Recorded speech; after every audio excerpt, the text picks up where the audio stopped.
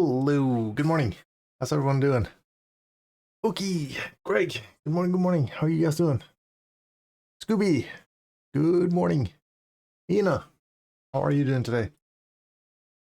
Alrighty, we are back at it. Let's see if we can find my game find here. Alrighty, righty. So, we're back to the same thing. We keep going with Hermod and seeing how far we can get. So let me. So I did start this second trip last night, but everything was uber dead for me, so I called it quits after about an hour into it. Figured I'll reset and see if maybe see if happy hour today could be any better. So let's jump into it and see. Based on what I'm seeing on Discords and web pages and whatnot, it doesn't look promising. So we'll see what we can get. I did get rid of the fish last night. I don't think we got anything to. Yeah. Fish is gonna keep though, so I am gonna keep it in the net.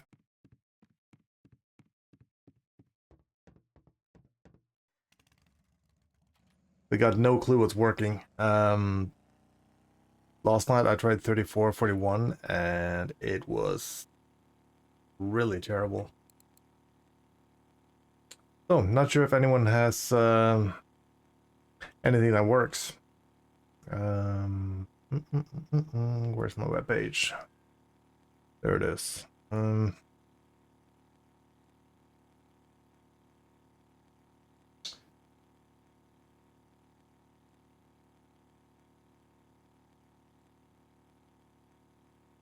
Bulldogs on 41. What are they taking on?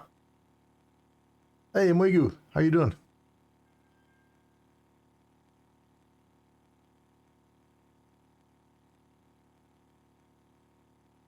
Yellow foam and quicker.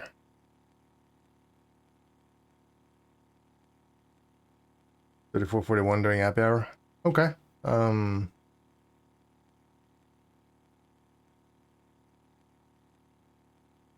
Yeah, let's start 34 again, and we'll move down to 41.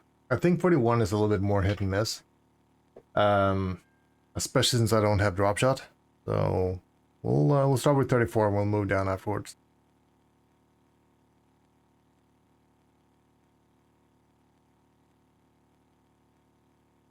Yeah, I think so too. 41 will be better with the big rigs or with the full rigs. So but yeah, yesterday was bad for everything. Like my main account didn't even make 1,000,000 XP yesterday. So fishing was extremely bad. But also if you look at the if you look at R4 Discord, like just in general, everywhere where people post, the amount of trophies that's being posted up is way lower than it used to. So I wonder if that's a little bit because of the event. We see this in every game. Whenever there's an event like this, it kind of fucks RNG.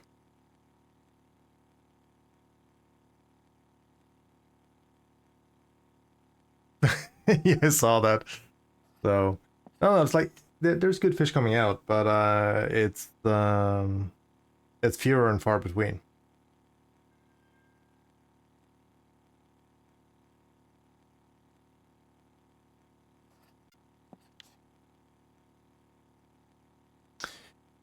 I think the overall bite rate is lower than what we're used to, because we see that on just in general on the activity. So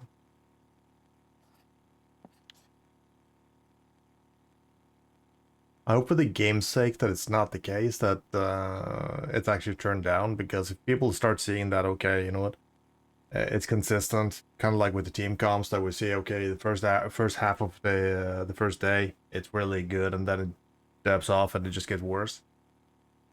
if that shines through, the whole event's just going to be uber negative for them.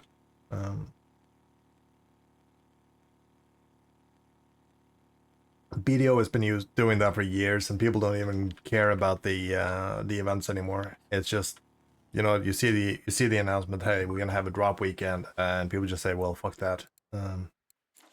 They get nothing out of it. Okay, so start with the quicker.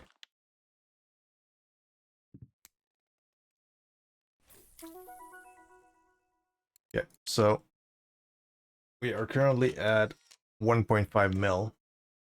We got 260 to go. The next level.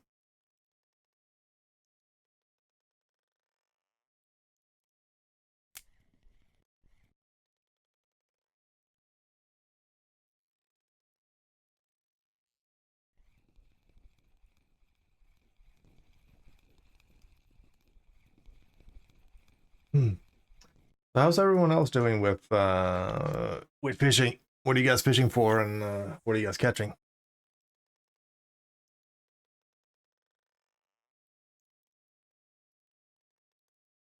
I did try the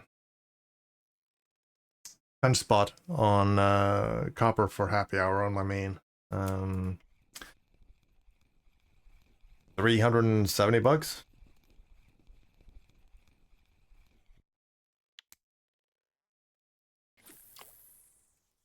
Doing the happy hour right now, 134. Oh, you moved to Bellows. Nice. How active is it? We were actually talking about that last night, if it would be worth trying it out. I have the trophy, so I don't know. Kind of not sure if I want to change my gold for XP. I don't really need it, but interesting to know how well how well it is. One small sander, yeah.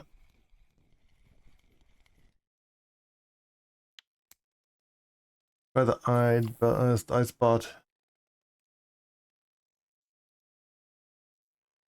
Oh, the one on copper. 3868. Then it died.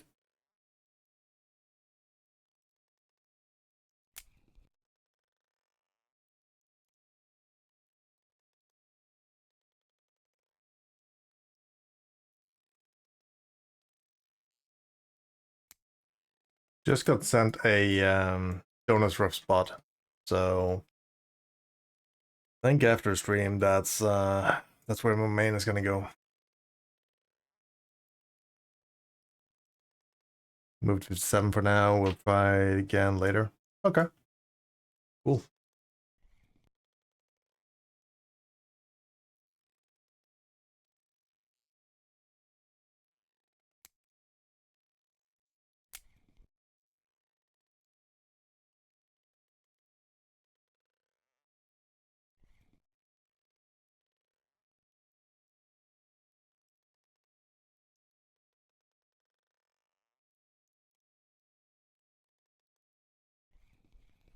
At least not gonna miss the bites if we want to.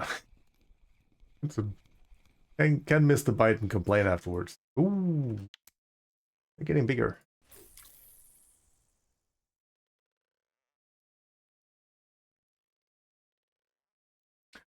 So where do we think we're gonna end up today? What level? How far are we gonna get?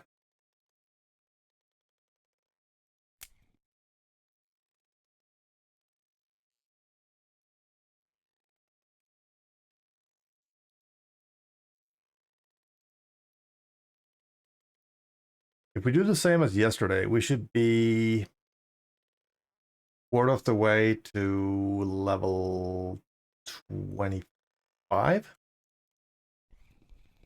No, sorry, 24.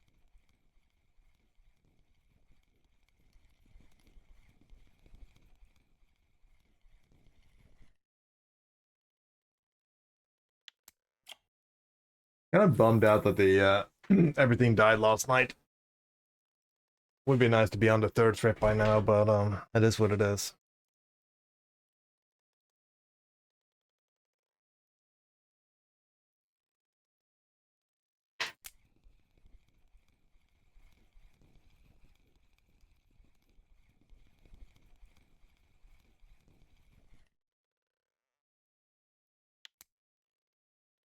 I also noticed that the time synced up as soon as I got back after stream. When I logged on last night. The time synced up, but the weather does not sync up. So I have the same time zone as everyone else, or timestamp. But I was actually fishing on Norway for that hour, and I was looking at a different streamer, and it was raining like crazy at the moment, and I had this weather all the time. So I think there's actually two things that are out of sync. I think before level 10, you are on a welcome server, and it changes as soon as you log out, like re-log afterwards. So which means that we were actually sitting there until we hit level 22, or sorry, 21, before I logged out. So it's probably why we were at a different time. And I think the weather is different on the trips.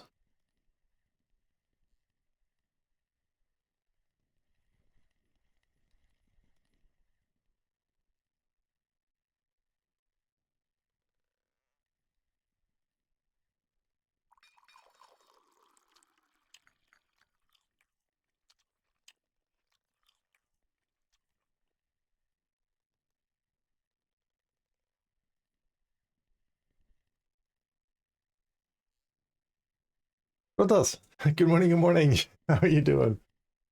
My alt account is almost the same level as your main account. Damn. And we got about 6 hours on the account.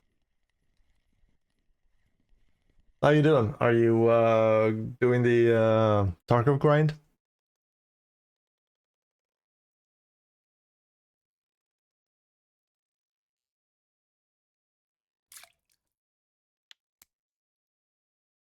Hey Butler, good morning. Had a 28 kilo common ling. Was really happy. The fight had lots of Jake. It wasn't happy. I can imagine. Well, that's a nice fish. Congrats. That's awesome.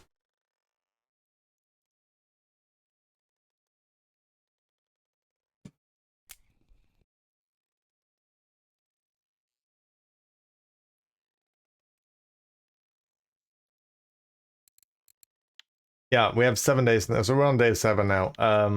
But basically, here's what we did. We came in as level 1. I loaded up with premium and 3 gold, and we went straight to Norway for the with the 5-day trip. So right now we're on the second day, second trip. So first of all, it's not recommended, of course. So first of all, you should never run premium until you hit level 20. That's number one. And on top of everything, it's a double XP weekend, so all base XP is doubled. So that means that as a standard account, you'll get 100% extra XP, and as a premium account, you get 50% extra.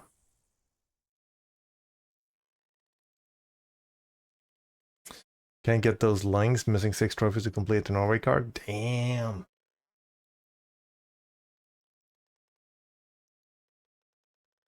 Well, you're not allowed to complain after that blue tag yesterday. Jeebus.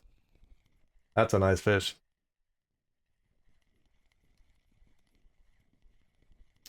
Oh, you're on EVE Online. Cool. I've been trying to look for my old account. I'm not sure if I can find it. It's so far back that I think it's a goner. Hey Pete, good morning. How are you doing? Yeah, we don't need these. We don't need these cods. Well, actually, we need fish in general. So, way better fishing than last night, at least. Way better. So that's good. So now we are 90,000 from leveling up.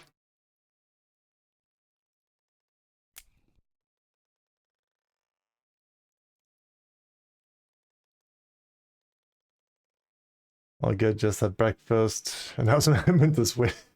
Hermod the Swift action and the Norway breaking for silver. Nice. Very nice.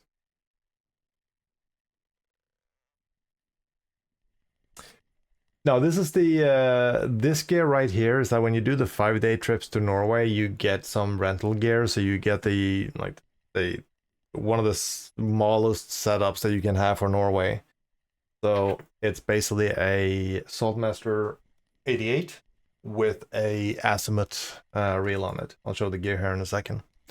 So you get this as part of the Norway trips. You can buy the trips for 0.95 gold, so 0.95, or you can buy it for 1395 silver, so 1395 silver. And that gives you 5 hours to play with Norway with everything that you need. So in my inventory, everything that's highlighted with an airplane, so all these pilkers, you borrow those. So you get those for the duration of the trip, that is. In addition, you get the Saltmaster Offshore 88, a 38 kilo rod with a azimuth, line, leader, and the pilkers. So some of the other stuff has been donated from viewers. Some of the, like the J-Cats and all that stuff. Yeah, it's a really cool concept. Now, doing this too early, and this is what I'm trying to shed some light on, it's you do this too early, you're going to be fairly high level afterwards, but you're not going to have skills in anything else, and you're not going to have any other gear, so you're going to be like in a little bit of a tight spot when you're done with Norway. And considering that you can, like yesterday, in 5 hours, we made 2,300, which means that in best case scenario, after these trips, you'll have about like somewhere between 5 and 7,500, 5,7,500 silver, and that's it. And you've been pretty much making like 500 silver per hour.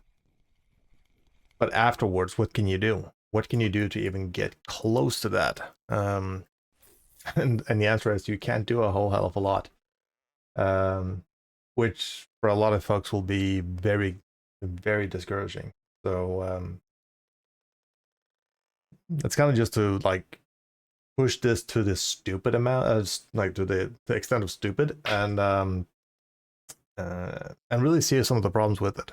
It's kind of what I'm trying to do.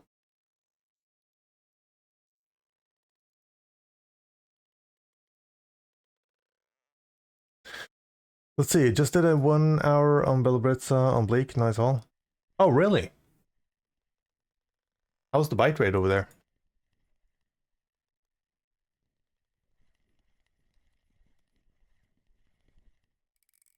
I kind of like the concept of these trips, but I really think that they should not be available before you hit level 24.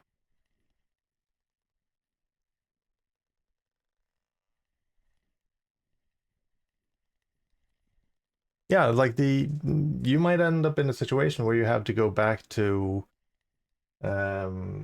fishing bream. And bream fishing in these days, making 100 silver per hour is not easy. Had about 600 in an hour there. Nice. Huge XP gain. Maybe we have to try it for a little bit and see if it's still alive though when we're done. Hey, level 22 on a 16 cod. And we're getting close to being able to use attractants. So that's good.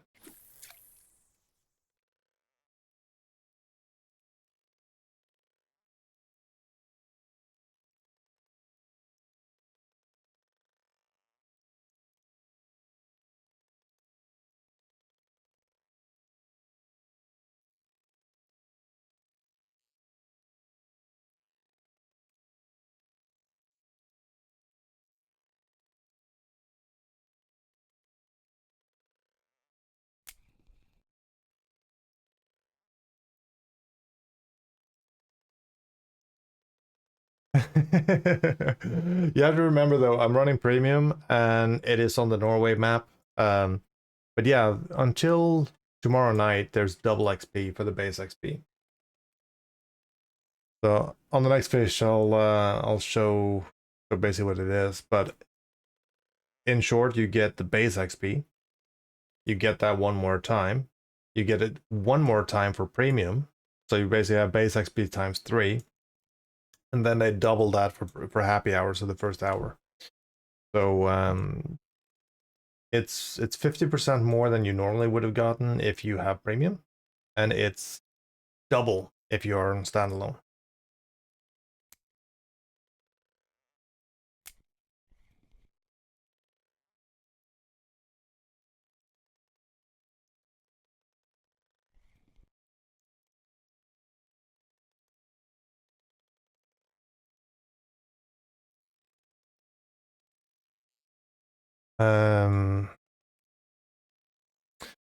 Making sure you can fish at least in amber will make the after trip effect much better.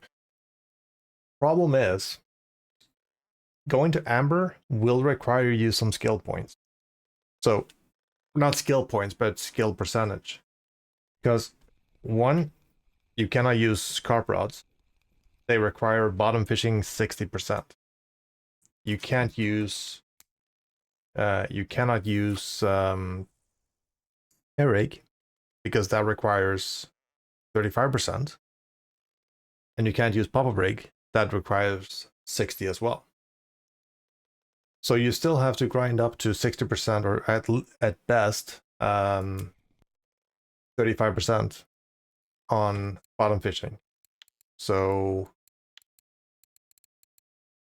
classic herring 35, pop-up rig 60, carp rods 60.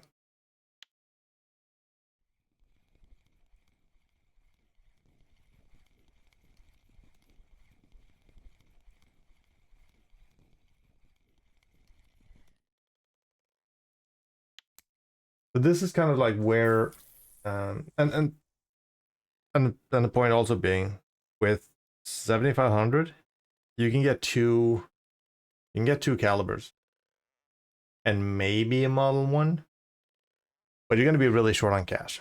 So it's going to be really difficult to. I think it's going to be really discouraging to jump down on that level for a lot of players.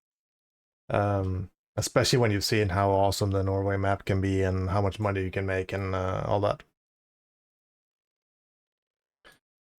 So, but yeah, we'll definitely sit down afterwards and try to figure out like what options do we have. If we're lucky and we make enough money, if you make more than 10k, you could go copper. You could at least, well, you could do the trip to copper, pick up the book, which would give you 40% on bottom fishing. Problem with that is that now you don't have more money. You're kind of like out of cash. So the option is, of course, to buy the book for gold. So you get another like pour in another 5 gold to the game, and now you have the book. So it kind of like shortens the grind as well. But with these things, I'm starting to see the same pattern that we see with, let's say, Fishing Planet, that it turns into the spending game. If I just do this thing, I can shorten this one. If I just do this thing, I shorten this. If I only pay this, I get... So, I think to get the ideal, like, speed start, you will have to go, let's say, 7 days of premium. 3 is a bit short, because 30 hours over 3 days is a bit rough, but 7 days of premium. You're gonna need 6 gold because of the 3 trips to Norway, 3 trips to copper if you can do both. 5 gold for the Norway book, 5 gold for the copper book. That's probably the quickest starts you can get in the game. And after running through that, you might have enough to start out on Amber.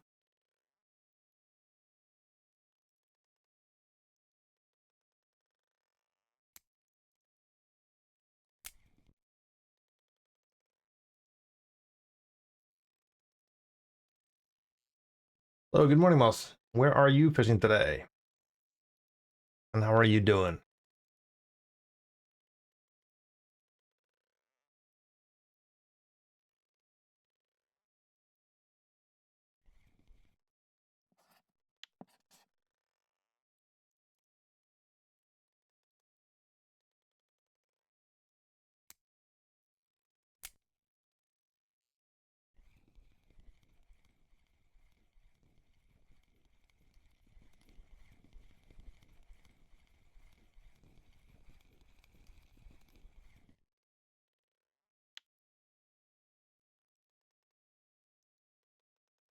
Actually, that's the cool thing. Anything with the airplane symbol, if you break or lose any of it, you get it straight back.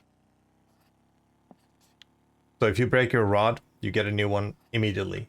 If you lose one of the lures that you got for free, same thing, you get it straight back. Now, if you buy something, like I got a few things like these fish eyes, we got a lot of the foams and a lot of lures and stuff from viewers. If I lose any of the stuff without an airplane symbol on it, I will lose it. It's gone.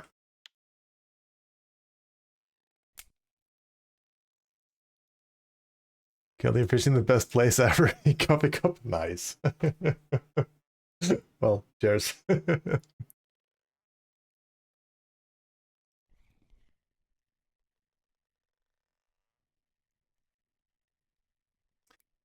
So, what do we do today? Do we reserve the last hour of this trip as well to go to the 120? I mean, it kind of limits our earnings to the last hour, both silver wise and also XP wise, but of course we can hit the jackpot. What do you guys think? That lost fish yesterday wasn't a bad one, so. Ooh, 80. Um, the 80 is very dangerous. Because the 80 had a lot of halibut last night.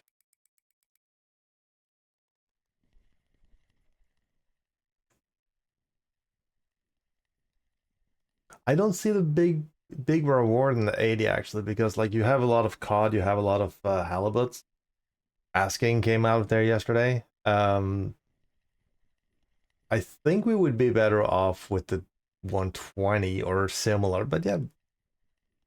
Well, we'll do a poll on it in a bit and see what people want me to do at the last hour of the trip, that is.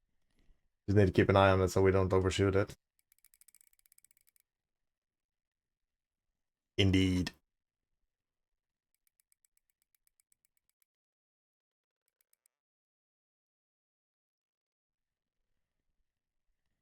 I'm getting a lot more caught on this one today. But actually, XP wise, that's not necessarily a bad thing. As long as you don't get too much bigger than that one.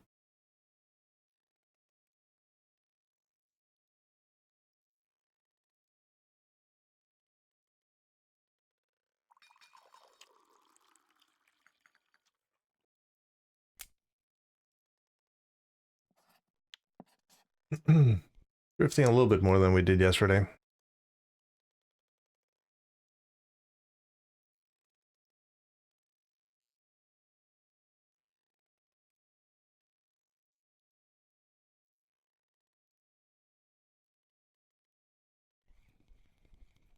Man. Hello, how are you doing?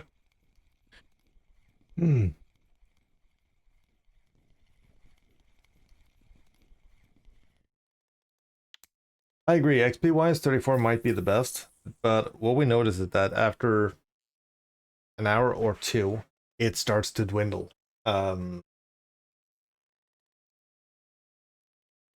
Could be that the best bet is actually just to relog after that and just relog and do something else for a little bit, or yeah, relog, go back, relog, do something. I don't know. Relogging might be the thing. Yeah, I'm gonna 310. So in 2 hours, just to so I don't overshoot this too much. Two.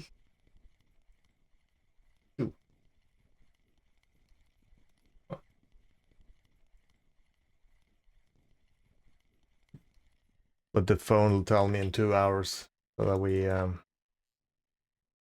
remember to move. But yeah, relogging. Oh, come on, relogging have actually I've actually worked for some of the maps, like especially on Oldberg, relogging helps So I'm not sure about this one. That's a decent one. Not as much XP though, but we have 640,000, 647 to level up.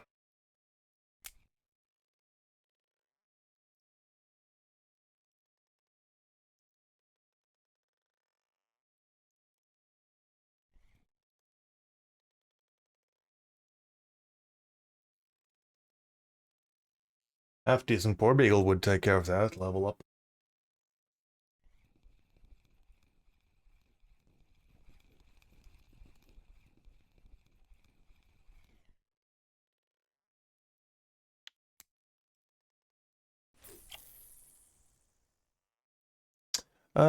With premium, is it 4x or 2x?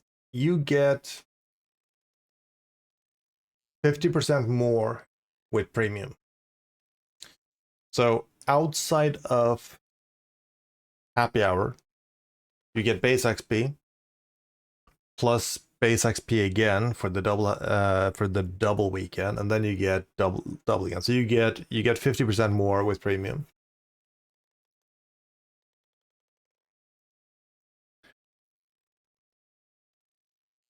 I'll try to show you on the next fish here. It's easier to show it with on screen, but yeah, on if you're outside of premium, you will get the double. So for a non-premium player, it will be as if you got premium without happy hour. Let me show you on this fish. I'm gonna. There you go. So this fish gives 606 XP. The bonus is 606. So for a standard player, you only get those two. Now with premium, you get 600 again. So that's the normal premium bonus. Happy hour gives you all these three combined once again. So you get 606, 606, 606, which is 1818. So if we weren't in happy hour, you would have gotten this one, or if it wasn't for the XP weekend, you get 600 plus 600 and 1200. Of course, this one is totaling 36. So yeah, it's 50% more. So after this weekend or after these trips, what I will do is basically take 2/3 of the XP that I got, and that will kind of be the gauge on how you would have done if you did this outside of the XP weekend. So even though like it's kind of extreme doing this this experiment during the XP weekend, it also tells us what we would have gotten if it wasn't this weekend.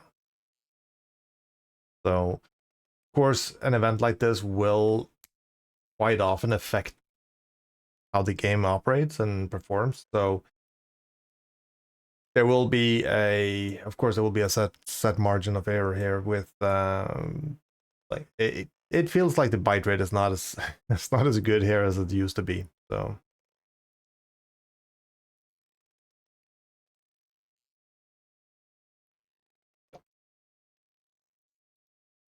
but of course, there's a lot of folks that have gotten some epic trophies and stuff. So it might be individual RNG.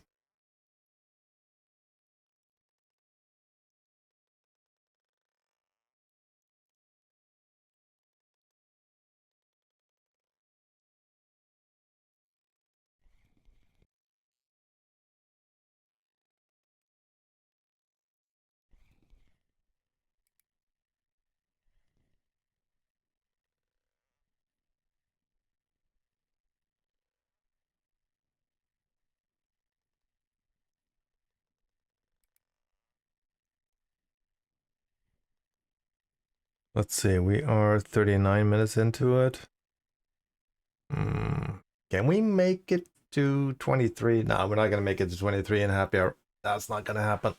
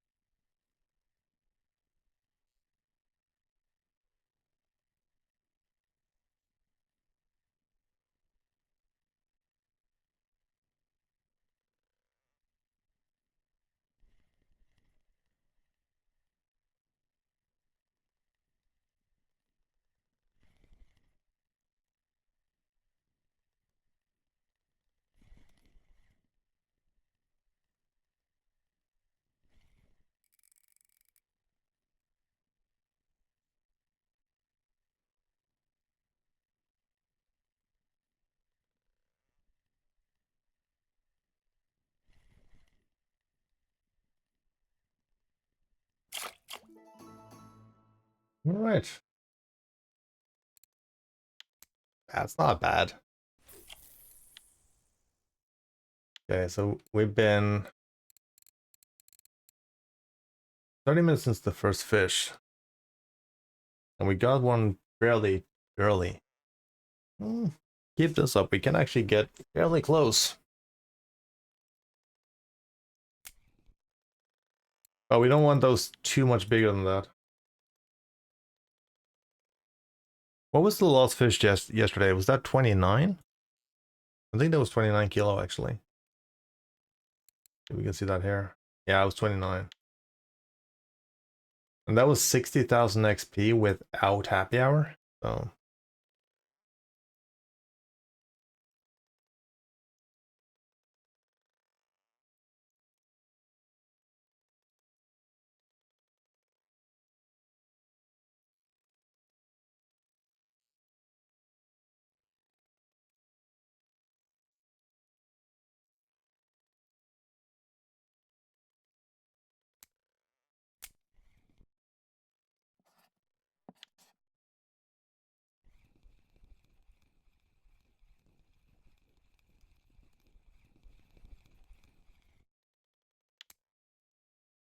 yeah, I think I would actually have been better off doing my happy hour on the main account on this place because with drop shots, this will be pretty effective.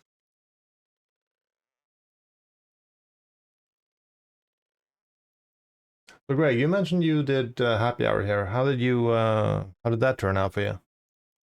Did you keep track of silver and XP?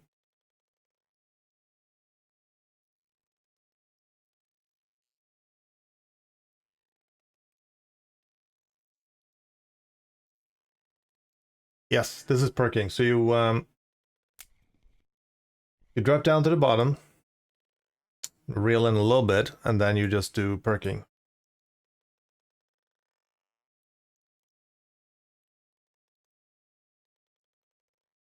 In less than 2 hours, you had 1,300 silver. Nice. Well, with that silver, the XP will follow, so that's pretty damn nice. Better than my 350 from copper.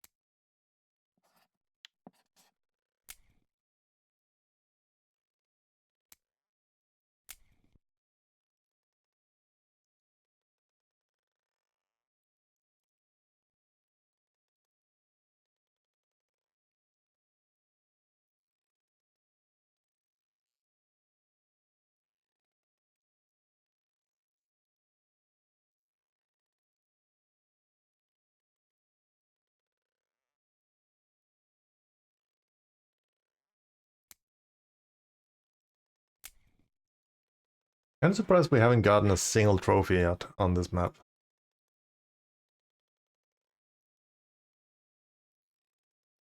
Like sitting on 34, you should be pretty much doomed to get a trophy the first day.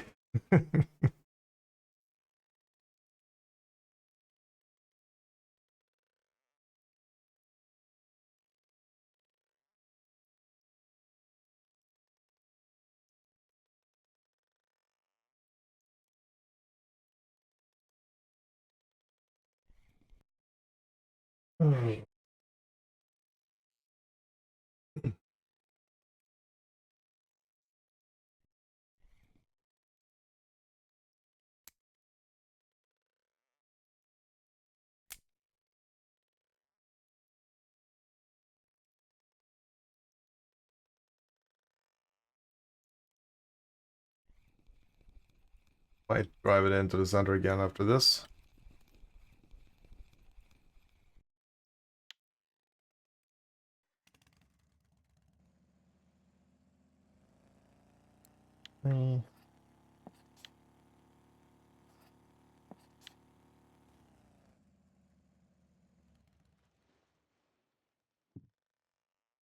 Hey, Tian. Thank you. How you doing? That was a shopping trip. Told you downloading the R4 as we speak. Nice. That's awesome.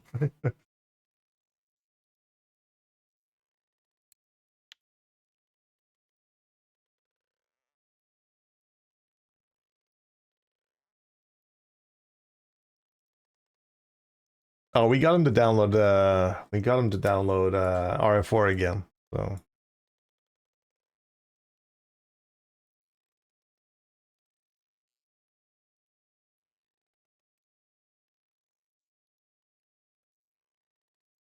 you got 90k XP from a fish.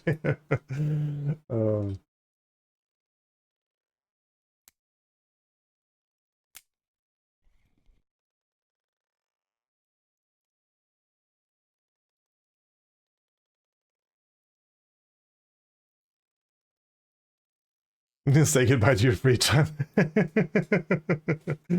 That's not even a joke. Kumar, how you doing? Good morning, good morning.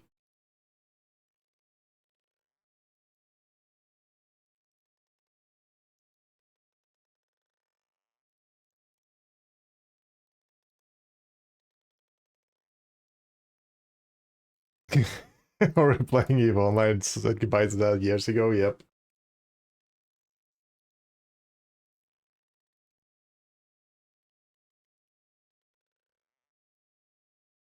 Yeah, I know how that goes. Octane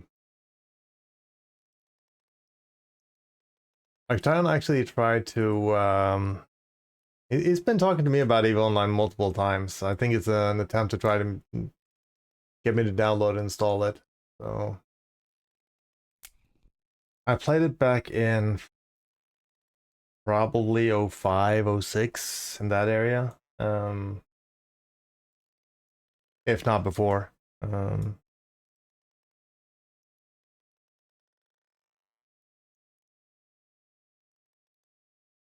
Just moved to C, need to use those double XP. Not that I need it, it's pretty fine, but still, yep. It's what is it? Like it's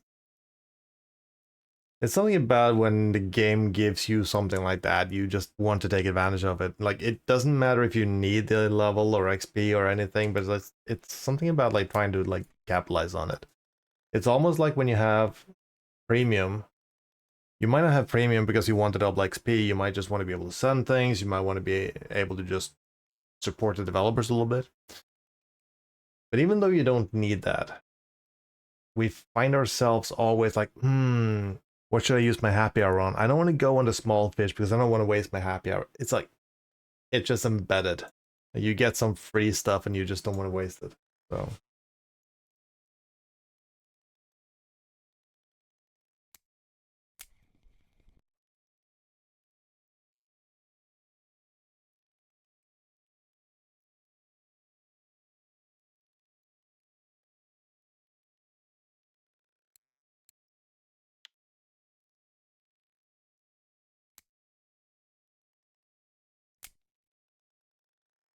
Maybe time to switch to something else. Slowing down again.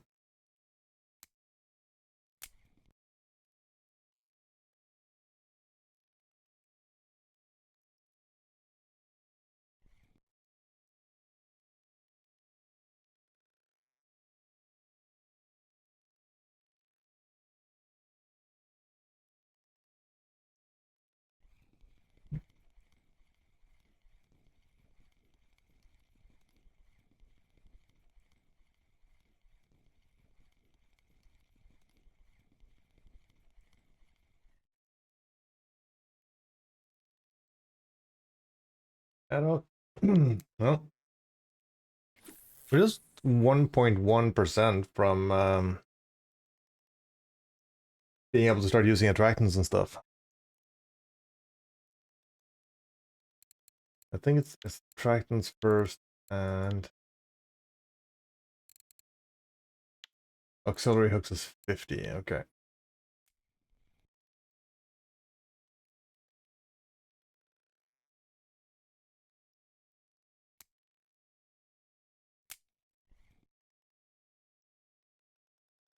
Maybe we should switch to yellow foam.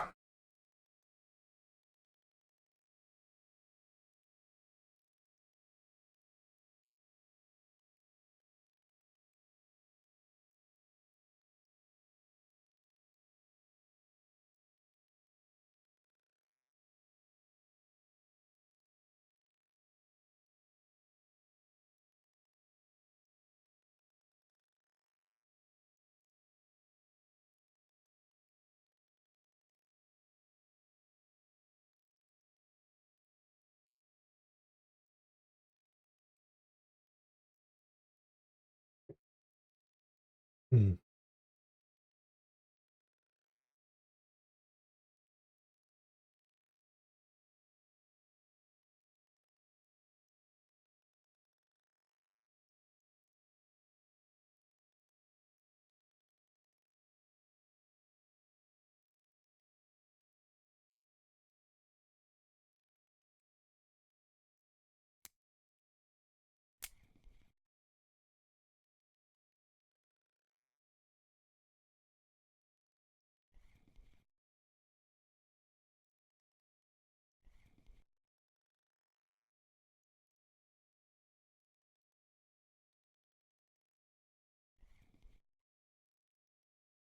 I like the motion, the movement with the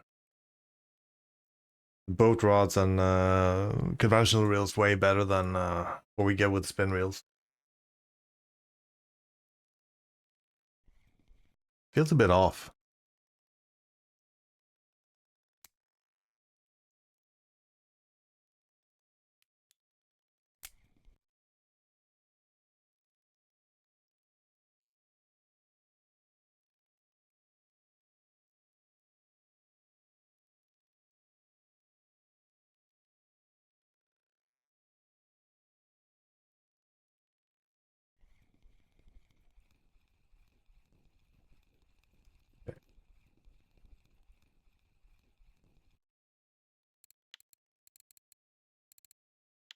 Yellow. I think the wear of the lures has actually gone down as well. Halfway on that one. Oh, we might not have gotten that much on the yellow one then.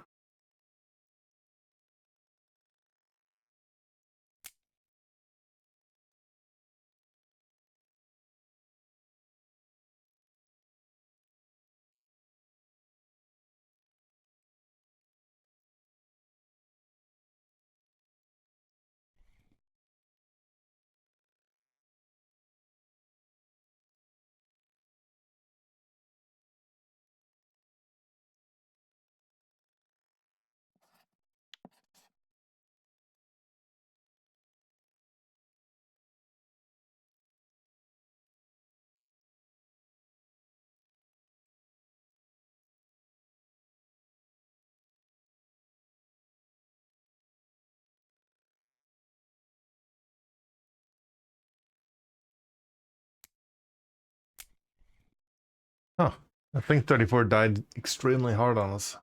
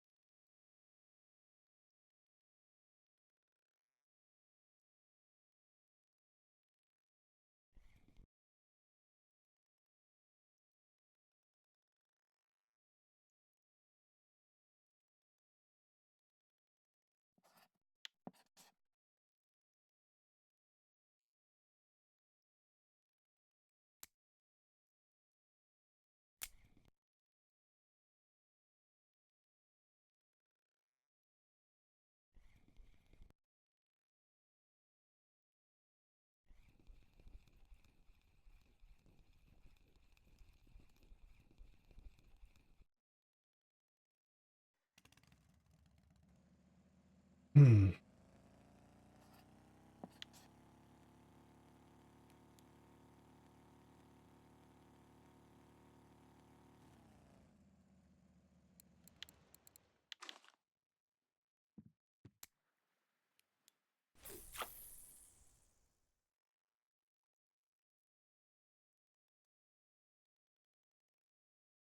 Might be forced down to 41.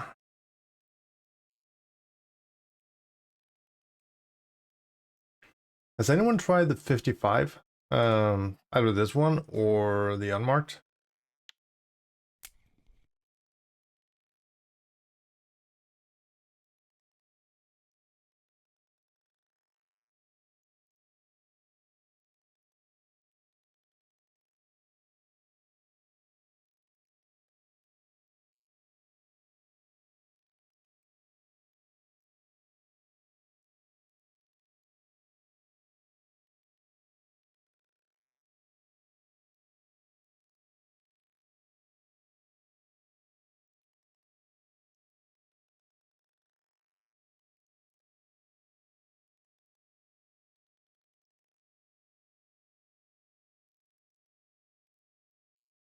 Nope, I haven't seen anything out of these last 2 days. Okay.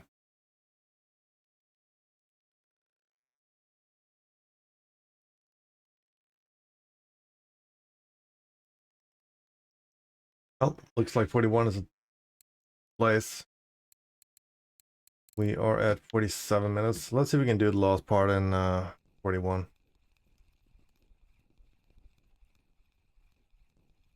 Any particular place in 41 that works, or just that's back center?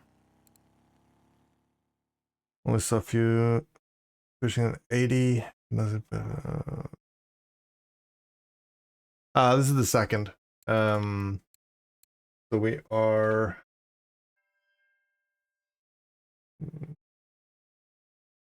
2.5+ hours in. Let's see what we got. We got three. Actually, we got 3 hours left. 2 hours in. I did 1 hour last night. Try the maggots on 34.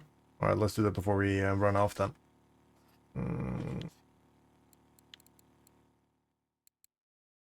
Yellow maggot. Green one. But quickly before we run.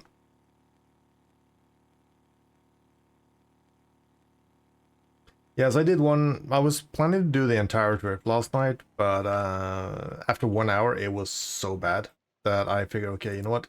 Sitting there burning the hour or the 5 hours when I'm not really catching, it's not really worth it. So that's kind of like if you're gonna min max on the trips as well. If it turns out like really bad, you're better off just taking a break and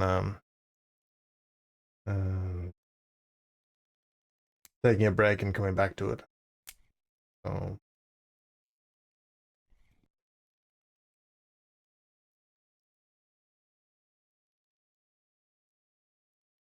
but since the trips is not stopping, if you travel off the map, it will still run. So that means that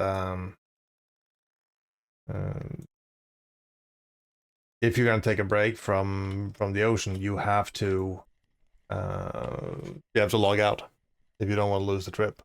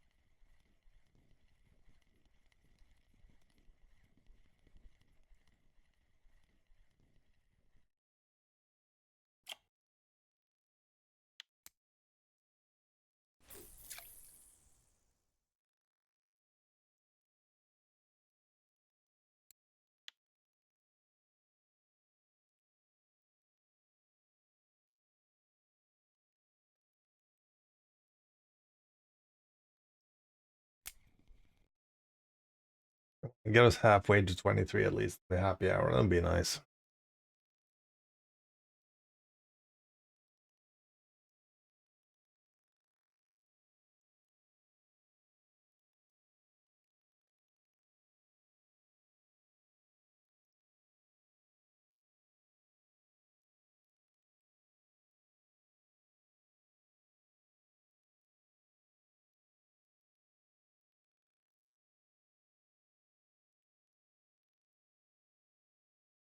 Before is lower than 120 was for you last night. Damn. Yeah, you were catching a lot over at 120.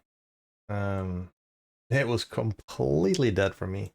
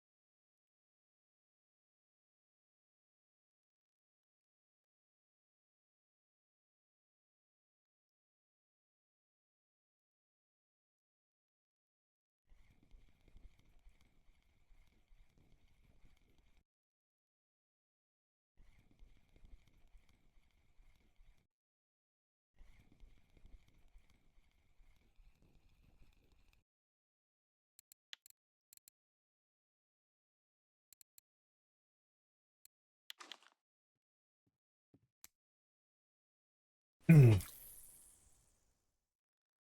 it looks like 34 died completely.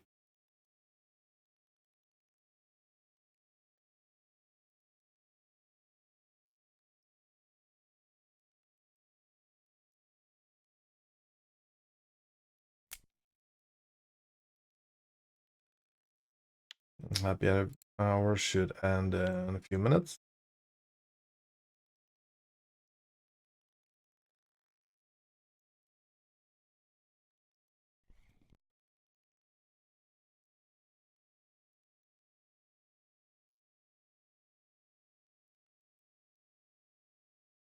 It's time to go really deep for a football.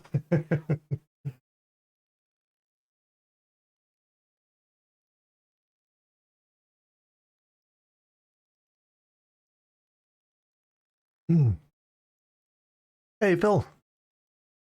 Good morning. How you doing? I guess it's good evening for you.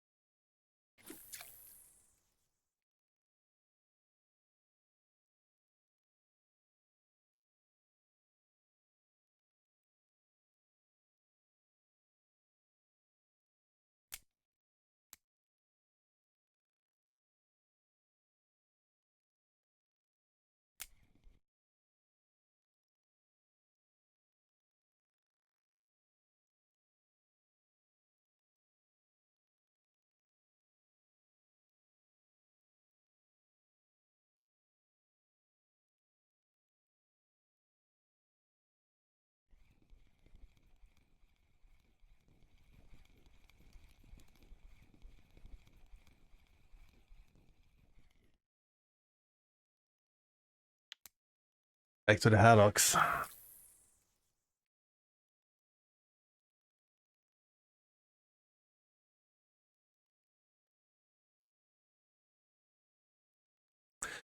Your mind is telling you to fish 120 again because of getting nice fish as well as squid. Being in 34 could get to a lot of fish, but 120 rewarding with nice fish, less fish, but XP is good. That is true. It's this high risk, high reward type deal. 34 is kind of like the safer. But if you go 120, you might not get a lot, but you can get that one fish that's actually going to push you over.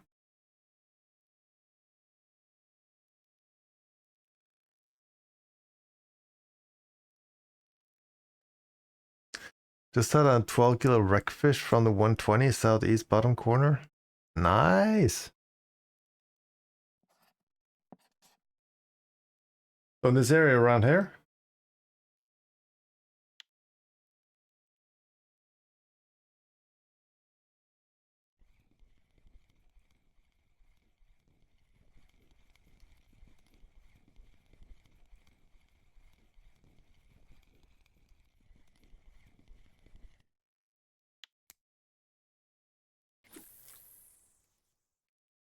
Yeah, we're actually missing a lot of species on this map here. Nope. Come on, there.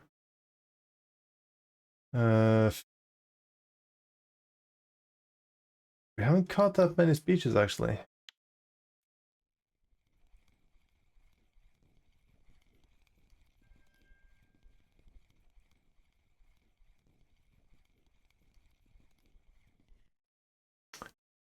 Ah, 482. Actually, let me pull up the map there. Let me pull up the coordinates.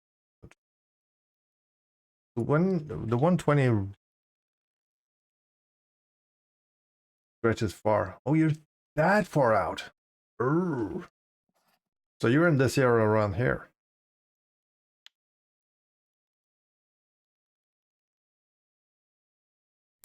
Feel cool. How you doing? Morning. XP turned up, fish turned down. Pretty much. It's kind of felt like that last night. I got frustrated last night. It was bad. Got nothing on the main account, went over to this one, caught absolutely just trash, and then went back to the main and it was even worse. I just went I just signed off. I was like, okay, enough. That's the problem with these events, because you're trying to take a little bit advantage of it, and if you're not finding anything anywhere that's active, it just turns negative. Yeah. I know that feeling. I think I had like 5 hours on my account yesterday, main, and I actually had more than that. And I don't think I even sold for 1,000 total. It was just really good, really bad, really bad. Not gonna complain too much about this account though. 2,300 for 5 hours. That's not too shabby. Okay, we are 2 days and 19. I wonder if I should go 41. Yeah, let's go 41. And we'll probably do something crazier like at the end of this this trip. Nice, Octation. Very nice.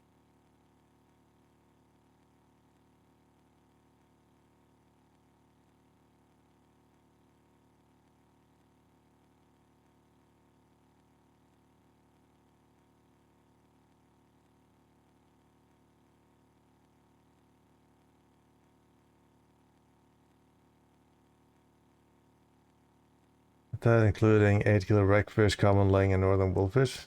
Damn.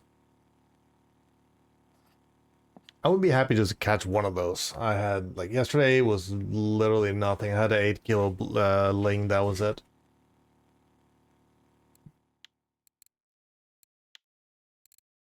Yeah, let's just start with that. Oh, the 133?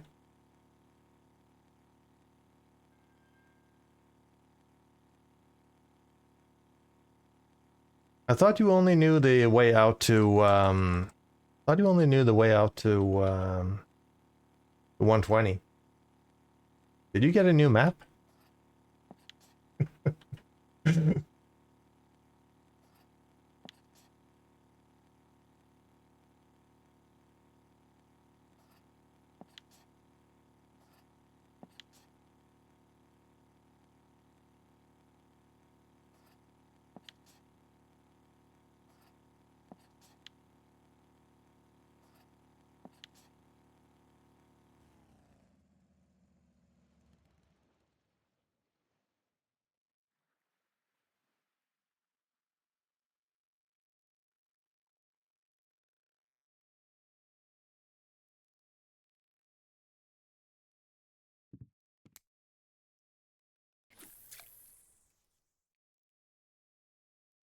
Came for the 133s, 2 squid and 2 scythe.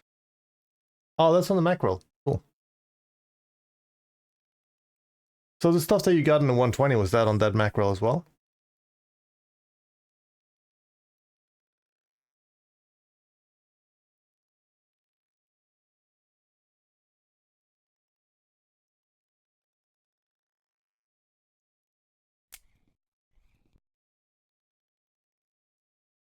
Oh, feel cool. You were using the monster chat. Okay. Which one is it now? Is it the white with the like the black head? Let's see.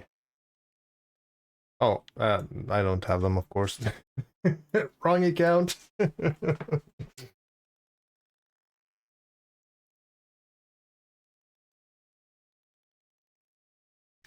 I actually trolled the 80 meter a little bit yesterday with that mackerel. Had a few fish, but nothing exciting. And of course, I had like 3 fish got away in like 5 minutes.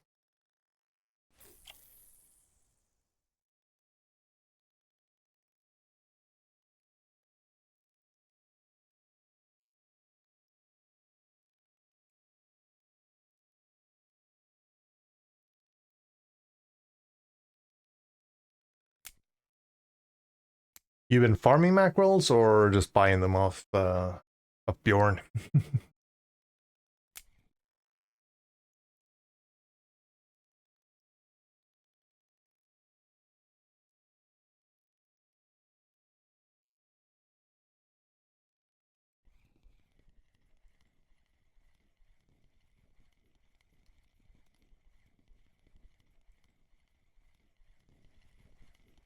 I was thinking about farming, but I can't find a spot for it, so I might just buy them if we're gonna need them.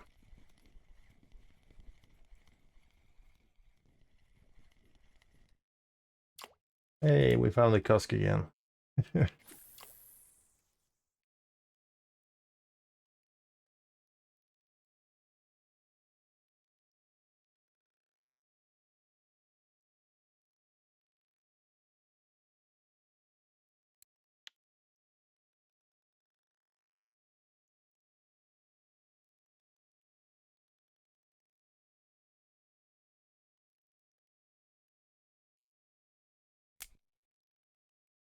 Putting that mackerel to go. Where you should go try next. Yeah.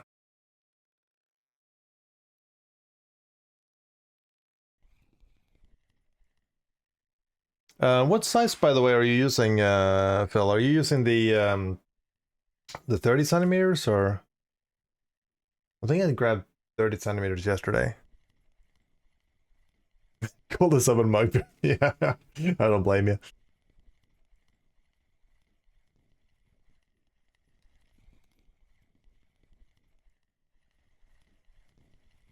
Oh, I got rainbow line. Oh, you're using 35? Holy shit.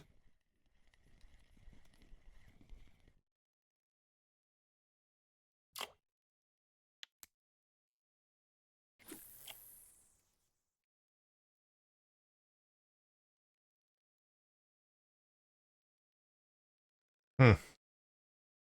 I still need those freaking 2 lost trophies, so I should just go and do it.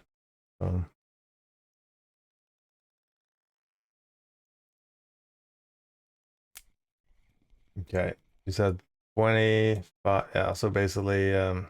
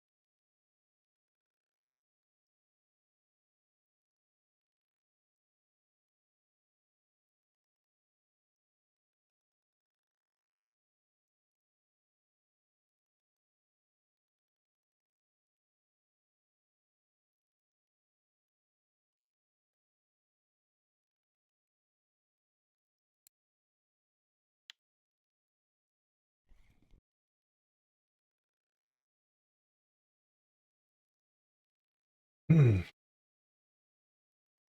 Yeah, this is Pollock. Let's quickly take a look here.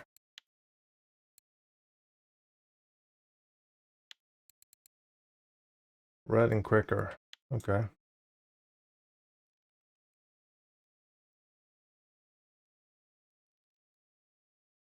East 120. Might be worth a try.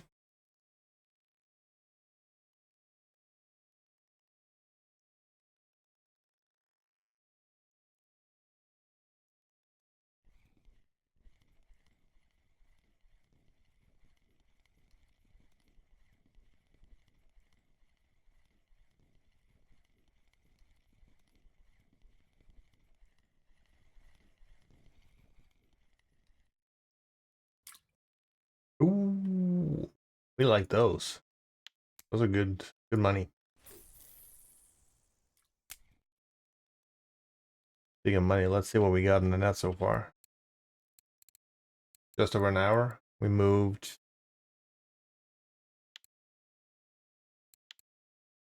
I think we moved on the haddock, right? Yeah, so 10 minutes. So we'll check on that one.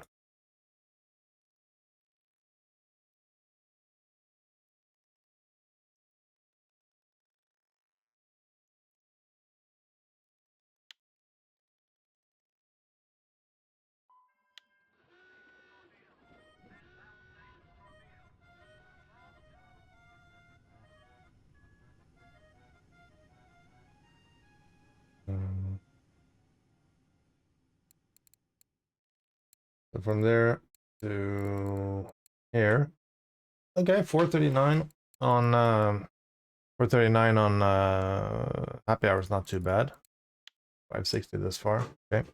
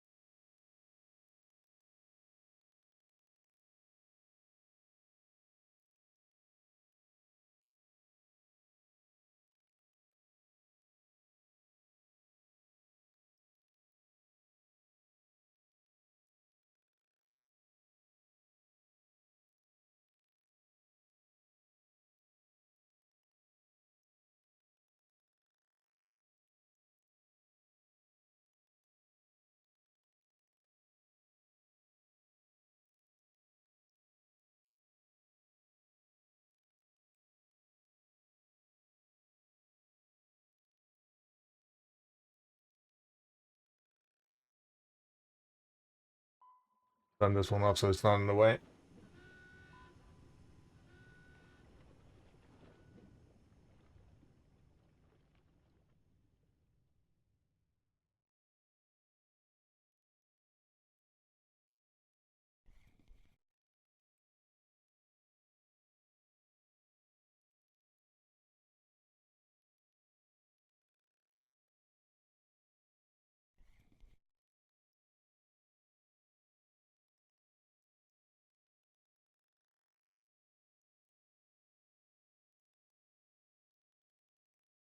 This pause on boil has been really effective on the club's waters. But if I go and use it, it probably won't catch anything. Well, you won't catch anything unless you try. That's for damn sure.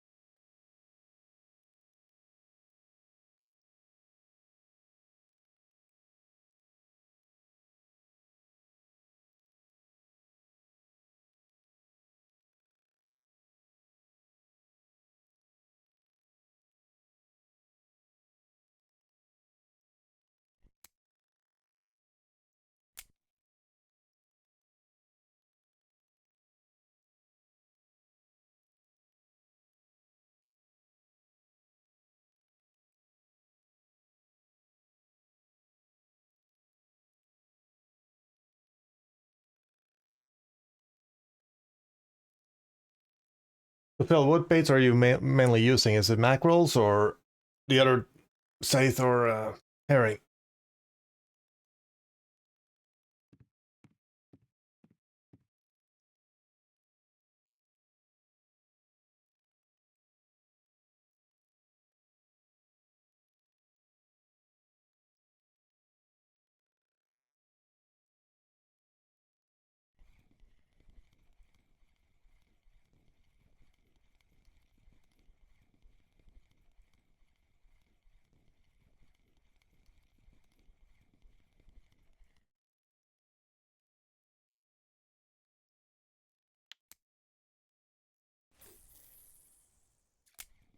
Not the craziest XP on these things, but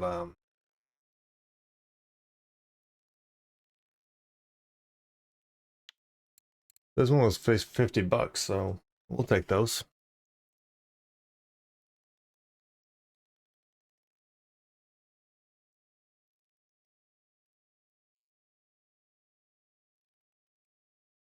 Herring and Mackies? Cool.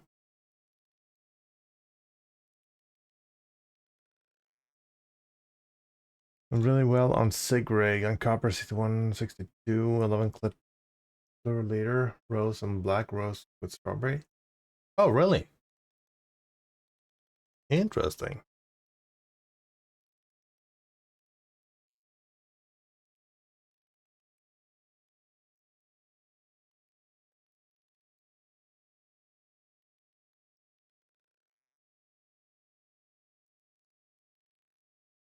That could be interesting to try. I think I got 2 fish on. I think I have 2 fish on Sig Rig.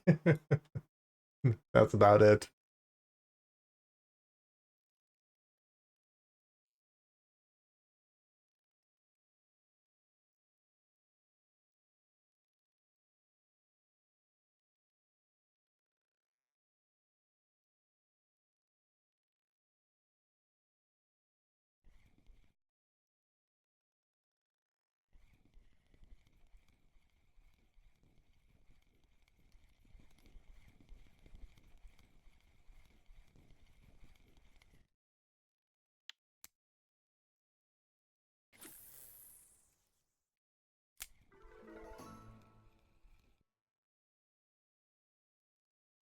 Oh, we casted too far. Okay.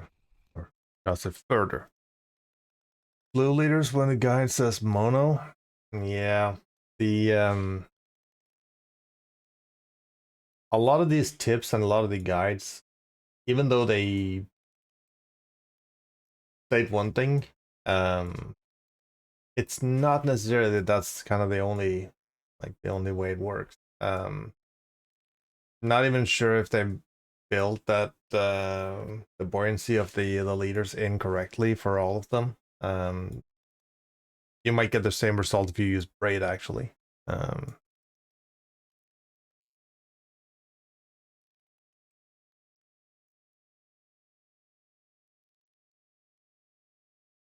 That could be the thing. Like they might not even have the difference in lines posted in. It's kind of like with this match all your gear to the bottom type, basically.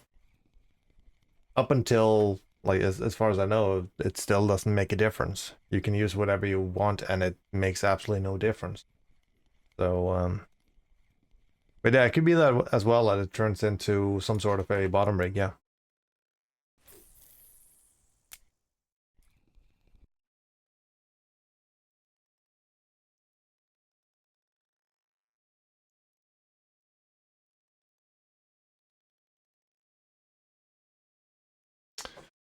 Pete, lurking, back in a few. All right, appreciate the lurk, always.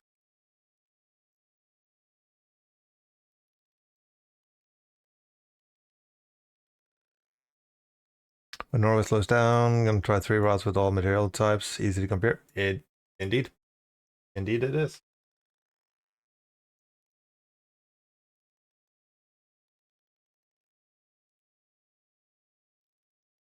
Could actually be interesting to go Quarry Lake with it and just see how it looks in the water. We'll see it pretty clearly in the clear water. But then we also have in the game, like we have one is the visual side of things, and then you have the actual how it works in the back end. Like it might look in one way on screen, but then in the back end the math is what's count.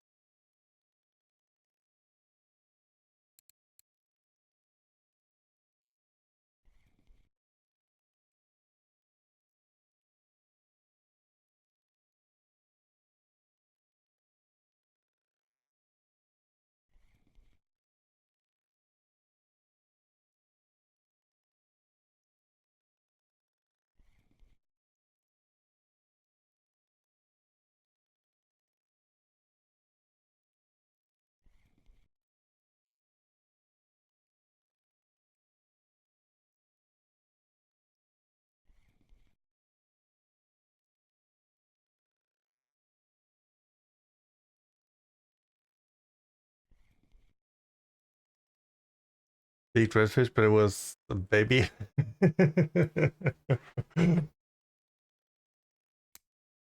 Yep.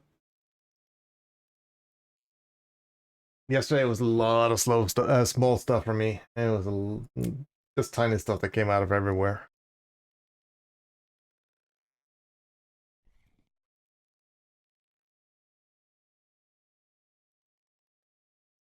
I was considering Norway for a happy hour, but I ended up with copper instead. So.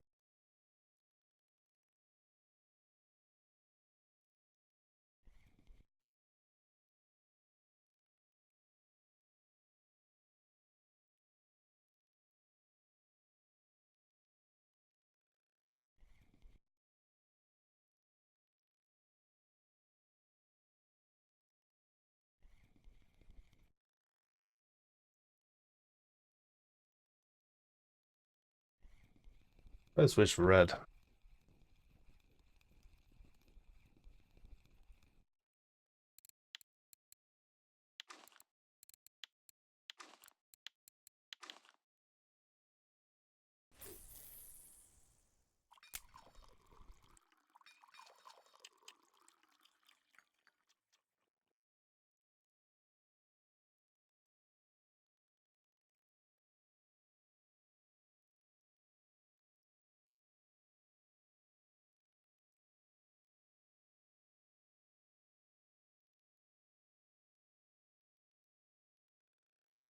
Imagi, how you doing?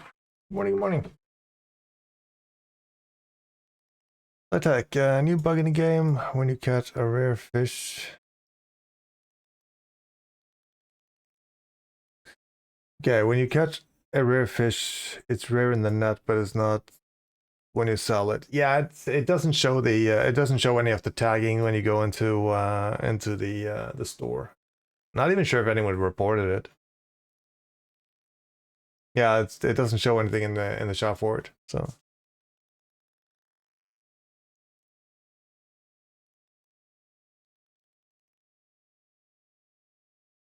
it's kind of weird that it doesn't show, but like on the other side, it doesn't really matter.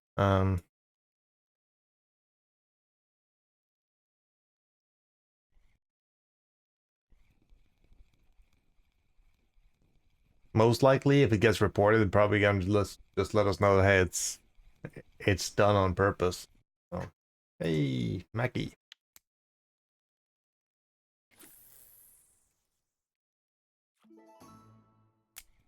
Oh, too far. So I'm trying to play it cool and say it's not rare. It'll give you less money for it. Actually funny.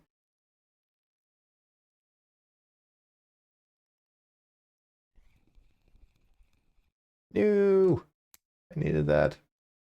Need all the fish. Come on.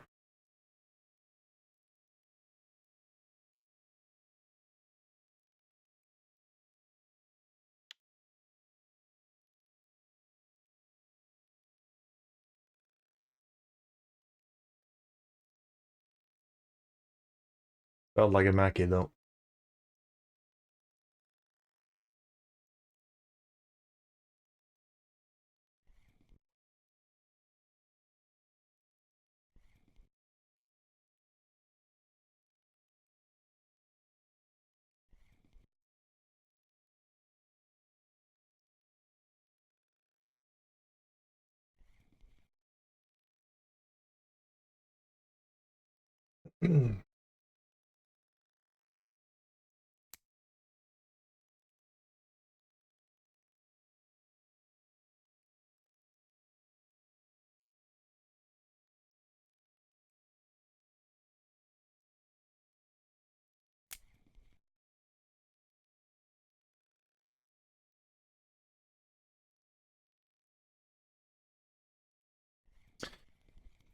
Oh, the game stopped using your mouse. Left mouse button, mouse 2, mouse 4 button last night. Had to reset all the defaults. It wouldn't save screen resolution. Workaround is to use the setting option in the launcher. Yeah, you know what? I've actually had a lot of trouble after the patch. Every time I launch the game, it shows up windowed with 1080p. Then I need to set it into borderless, set the resolution to 1440, exit the game, relaunch the game, set it to windowed, correct resolution, and then I can switch it into main, like full screen size. And it happens every time that I close down the game.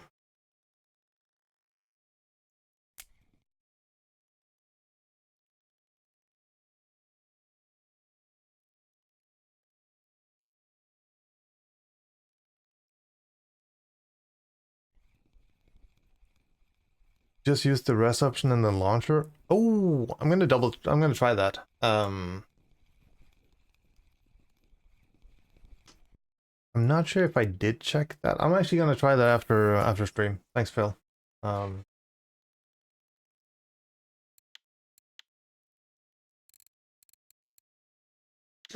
nice.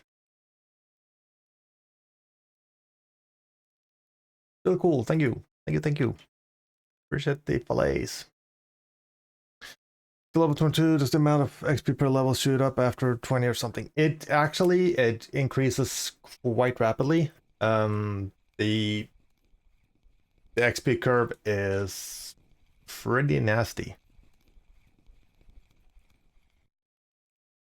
120 is dead with Mackies. So basically, how the XP curve goes, it is starting to go up more and more. So basically, to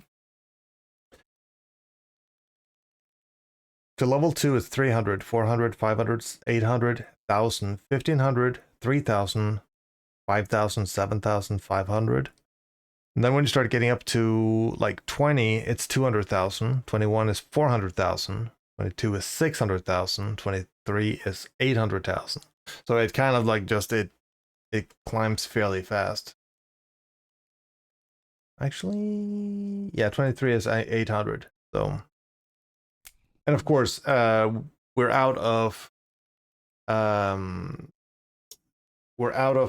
happy hour as well. So we lost quite a bit of XP. So we lost a double XP for the happy hour.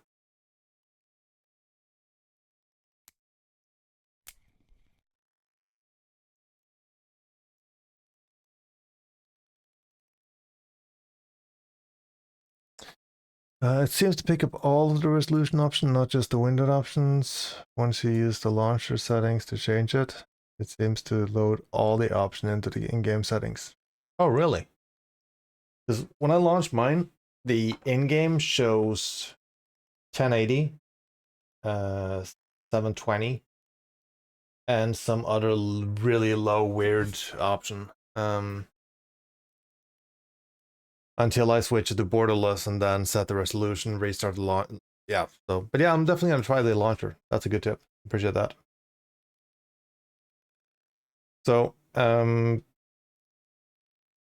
hit level 30, you need 13,811, or sorry, 13,811,000 is level 30.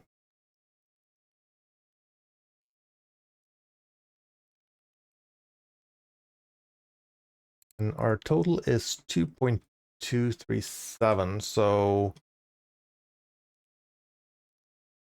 if we're gonna match yesterday as like the first trip, we need to get to 2,600, or sorry, 260,000.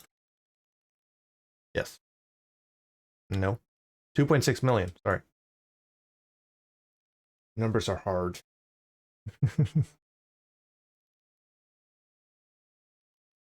Your shows 1440 and 2160 as well. Okay. Can I actually launch the launcher? Might not be too happy with that when I'm.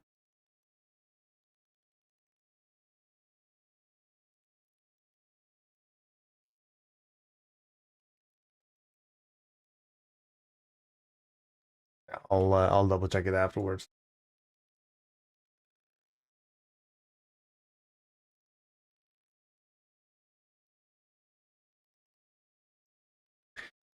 I think that what could be causing the problem is that I got 4 monitors. That could be part of the problem. But it's related to the engine change because I've never had the issue before.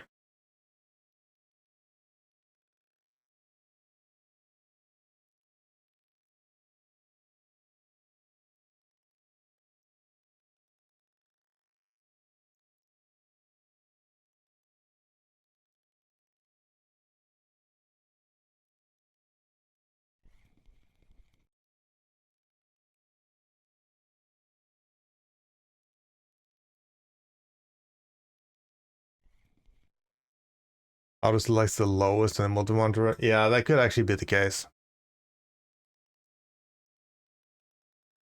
Under control. Good morning. How you doing? Actually, well, it's still morning. At least on my side of the world.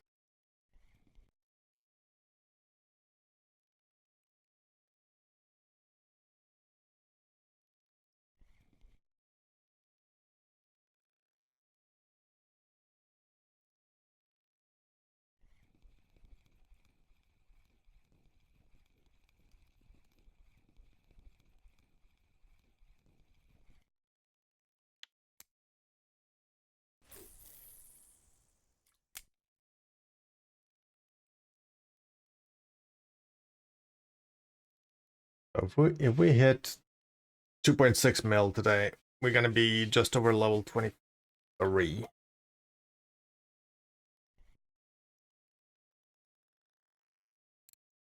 But with this fish, not gonna be easy. Especially since we're planning to go crazy after like when there's 1 hour left. So we'll see.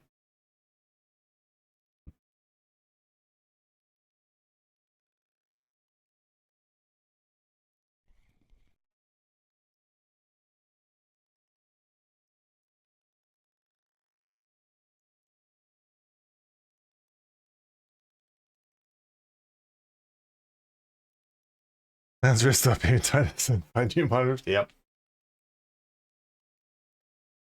My biggest problem is actually the space for them. I need a new setup altogether for that.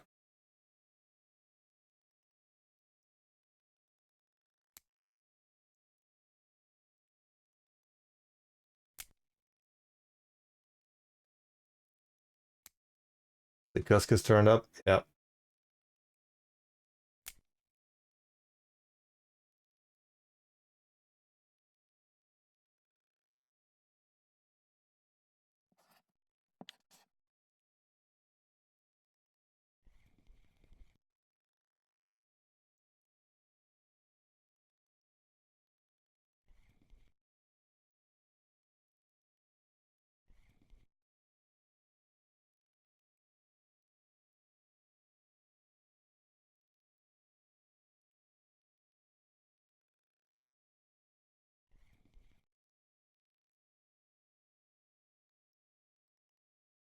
And valves keep you warm in the winter.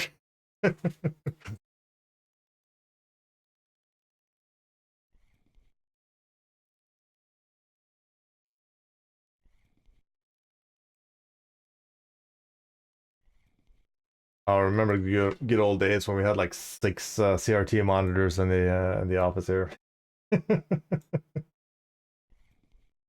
Came home in the winter and it was cold. You could just turn on the monitors and they would actually be heating up the room.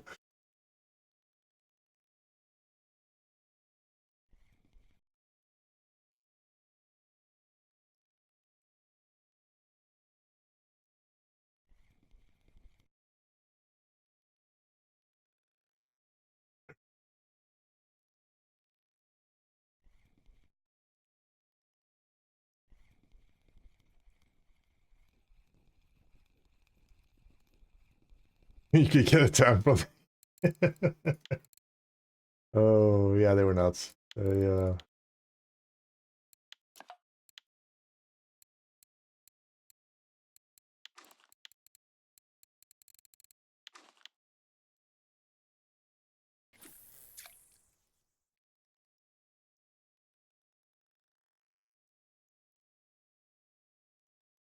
I used to have one of those really big 21-inch CRT monitors with the full picture tube in them.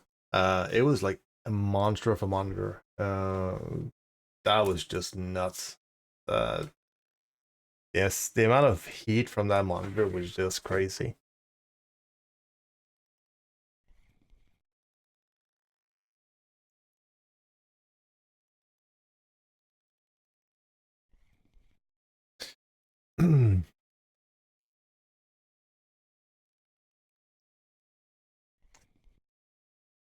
Like getting Pollock and 34 on Tiny Fish 407, moving the bottom layer. Hmm.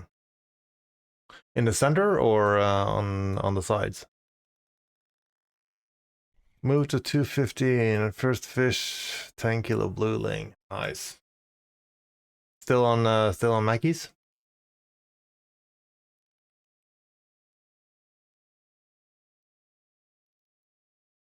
What is the dead fish bottom rig?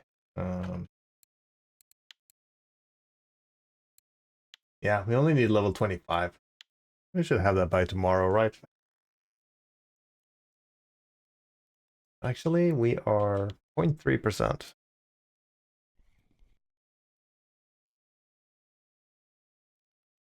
F7. Okay, so in here.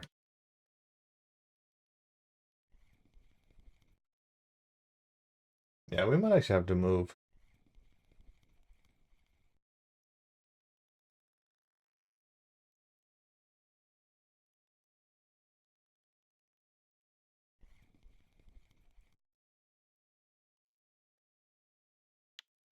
I'm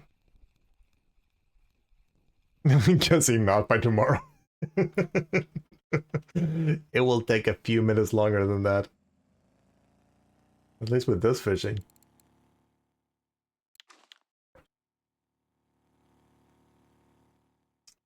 Yeah, 5 hours and or 2 hours and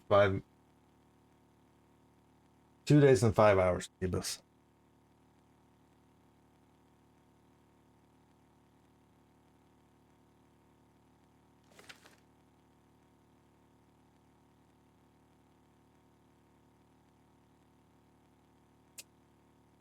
But yeah, a couple more fish and we should have the attractants. That's gonna help a little bit.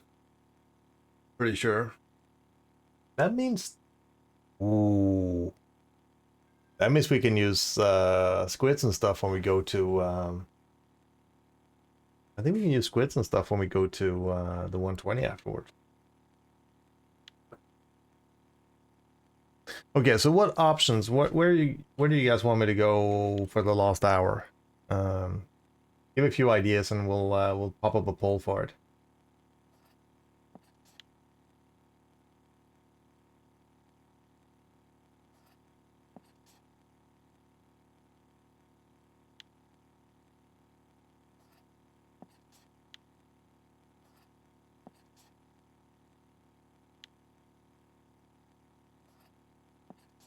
So we could go, someone mentioned the idea of going to 120, 80.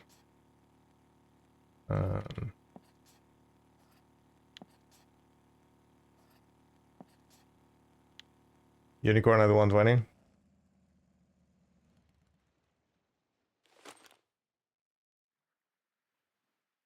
Small pond. Okay, 20 fish. I'm actually thinking that 120 is gonna be our best bet, especially if we get the attractants, because I think I can.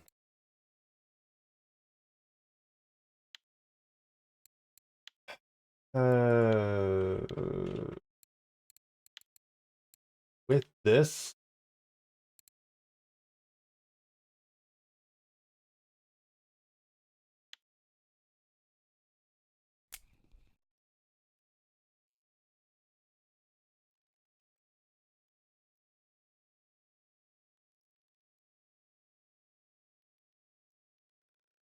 Mini Song.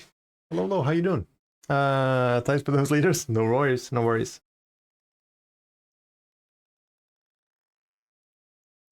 $1607. I'll see if we can actually put those on after we level up. Um, First we need to get some fish though. It is 320. So with the Krieger, because we have the Hunter 300.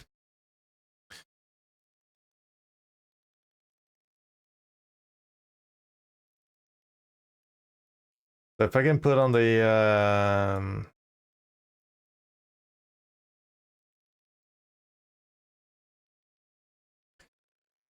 if I can use the squids on there.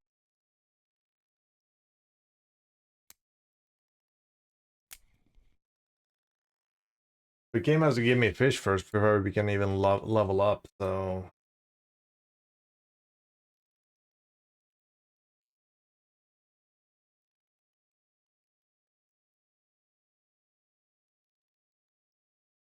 yep. So we tried that yesterday. Yesterday, the hunter with just a fillet on it.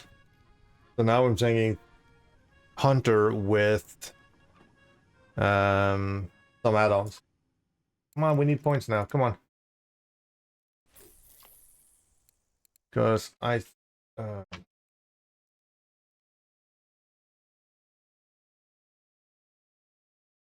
yeah, this one.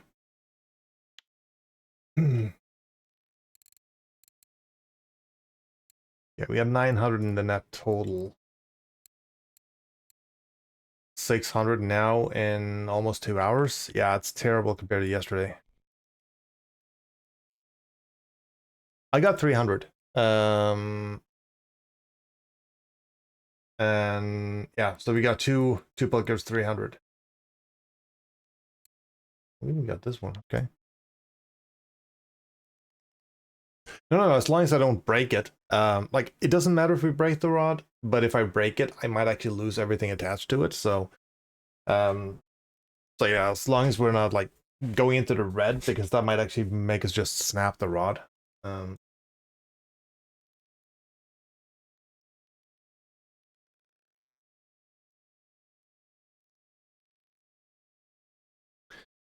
what is the best hook size and bait to use for 118, 124?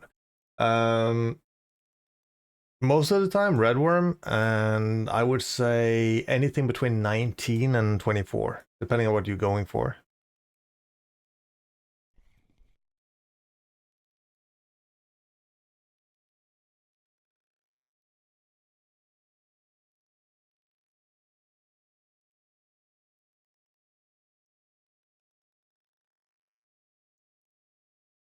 Oh, it worked pretty well yesterday with the 300. It worked really well.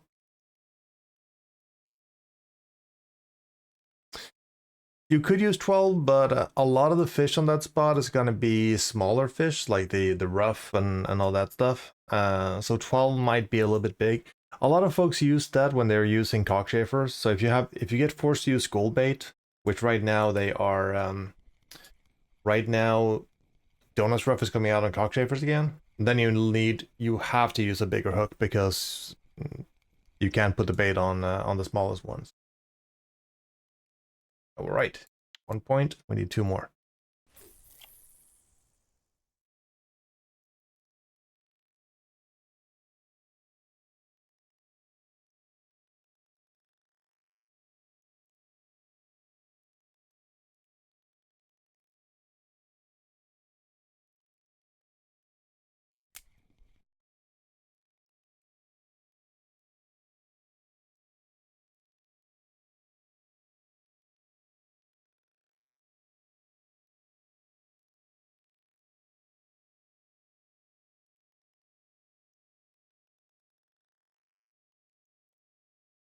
So,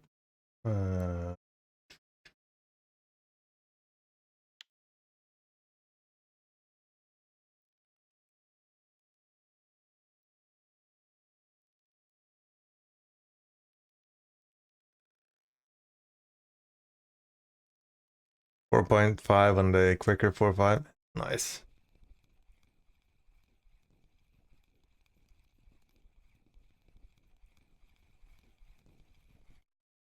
About.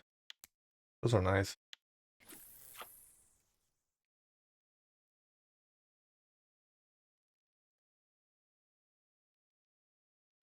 Yeah, if you go 12, it's gonna be slower. Gonna be way slower. And like Phil said, like if they use cockchafers, they use 12. So you will see people now posting up trophies with 12, but that's mainly because of the bait they're using.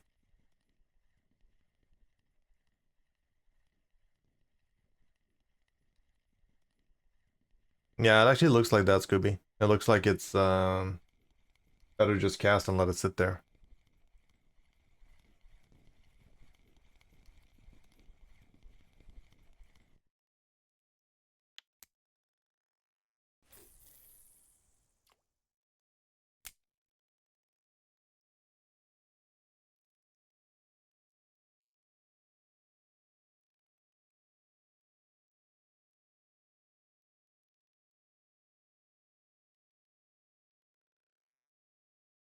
Well, we're making way less money than yesterday. Way less money. But yeah, type of fish makes a big difference.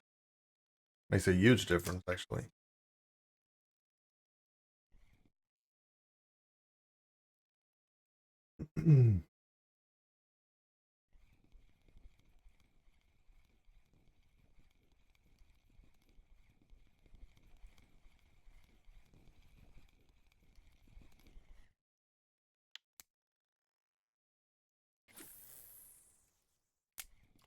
And we need the skill points, we're not gonna get them. Come on. We need point 2.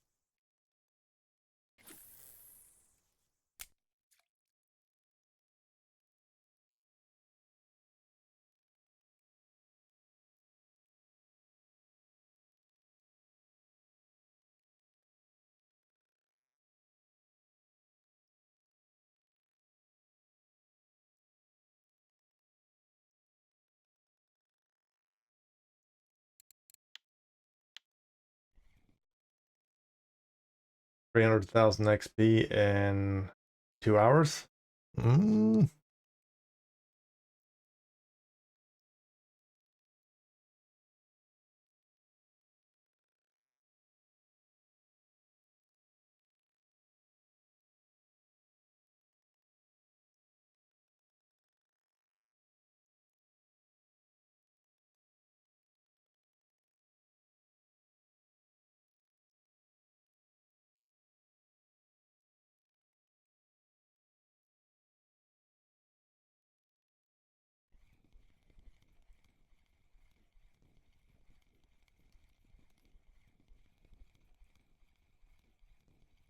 That was a big move. Well, first of all, we need the frickin' skill points. So, um, mm, mm, mm, mm, mm. And of course, that's one of the big items as well. So it's gonna be not gonna give that up easy.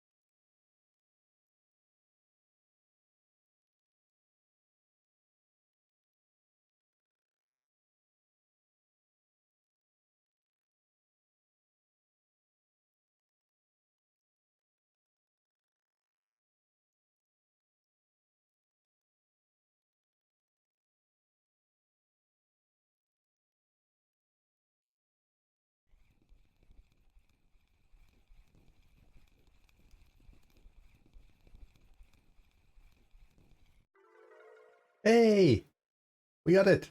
New species. Nice.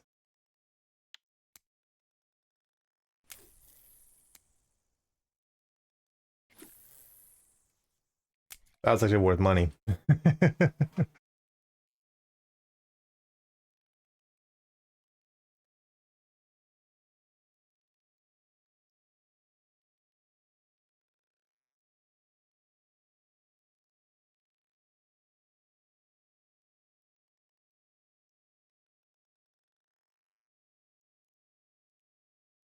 um, I think the better real life before going there.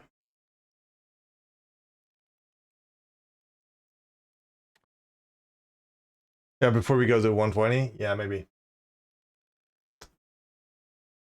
Mm. Okay, let me check that we can use this before I even.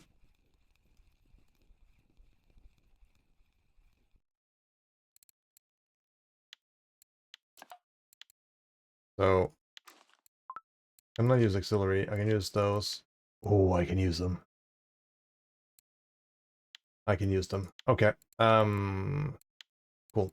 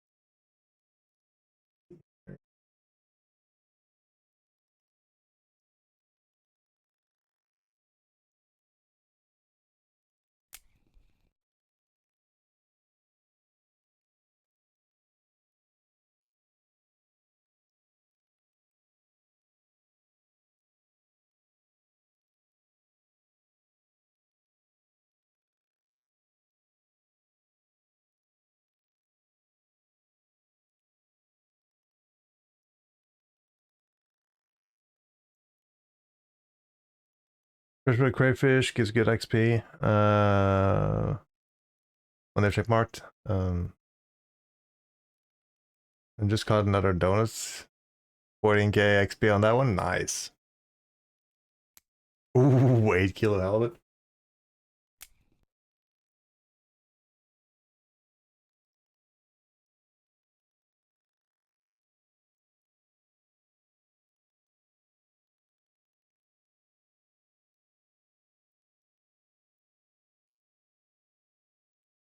What is the stuff that we match this up?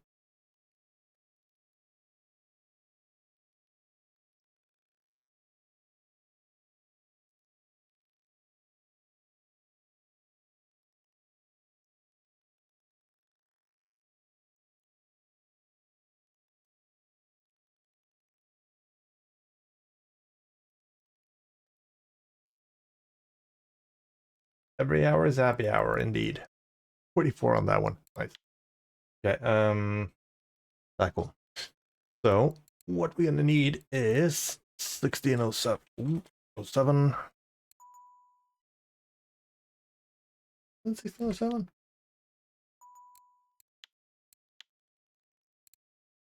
Damn. You're nuts. You're nuts.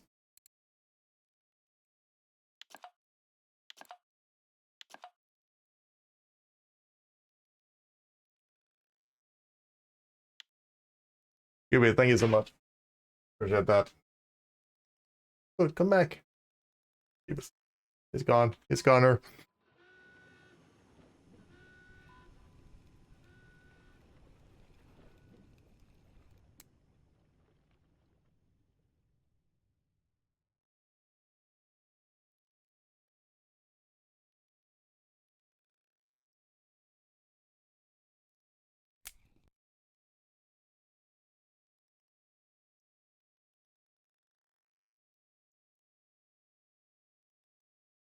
Or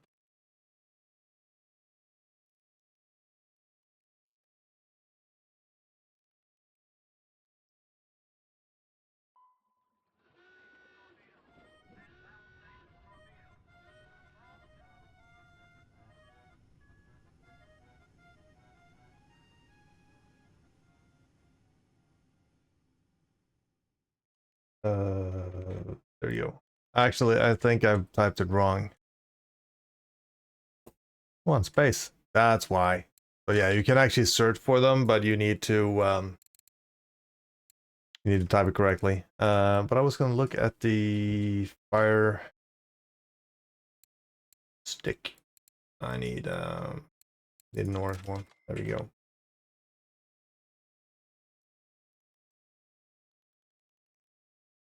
What am I using together with the purple one? I can't remember what we used. Was it the orange one for that one as well? Oh, I can't use those? We'll see.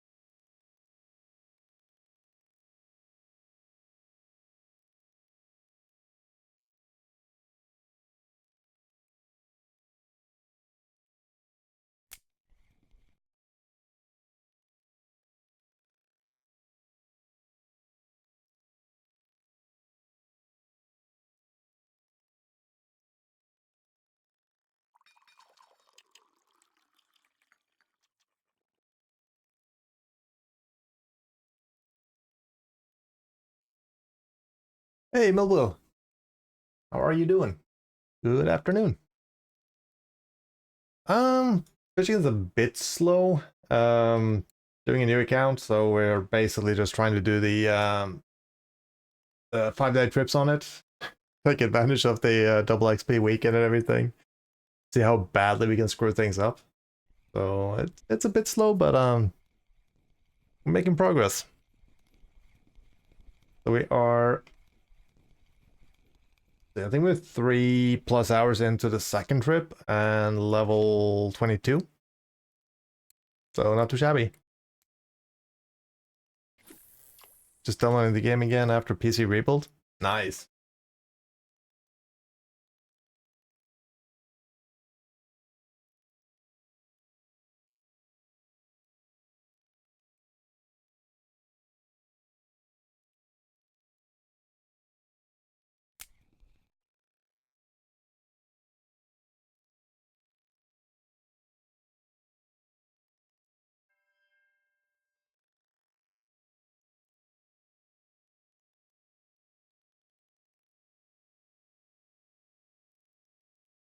Hermod was the one that had to go to hell when Boulder died. So I had to get him out. Yep.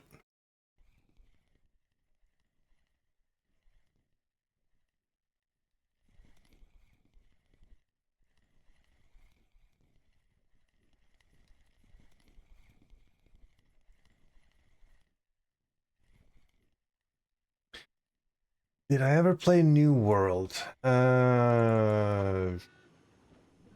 I think I tried New World on the beta weekend for about like 30 minutes.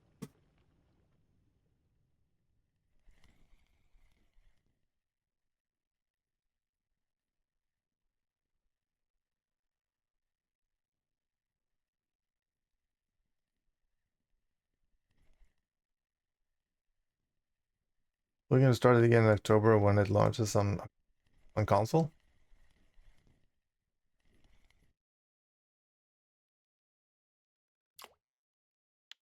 Oh god.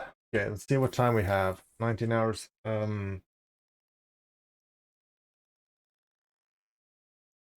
Okay, so XP wise, we are missing 288,000 to reach level 23.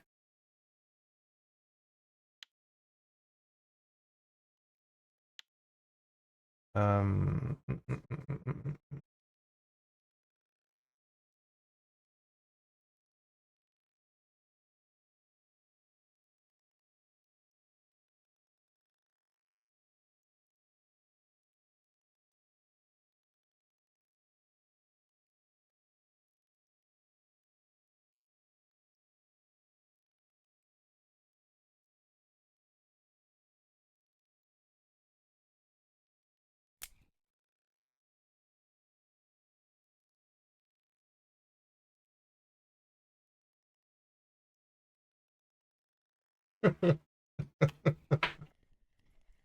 Oh. The white-eyed breams are pretty. It's a nice fish. And it's a cool one. It actually gives a little bit of XP and when you're lower level. 7 Mackeys left, and it's copper on the Sig. Very nice.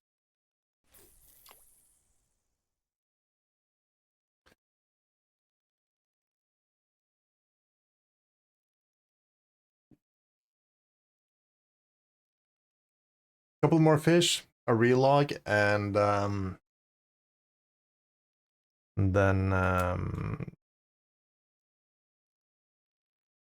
120. Does that sound like a plan?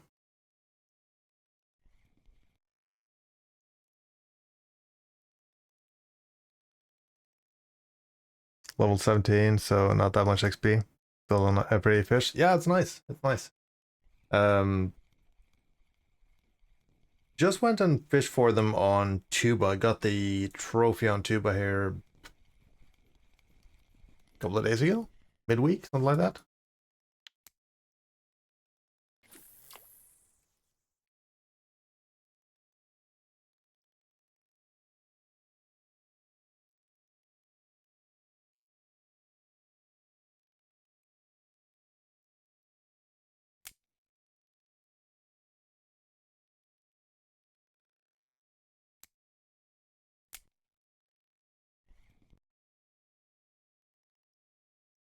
I feel like you start fishing new lakes but don't have the equipment. Yeah, it's important to not uber rush it. Make sure you have gear for what you're gonna do.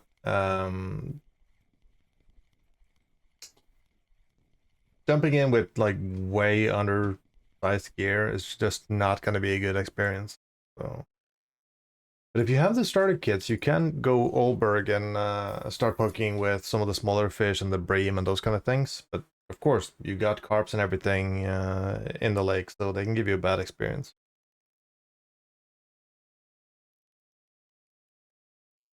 Get a spinning kit for Belaya. You could use the ones that you got as part of the startup.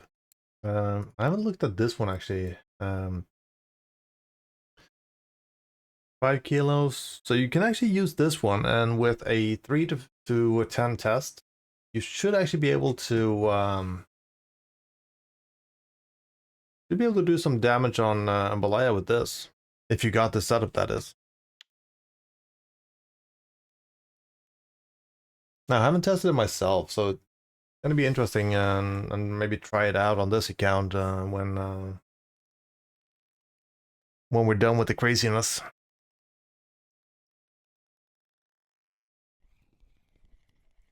They've actually changed the rewards for the level up.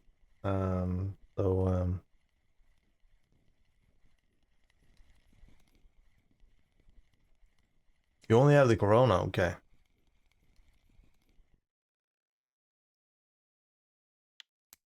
Yeah, you all on Belaya is really, really fun. That's true. Um, this one though was the level 11 reward we got. I think on my other alt account when I leveled it up and did a test on it, it actually gave me just a telestick. So not sure if these are random or if they've actually increased them.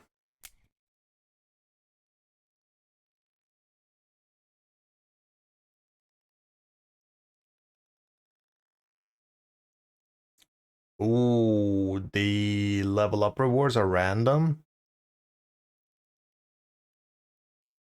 No, that is bad. That's not cool.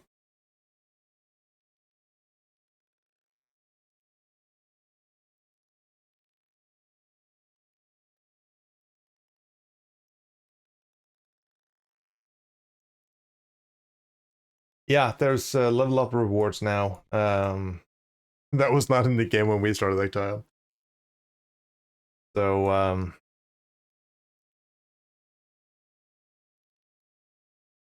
now we got nothing. We got absolutely nothing when we leveled up.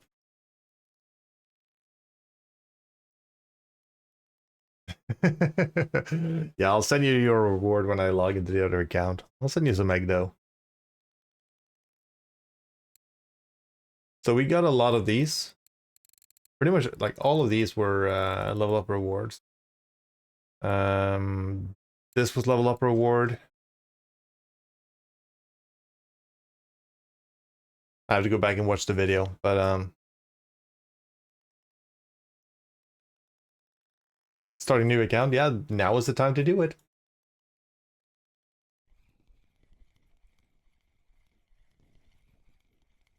So technically, you can run the 3 trips. You get a good chunk of money out of it. Spend the last part of the, like, if you do 7 days of premium, you can spend the next few days power level your ground bait making or bait crafting. So you'll actually be in a fairly good spot when you're done. Considering that you have leveled up, you have ground bait making, say, leveled up. But other than that, you will basically be back to like starting like 0. You'll be high level, but you can like start as a level 1 with all the skills and everything. You just have to forget about the first 15 hours that you played, and not think about how much money you made and how easy it was.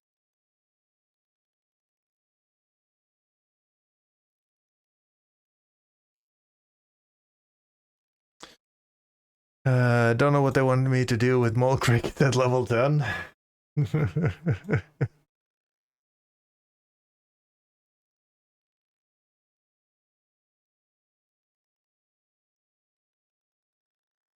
Have to watch the time here now, so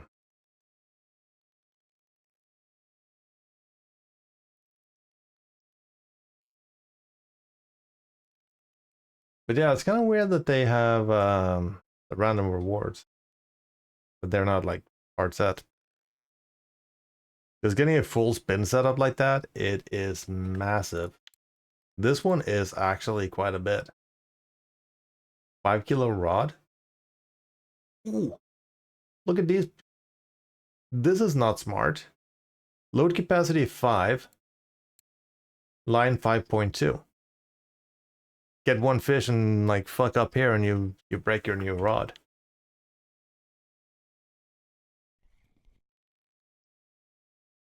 Break a rod kit? Yep. Freaking hell. I'll screenshot that.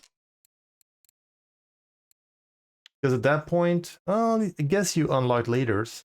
I guess you unlock leaders at level 7.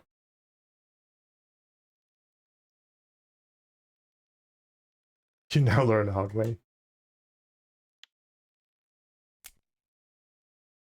You got it for free, so no complaining.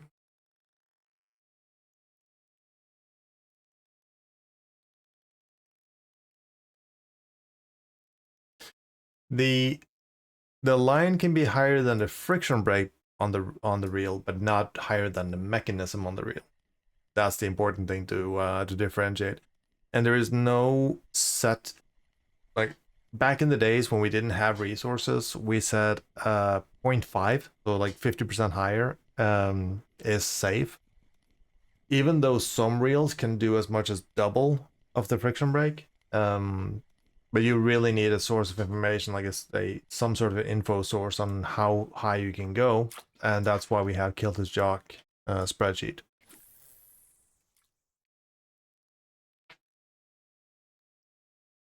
Because the tutorial teaches you about leaders? Yeah, in depth.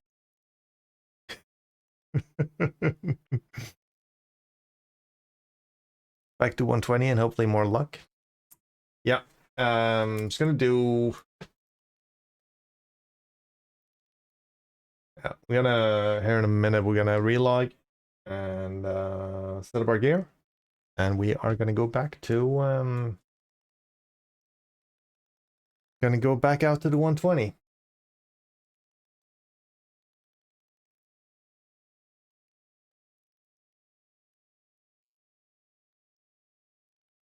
Yep. So 3.2 drag. That reel can.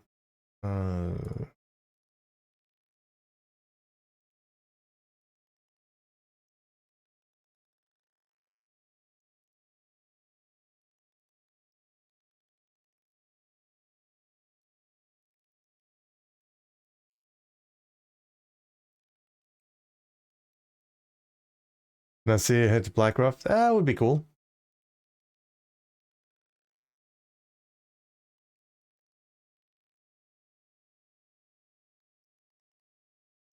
Just had another wreck fish from the 21. Oh, 21 kilo from the southeast corner. Nice.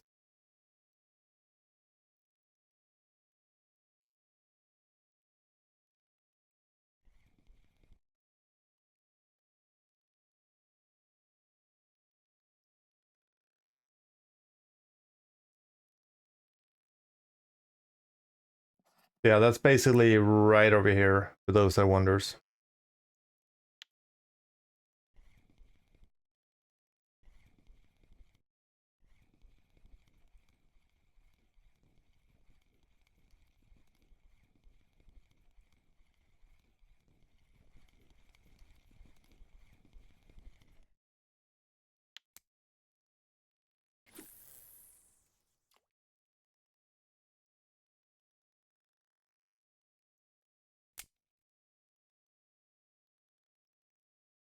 Yeah, I was looking at the reel. Let's see here. Because that is the.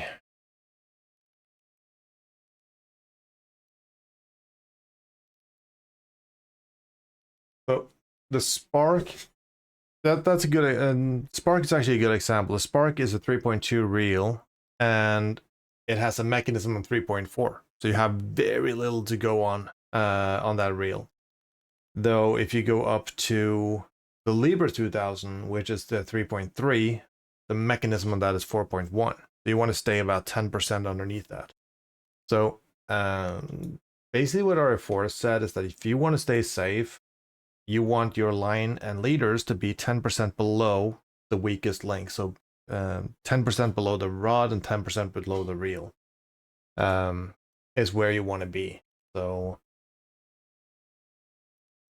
basically on a 10 kilo rod, if you're reel as well as a 10 kilo mech, you want to stay at least 9 kilo. That's like the strongest they recommend.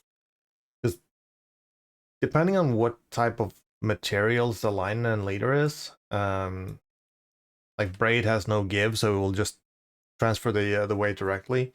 Whereas on let's say mono, you have more stretch to it, and the way that it distributes the load and where it puts the strain a little bit different.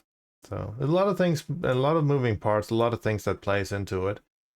So that's why you want to like leave a little bit of leeway. And of course, on the reels, it doesn't become an issue before you either lock your reel and all the strength goes into your gear, or you put your friction brake so high that the friction brake, if the rod is way weaker than the reel, your friction brake alone can break the rod as well.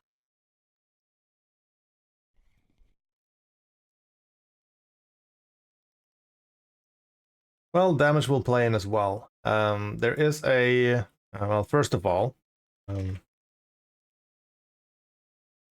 Discord there's a repair guy that talks a lot about the repair and the damage and how it works, but damage goes like it's depending on the components. Damage to your rod blank lowers the load capacity of the rod. Line guides do not matter in that sense, but if you have 10% damage on your blank, that will go on your load capacity. The easiest way to do that is to do 1-to-1. So if you have 10% damage, you lower the load capacity with 10%. There is a formula, so it's not linear like that, but it's way easier to just do that math in your head and run by it. When you start getting into this to the realm where there's a lot of damage on the rod, then you can start digging into the formulas. But 1-to-1 is the easiest way. Mechanism also goes into lowering the strength of the mechanism. So if you have 10% damage on that, you technically have 10% less mechanism strength. So if your setup is really, really close, quite often your line damage will go way faster than your equipment damage.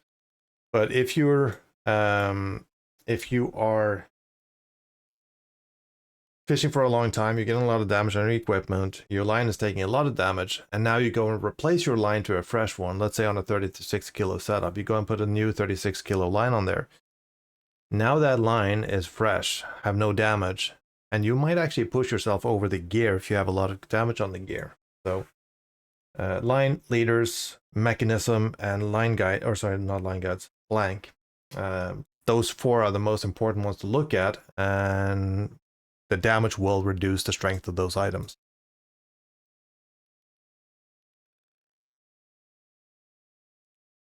The repair guide is the best ever. The author deserve 100 gold for that. Yeah.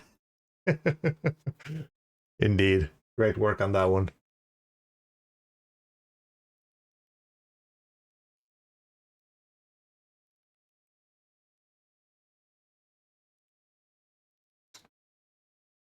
Alucard, how you doing? Okay, let's see.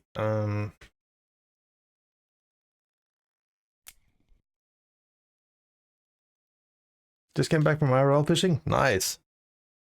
Catch anything good?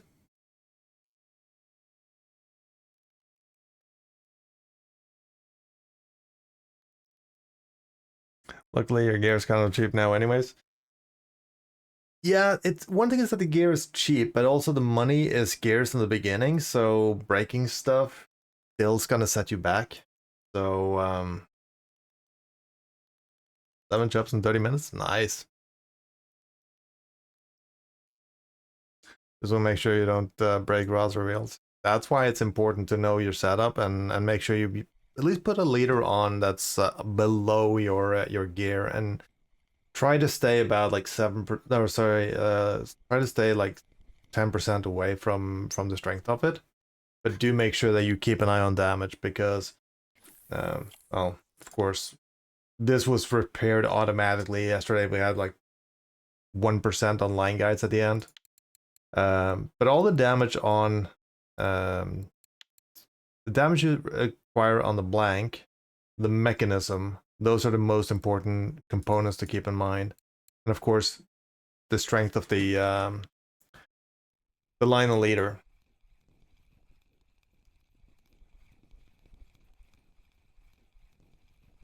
Too much grass in the creek and sun is so hot.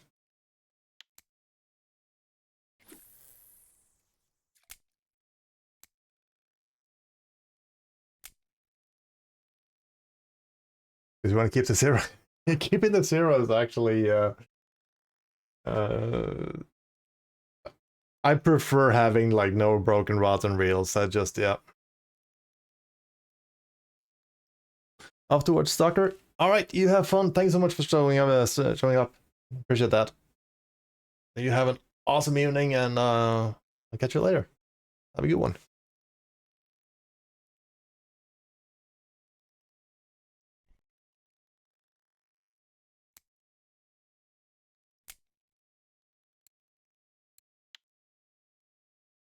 Okay, this is the last cast. We're gonna relog after this one, and I'm gonna take a quick break just to grab a coffee for before we continue.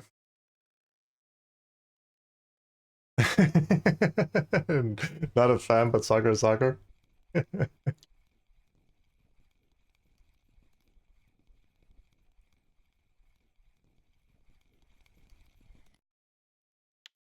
All right.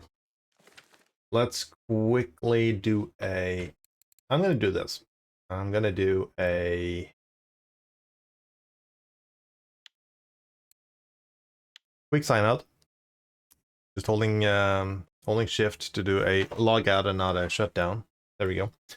I guess just gonna take a couple of minutes, grab a coffee, and we'll jump back in. We'll check our net, check our orders, and we are gonna go and get our setup ready for the 120. So yeah, just give me a few minutes, and we'll be right back.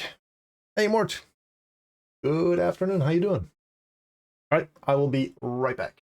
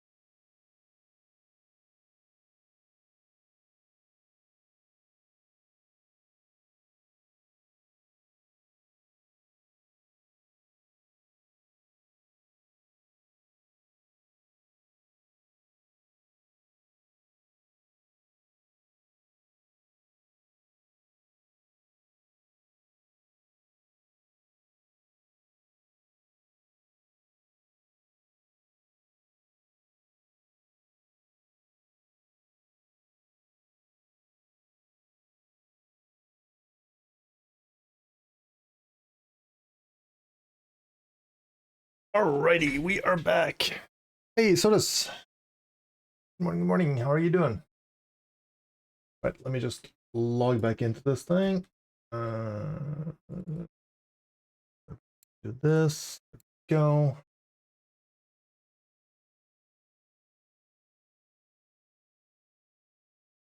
So, we're back at it.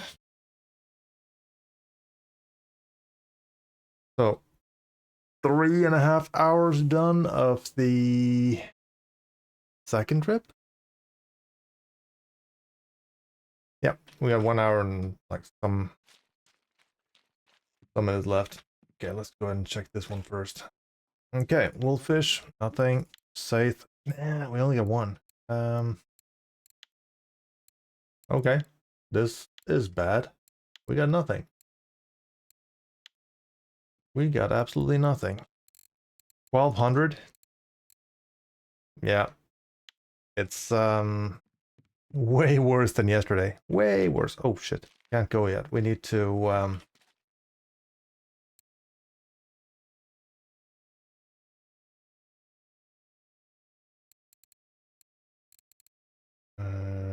let's see.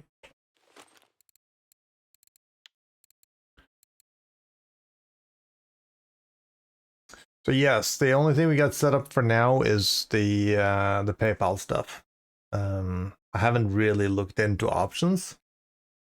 Haven't really haven't had time to look into it.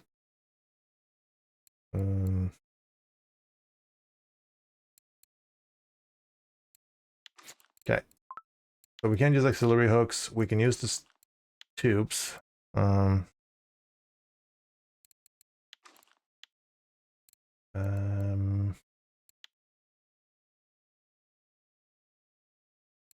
I think that's the one that we were running.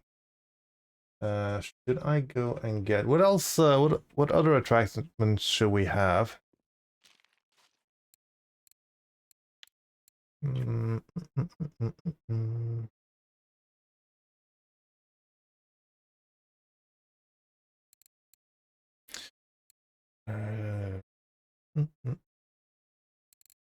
Elements.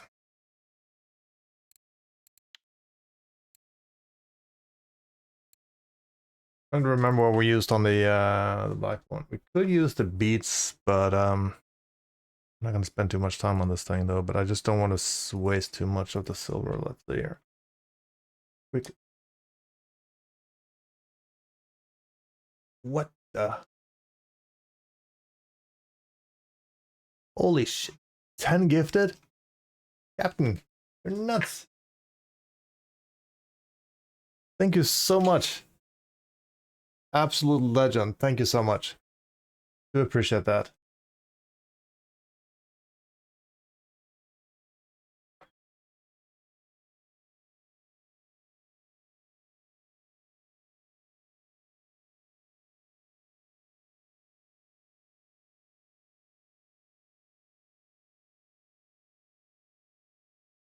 Let's just run that one.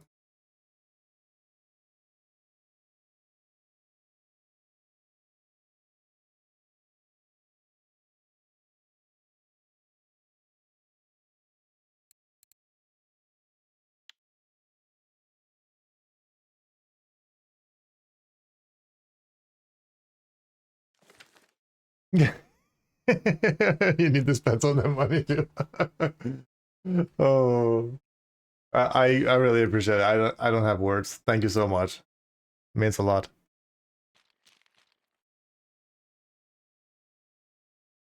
Yeah, we'll play the sub song. Okay, let's just start out with this and we'll see where we go.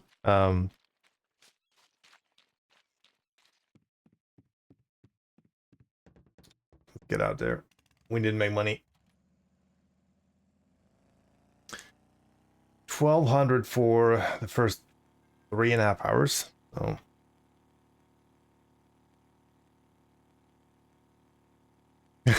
Now you have to fish, indeed.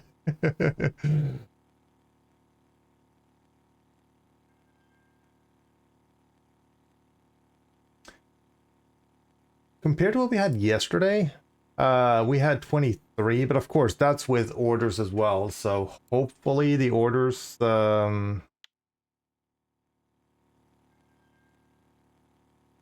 hopefully the orders will help us out. We had probably like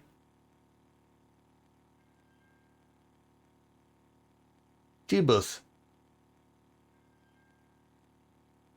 We with 5 more? Holy crap! Thank you so much. That's 15 gifted. You're nuts. Thank you so much. Thank you, thank you.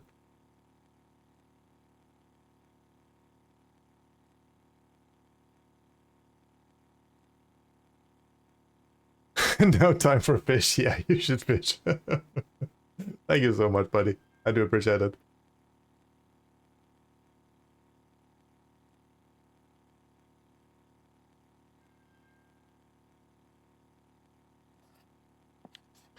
Okay, so we have this.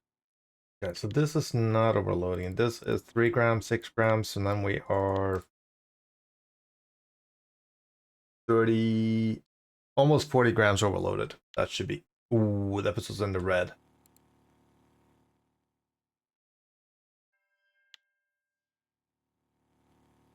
Shouldn't break anything though. But only, how many grams is it that it's kicking on?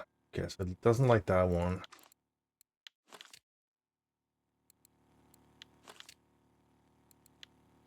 Okay, so 30 grams are fine, but then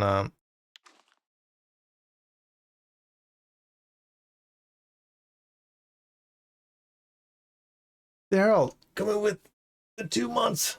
Thank you so much. Appreciate that. How are you doing?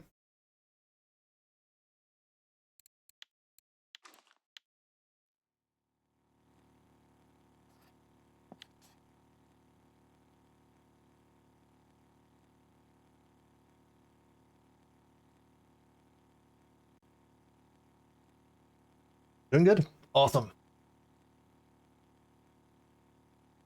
Thank you so much for the sub. Appreciate that.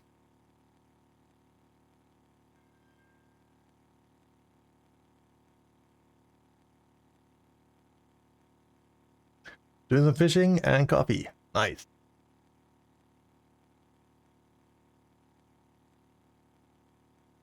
Go touch some water. Yo, how are you doing?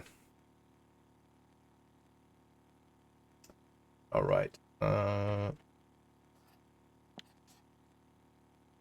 If we can aim. Okay, we're gonna try the 120 first, and then we're gonna try right on the 120. We might move downwards this area. It sounds like people are getting fish down there. Got your 4th ever trophy? Nice. Which one did you get?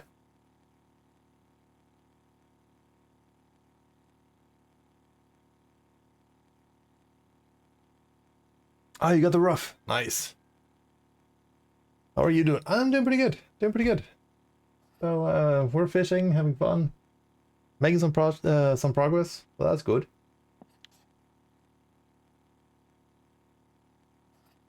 Okay. I'm gonna stop here. I'm gonna see what we get down here. This is absolutely crazy, though. Yeah, just don't do this at home. Overloading the rod, going to the 120 with 36 liter, totally overloaded setup. Yeah, this is nothing about this is a good idea.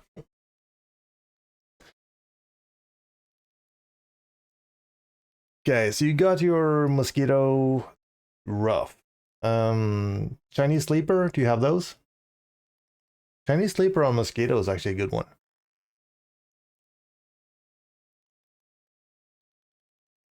And then you also have frogs on mosquito.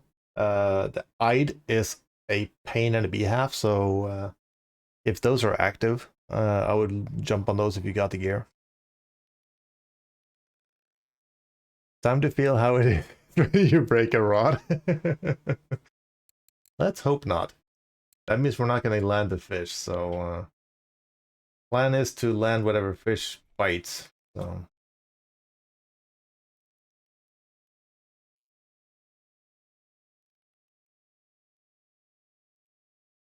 people common roach bleak.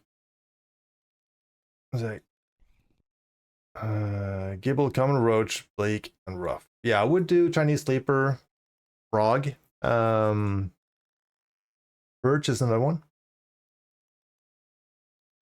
No, we are using a 300 gram. So you can use the 300 gram. This is what's overloading it. Basically, the safe fillets of 50 grams.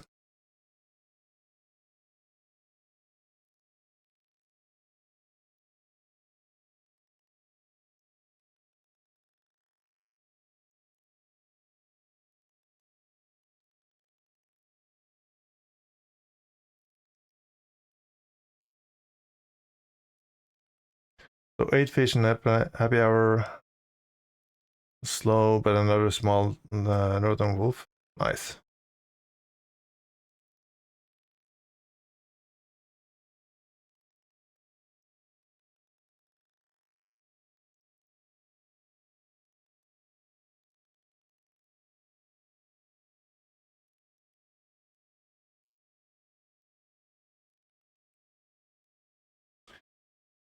Doo-doo. Hello, how are you doing? I would go for Bream on Winding. Winding is not the best place for Bream, actually. Yeah, you need the pop-ups, and you have to use pop-ups, you actually need to be level 60 in bottom fishing.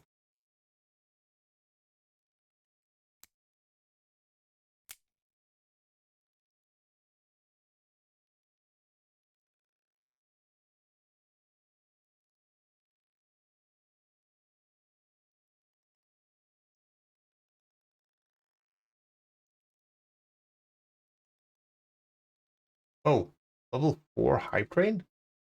Jeebus, you guys more kind of killed that one. Jesus.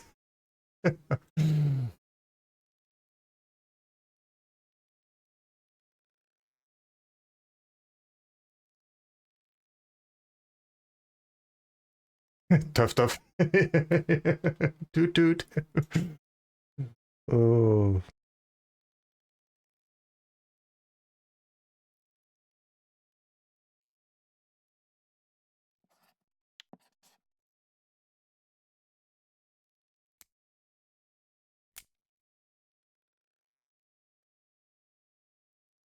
Posted in Norway, copy orders in Discord. Awesome. Thank you.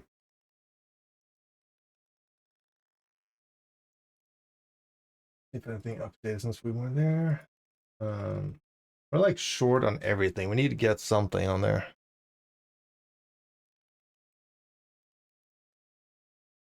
Put on minutes, 2 black ruffs, and 1 northern fish.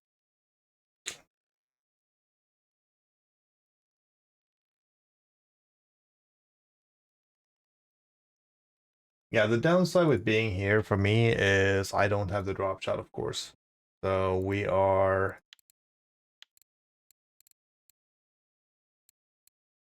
Yeah, best we can get is this one, and that's gonna be even 9% off. So I don't think we're gonna get anything more out of this on...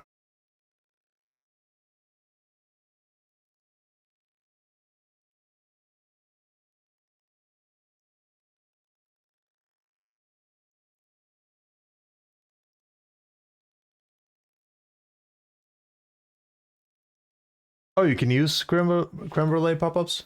Okay, cool.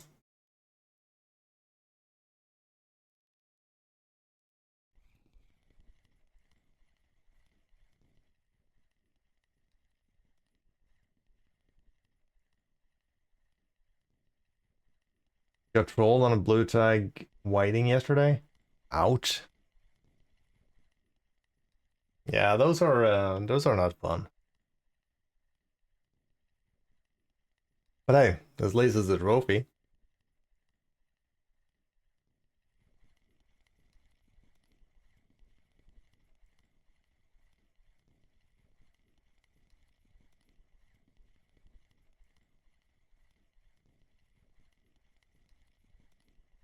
Trying to serve better feeders. Yeah. We all know that game.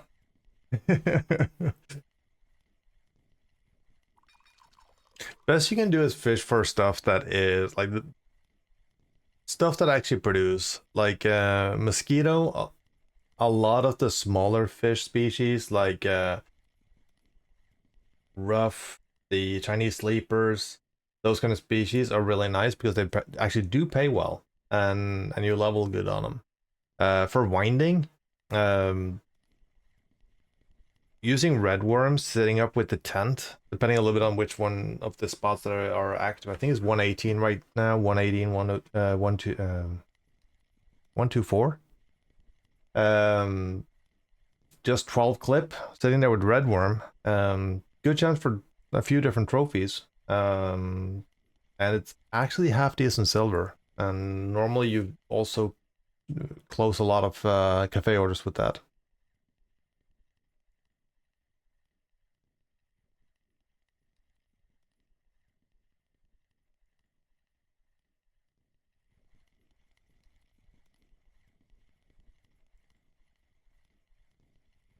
Yep, cafe orders on winding and mosquito. That's true. Yay. Small cusk. I wonder how this is gonna beat up my my rod. Luckily with this one you're not casting much. You're not casting far at all. 118 if you fill your net with 100, 150 is around 200 silver. Yep.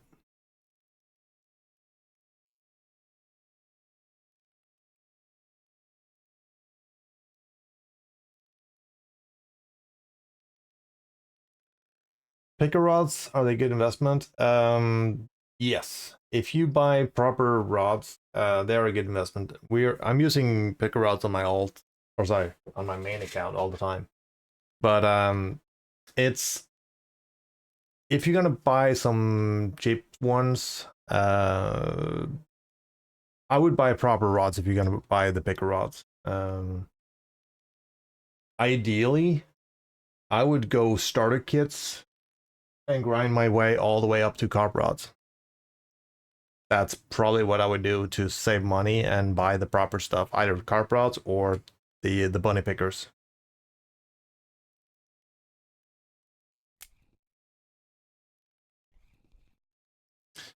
I think Trophy Days on my alt gave me about 25k silver. Okay, yeah, XP and not silver, yeah. That would have been a hell of a days. 25k silver or 2.5k. Yeah, I would go there. I would farm that shit.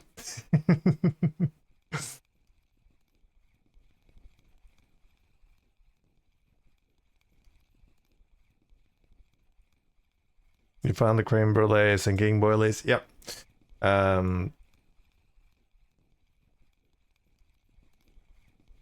You need to be level 60, or you need 60% of feeders to be able to use pop-ups, and 35% on feeders to use the sinking. Sorrentos.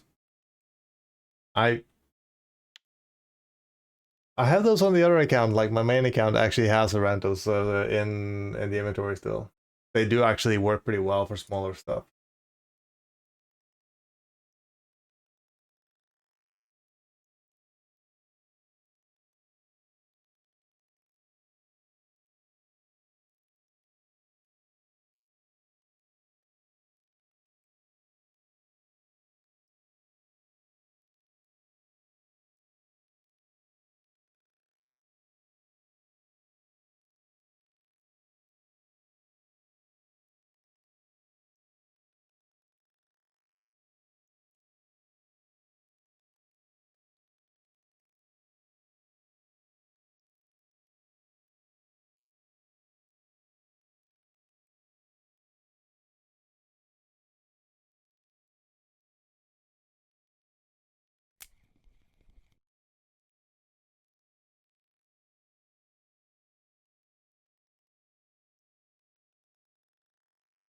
You have Percy, it's a comfort, and a Fortuna feeder.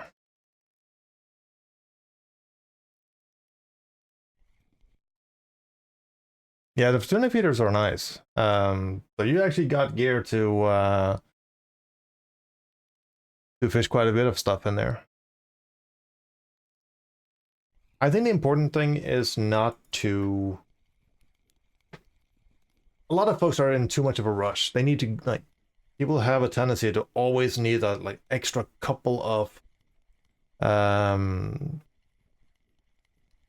they always want this, like, extra couple of kilos, and they spend a lot of money getting there. You're way better off saying, okay, I want to fish this, what do I need? You find the optimal gear for that, and then you save for that. I'm not saying, when I say optimal, it doesn't mean that, hey, I need to go straight to Legacy TIs, but do some proper steps. Because if you're going to do like a bunch of small steps, you're just going to waste a lot of money. Micro upgrades, indeed. And also, like, when you start getting higher up, it's going to be even worse because, like, okay, you're looking for a heavy setup on Norway. If you jump to like a mid-size reel, Taiga 40, for instance, and then you afterwards, okay, well, I'm going to go to the LTD C40, or LTD D40, I think it is. And then afterwards, you want to go to the really heavy stuff. You spend so much stuff in between here, and it's, every time that you do it, you're going to go back to zero again.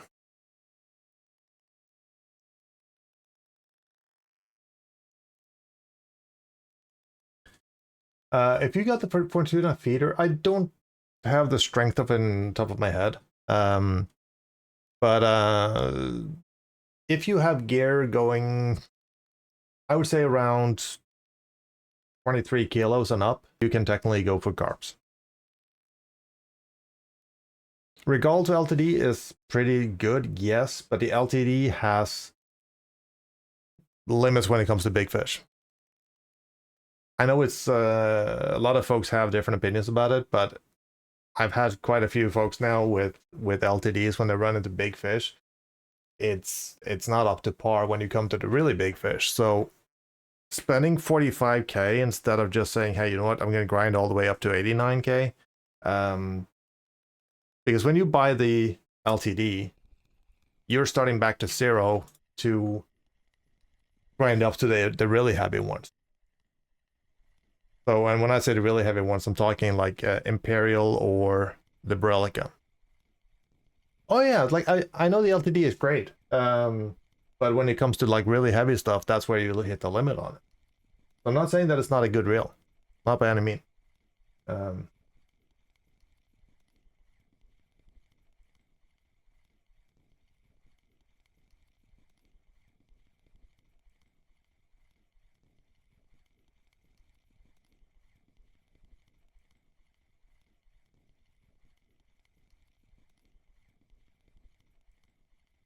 But I still think I would. Oh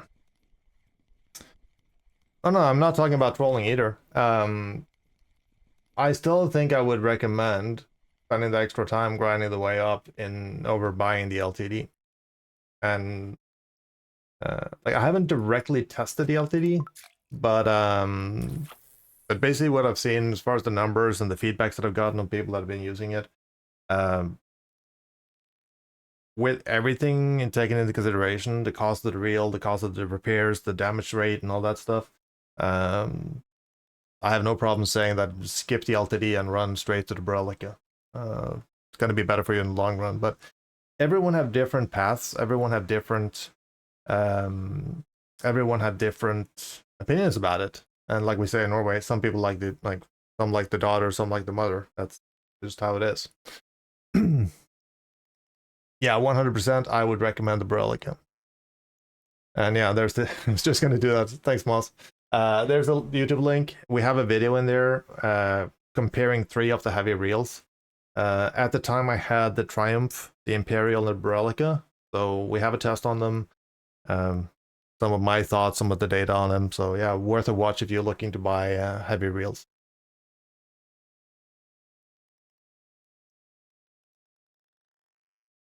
Yeah, looking for it. That's not what I'm talking about. That's not the point. You could probably land a big basking as well. The problem is when you start getting into the really big fish that actually runs. And I know that there's some of the fish that doesn't run, some of them do run.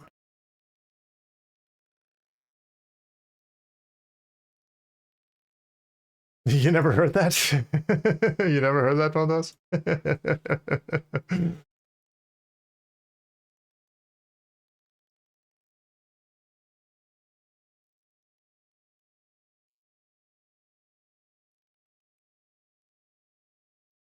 20k silver left to go to Borelica. But we'll get there. Yep.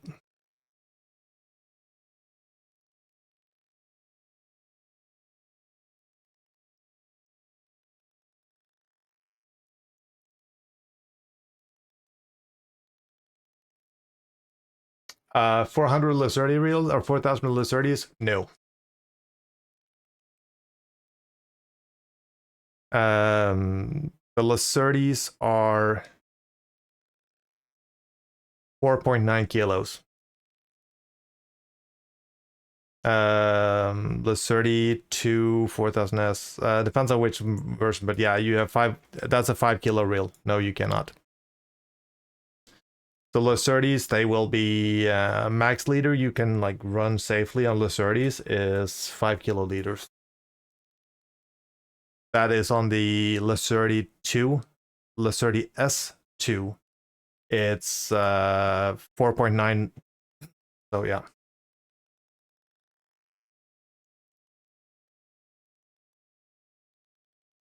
An experience with the Venga 40. So the Venga C40.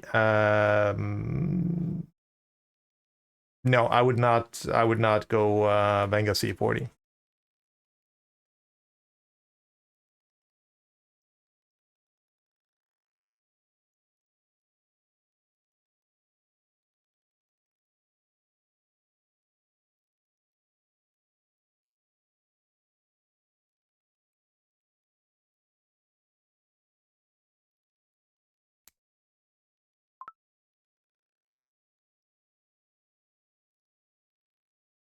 Yeah, if you look at endgame reels with what we got in the game right now, Imperial C40 or Borelica 40DS, those are the two that I would recommend.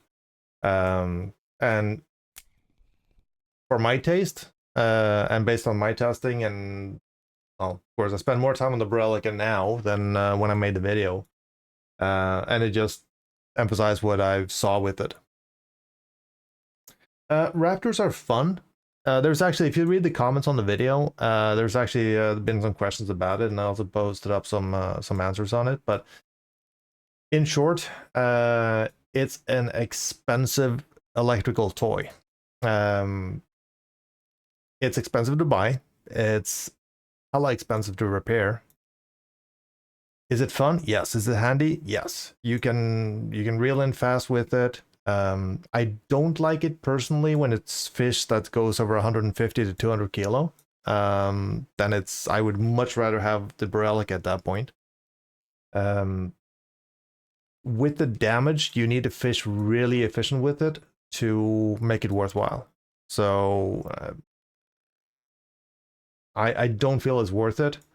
I wish they could make it a little bit more affordable, and they should lower the repair price at least by 50%.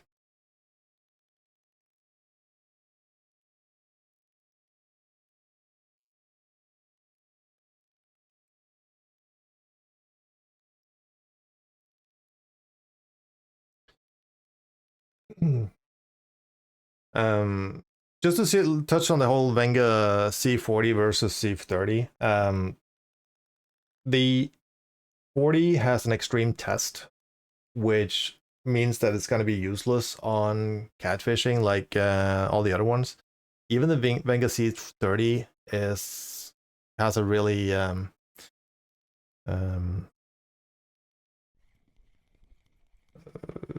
C30 still has a high test, but it's not as bad as the 40.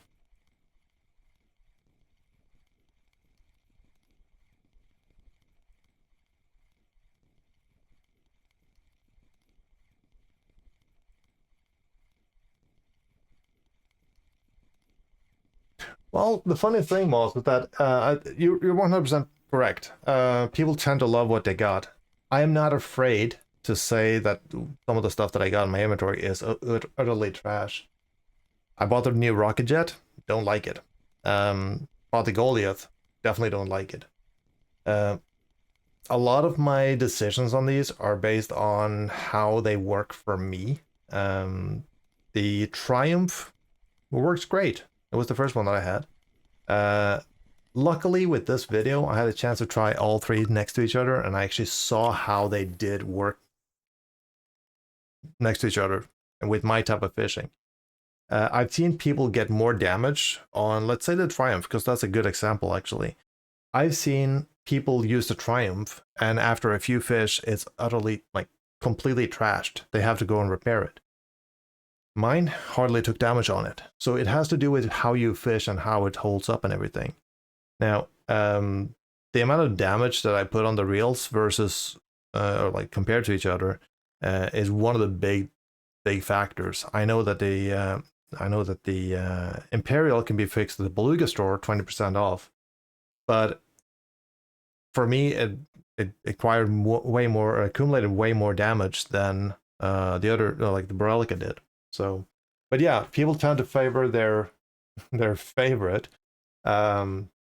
logically enough. And also a big problem is when people buy something, especially in this game where it like takes a long time to save up for something and you buy it. Not many people will go out and say, you know what, I fucked up, I bought something, it's utterly trash. They tend to defend it instead of say that, hey, this is how it really is. So, and it's one of the things that we try to get through in the video is we tested them side by side.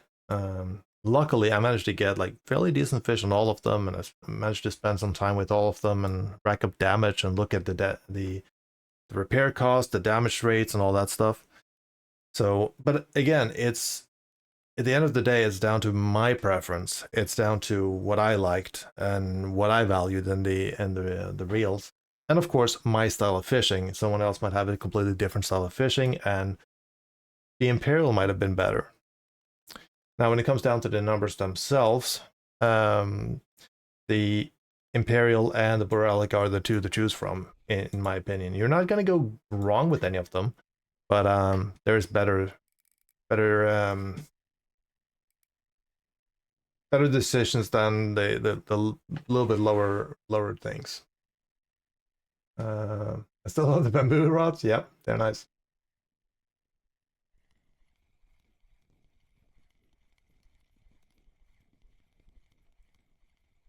Yeah, the Raptor repair price is utterly criminal.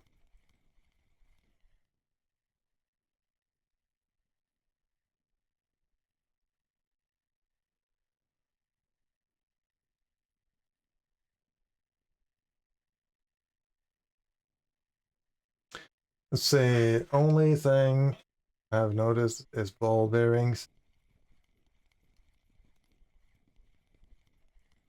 The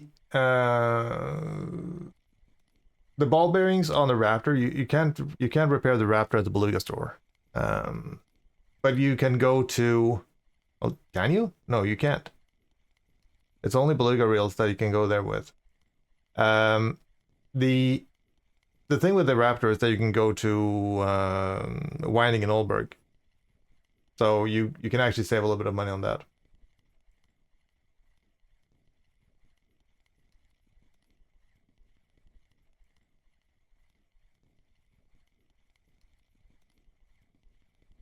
Oh, the Venga. So, oh, sorry, yeah, my bad. I thought we were still on the blue ling.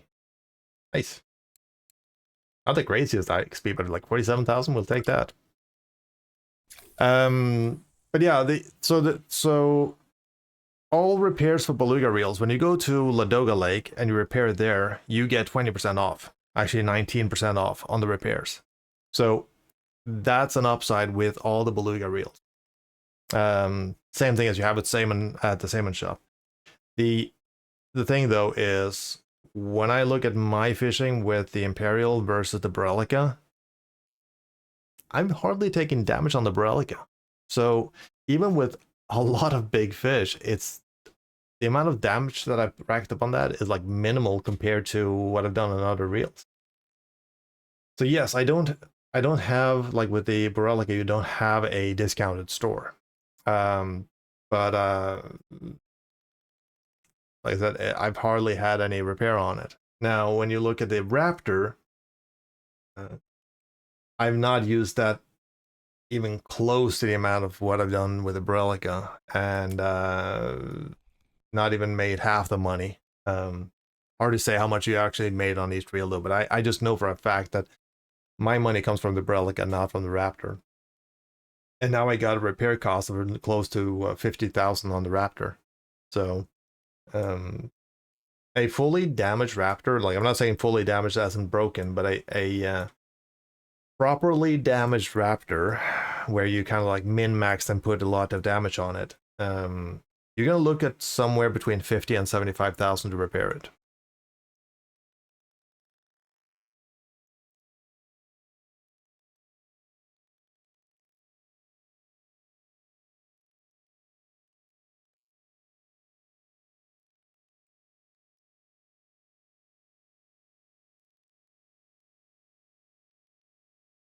Just to say, Pirelli for more than a year, never repaired it. Yep, I've changed. Here's what I've done.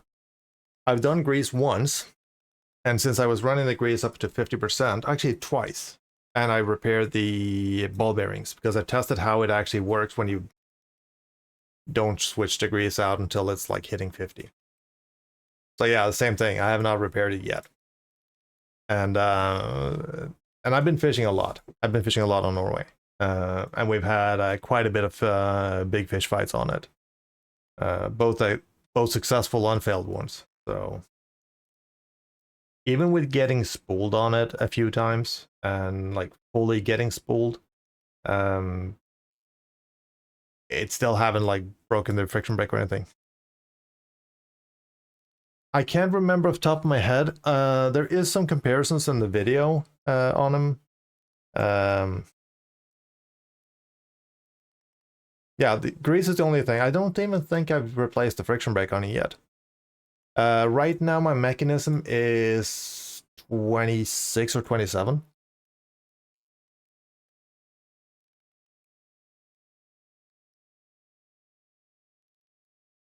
Grippy! Hello, hello, how are you doing? 32 on yours? Yeah.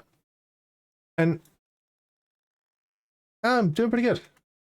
And considering this, the Brelica has a... let me just find... I need to switch spreadsheet here. So Brelica is...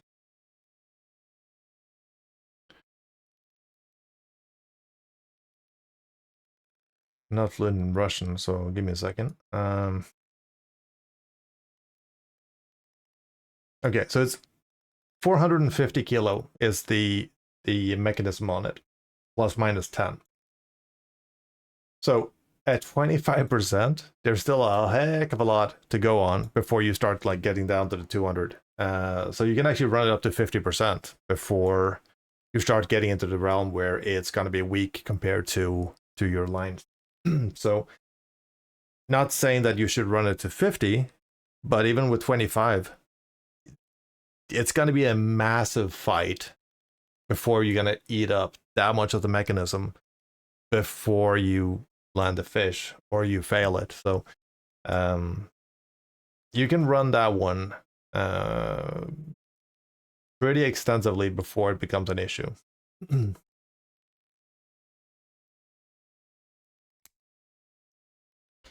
And we drifted? No, we actually glued to the spot.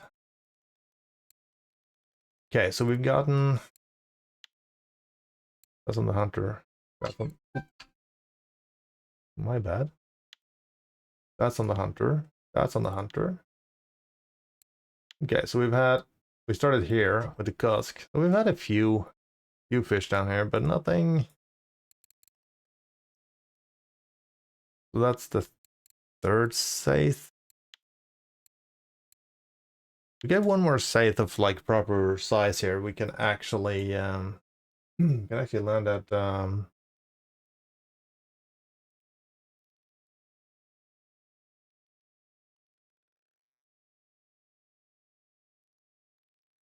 another one. We can actually turn in that order.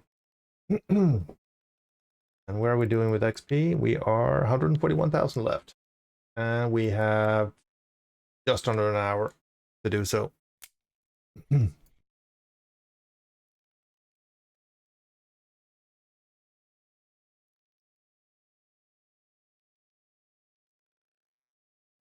But one of the most important thing when it comes to the heavy gear on Norway, knowing how to use the gear is gonna be crucial. It's not gonna help you if you don't know what you're stepping into. First of all, one of the really important things to look at is the conventional reels. They're not fast. None of them are. And it's not the point. They're not supposed to be fast. When you gear it down, especially on the Borelica, when you go down to 1.6 to 1, you are slow. But you can move mountains with it. So when you lock up and you start reeling, you can move pretty much anything with it. It's not going to go fast. And if you look at the reel speed test on the video, I think from bottom, I can't remember off the top of my head, but we're talking 6+ minutes to reel in from 200 meters if you gear it down to the lowest gear. And that goes for most of those reels. It takes a long time to reel in from the depths, even without load on. And the more load you have on, the slower it's going to get. But in comparison, try to take a spin reel, take the Goliath and get a 10-kilo fish on and try to reel in. You're barely going to move it. And we got the same issue here, basically.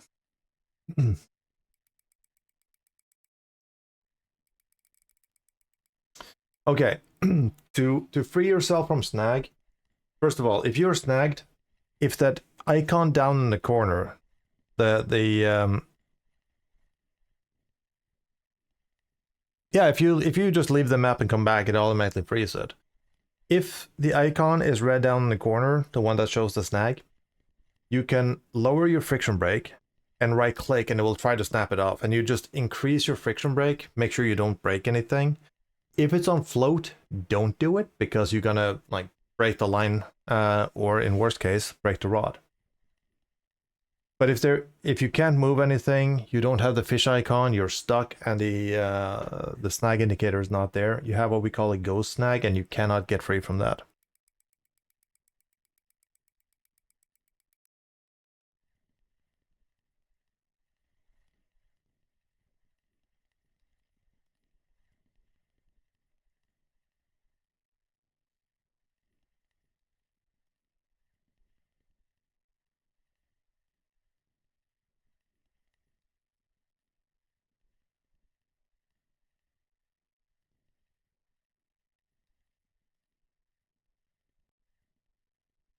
But yeah, if you're unsure on how to do it, your best bet is just either one relog or travel off and back to the map.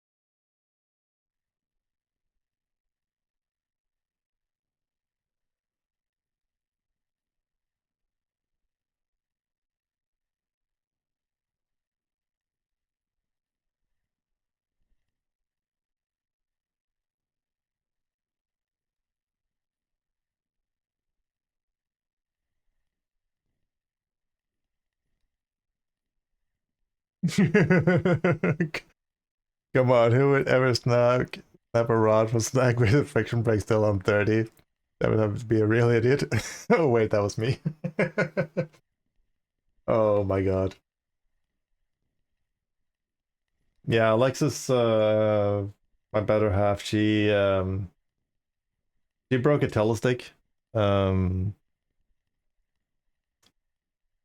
Kind of had she had two soul poles and one of the ULs from Seversky. So for some, I think we repaired guides or something on them, and she set up her gear, set them all up with the same line, not remembering that it's like 0.3 kilos lighter, the one from Donuts River. Was fishing frog and got snagged and accidentally hit right mouse button before she even thought about it, and it just snapped the rod in half. Broke your spinning rod on quarry. The thing is, if you set up your gear correctly, if you set up line and leaders correctly, no matter what you do, you should not be able to break your gear. It's kind of like frustrating that RF4 doesn't have some sort of a guide on that in the beginning, because they should have given you the gear not assembled. Have just like a few minutes where they should even have like a audio, like someone talking you through it. I know most folks don't listen to tutorials and stuff like that in games. They like skip them or like just fly through them. But at least it would be in there for people to learn. So the thing is, one, you have to see what your rod is. What is your load capacity on the rod? Second of all, your friction brake on the reel. If you don't want to spend time in finding any information, use the friction brake value. And set up your damn, that was heavy. Set up your line 10% below your reel and the rod, and the leader just right under that again. We know better. Yep, we do. If you spend a few extra minutes and you go online, you go and jump into our Discord, go into resources and find Kilted Jock's sheet, or find it from like just Googling it. Look up your reel and it will say the mechanism strength, and use the mechanism strength as your number. Make sure your line is 10% lower than your line, 10% lower than your rod and reel strength, whoever is the weakest one. And then your leader right underneath that again. Now you're safe. You can do whatever you want, and you should not break anything. Worst case scenario, your leader will break and you'll lose your lure. That's it.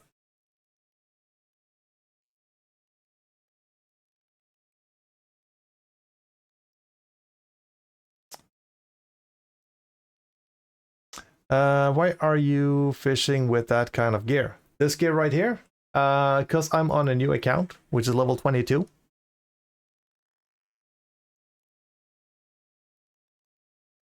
We're doing a little bit of a challenge for the double XP weekend. Info is on the screen early in chat. But yeah, basically we just started a new account yesterday just for fun, and seeing how fast we can level with premium and the double XP weekend. But yeah, after tomorrow we'll be back to our normal account, so we'll be back to the high-end gear.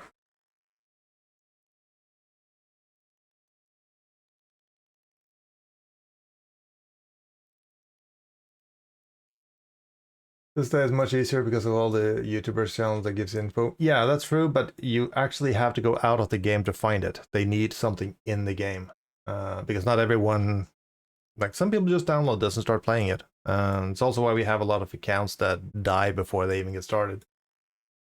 Therefore, I broke 2 TIs in a week. Holy shit. That's bad. 5 years ago, we didn't have that info. We tested ourselves.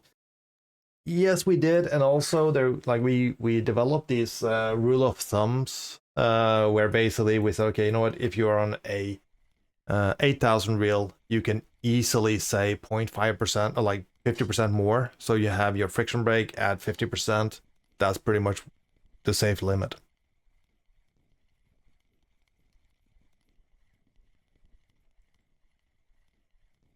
It was like, how is this level 22? Yeah, we got a level 50 account on the side. So this is just an experiment. We have 10 hours in this game like on this account by now. So yeah, it's just a speed run.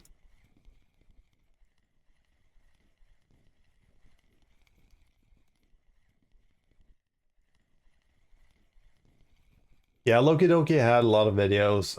We had also a lot of other streamers that gave info. We didn't have like spreadsheets like we had with Kilted Jock.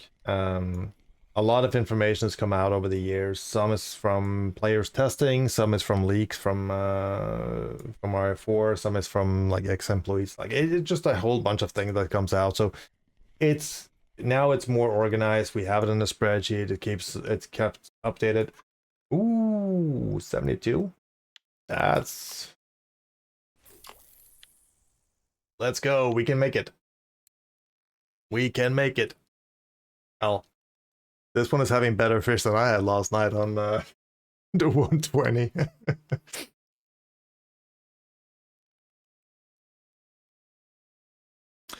I can use soft plastic lures on your spinning rod. Depends on your level. You have to have the jigging rig enabled. So you have to switch to one of the jigging rigs.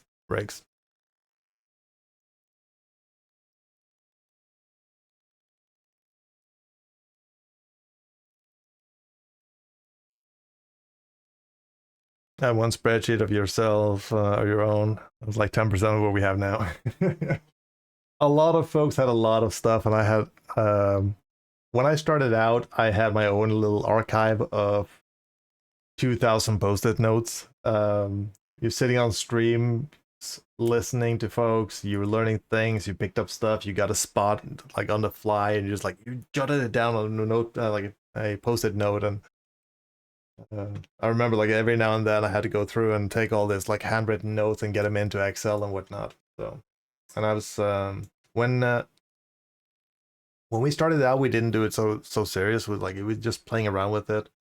And then we started getting into like a little bit more info from folks and learning more stuff.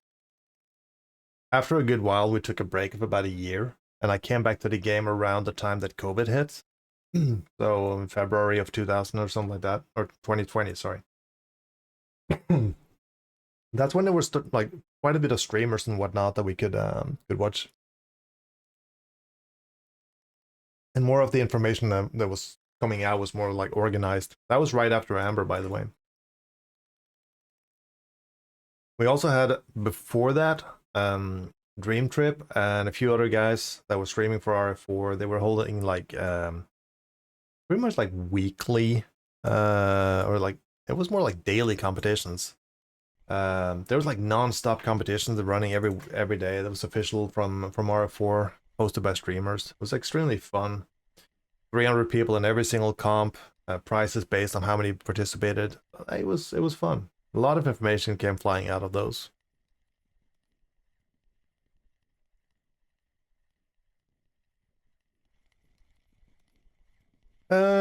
Soft plastics, it varies a little bit of what you're fishing. Sometimes you can just toss them back behind the boat and troll with them. You can also cast out and do jig stepping. You cast out, let them sink to the bottom, do a rotation and wait a couple of seconds, and you keep repeating that until you get jig step. But like with all spin fishing, speed of the reel makes a big difference, the weight of the lure, and also the topology of the map you're on.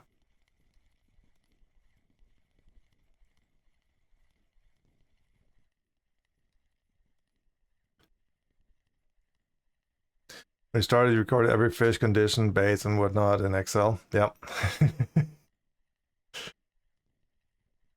Would be nice if it could be automated somehow. Problem is, if you tap into the game, if they detect anything like that, any attempts to tap into anything or touching game files or whatnot, it's an insta ban. There has been people that have been kicked out just because of like this. If they assume, if they detect that there's like a third-party application that is interacting with the game, that can be enough. People have been banned from that. So that's also what I've said before. It's important to keep in mind, like people say, well, I'm running macros on my keyboard and they can't detect that. Well, automatically key inputs are actually against the TOS. If they do detect it, yeah. And I know there's a lot of things that cannot be detected and shit like that, but I'm gonna say the same thing I said yesterday. Read the TOS. That's the important thing. But yeah, it would be really fun if we could like somehow like easier record our data. one thing that I see is like I'm recording my sessions. Like this is going out on YouTube. A lot of the stuff that we're doing now, I'm gonna compile it down and put it on YouTube. Good thing with this, I got it all recorded, so I can go back and heal it up.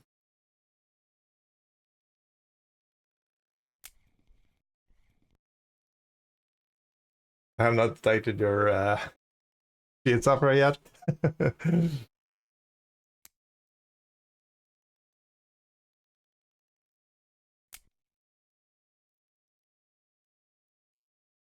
OBS do not count because they let people stream it, and it doesn't well, it's not interacting with the game. You're just recording it, so that's OBS is not doing anything to the game.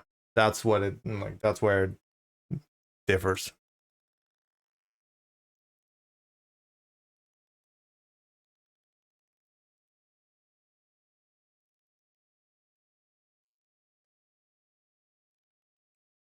Oh, if the game provided, that would be one thing. I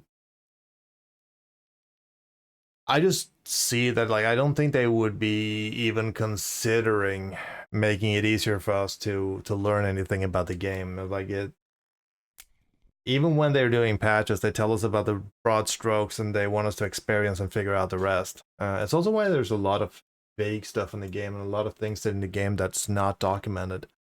And they've said this flat out themselves. They want us to figure it out. They want the exploration part of the game to be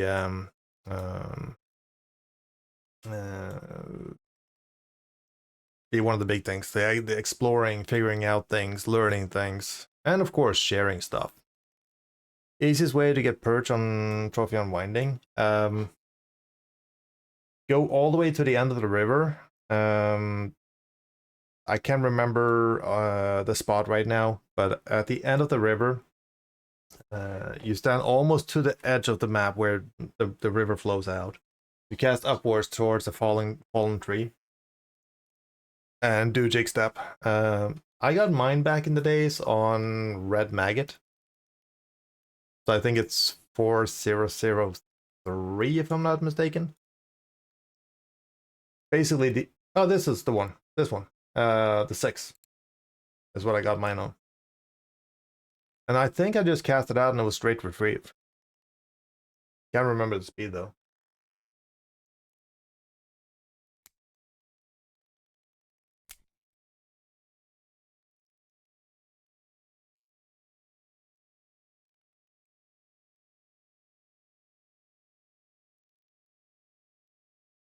Yes, you want to use a jig head, and I'll probably use a pound 6, or even like this is a 1.0. I'll probably go like a 1. Yeah, I'll probably go with a size 1 and then use this one. These are like, I don't know, a couple of silver. Jig head is like 45 or so. Yeah, so the plastics are like 4 silver or something like that.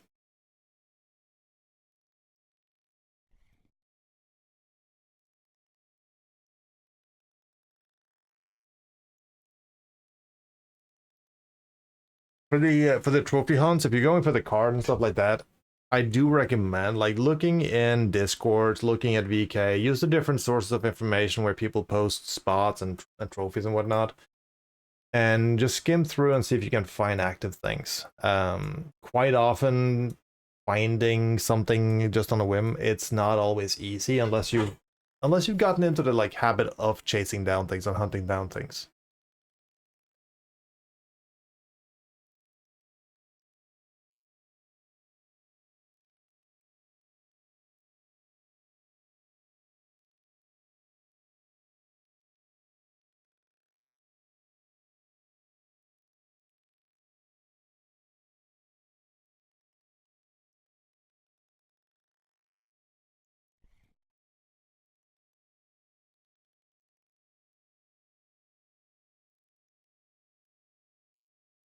Oh yeah, you can use the 1 extra large. You can use that. As long as it's not too heavy for your rod, like be very careful when you start seeing this one light up. If it's yellow or red, if it's yellow or red, you will you'll put more damage on your rod. Now, if you have too big of a hook, it will go on account of your bite rate. It will be more expensive for you. Or sorry, it will be more it will be lower bite rate.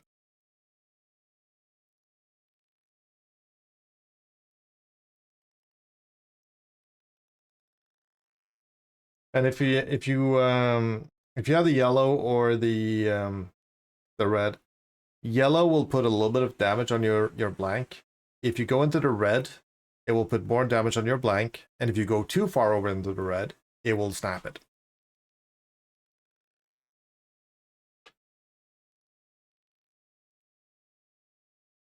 Let me just see if I have the map here. Yes, you want to be. I think it's 109.83 or thereabout. I can't remember exactly. It's one of those spots that I've just gone by sight. There is a fallen tree in the water, and you want to stand on the downside of that, below the river, and cast upwards.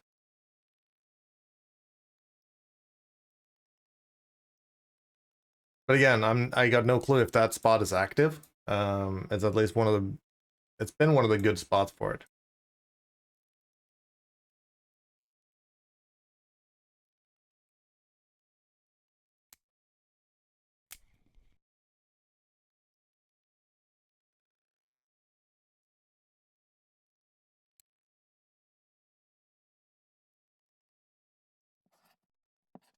Okay. Yep.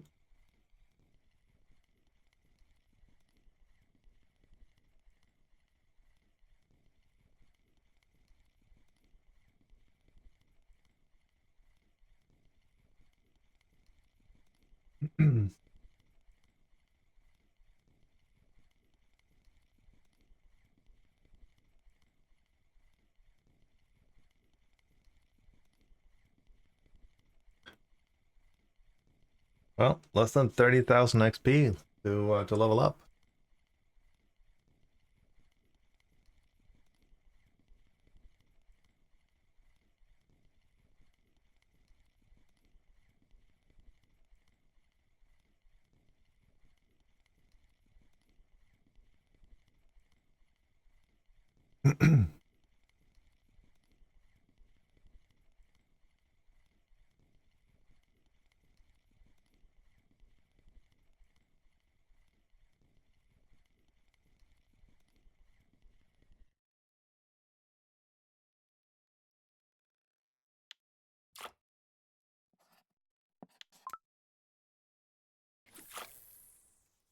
Yeah, okay, then I'm off on the coordinates. Yeah,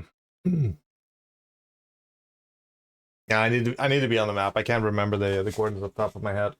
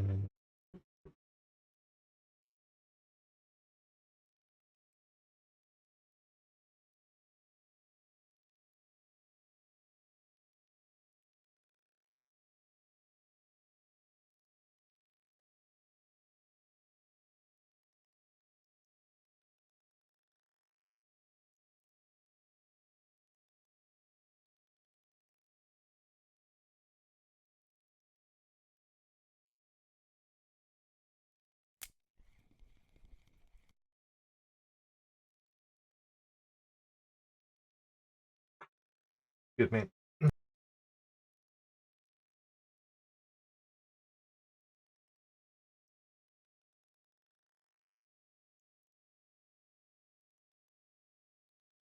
Yeah, I can't remember the coordinate spots for it. So yeah, what Moss says, that is a solid tip.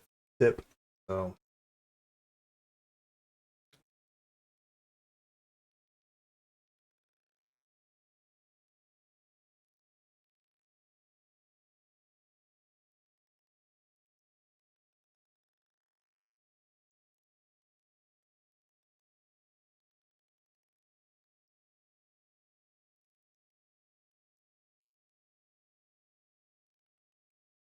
120 with hunters, best XP. I think we've gone I think we said we started on this one. Yeah, that was the first one. Yeah. So this is what we got in under an hour. So we've actually gone we've done some good done a good jump on this. Interesting to see how much money came out of this. And we still have actually 10 hours left. That's 25 minutes. So unless it really screws us over, we should be able to hit 23 here.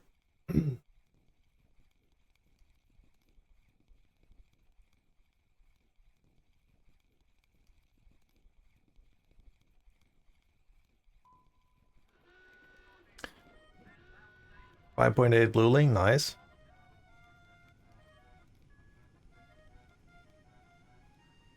Yeah, I saw that Twitch is doing some adjustments. It's not much, but they're adjusting them and like following the price increase of the world, whatever.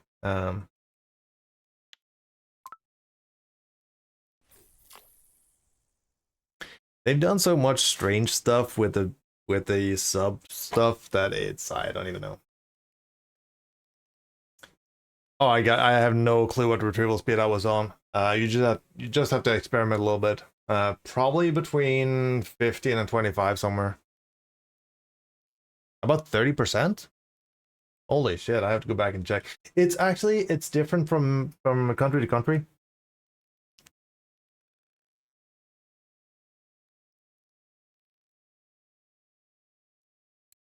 So they're doing some like region-based BS.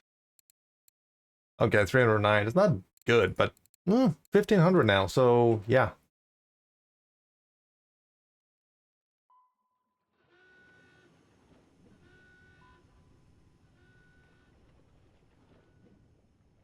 I know a lot of folks have been like start dual streaming with Kick and whatnot, and I get it. It's from a streamer's perspective, yeah, if you're like trying to get the most out of it. But here's the problem. I've seen a lot of streamers go to Kick.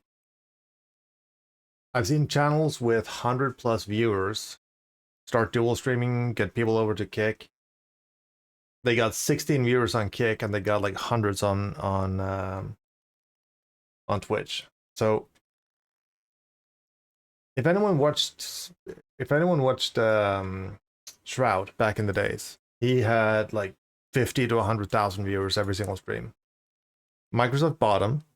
He went to Mixer, and I don't think I've ever saw a single stream at Mixer, because I was just like peeking over every now and then just to see how Mixer was doing.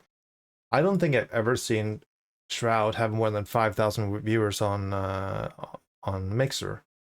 And when Mixer shut their door and he came back to Twitch, there was 250,000 people sitting there waiting in a stream when he was having his stream starting pop up. So it is what it is. Twitch has a good platform. There's a lot of viewers on there. It's a good community altogether. Like a lot of folks are on here. Most people that we have in our community is using this. So it's just natural to stay there.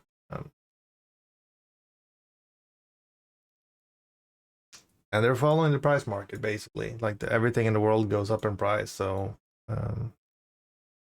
not too surprised that they're trying to follow.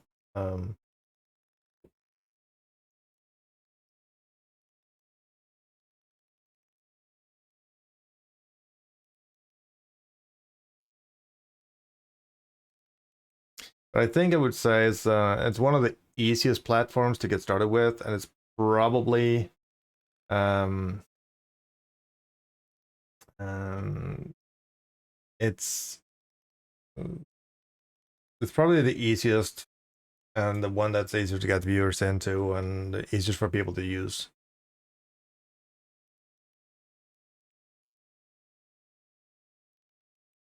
Yes, China and Russia is using more YouTube. And also they have another streaming platform that China uses quite a bit.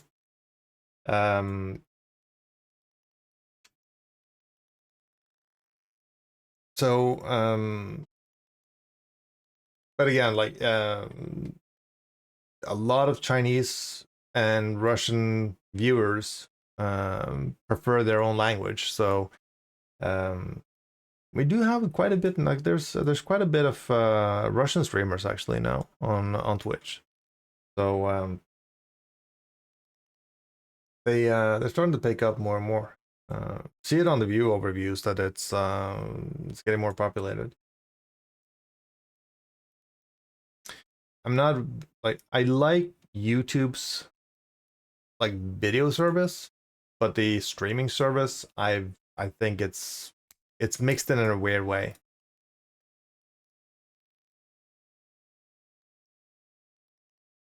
I have to go back and look what it is. I can't remember what the service is called. I got the link here somewhere, but yeah, I can't remember what it is. But yeah, quite often when we get word that there is a Chinese that is fighting a beluga, it's always oh, there it is. Hua.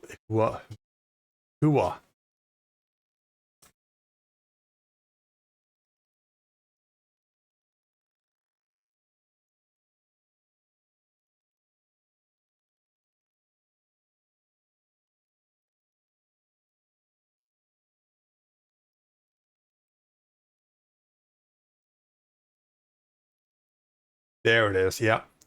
Huya. That is the one.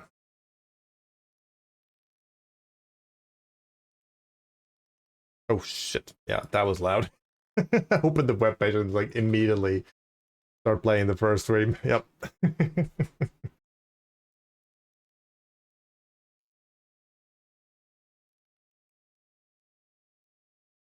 Is it something similar as the hub? Is that what you're talking about now?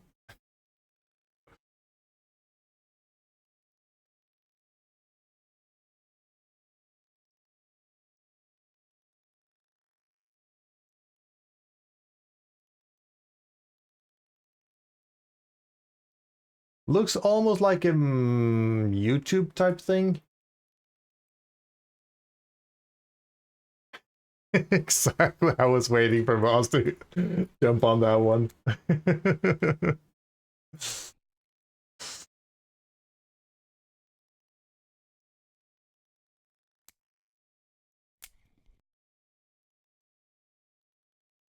With foot fetishes, yeah.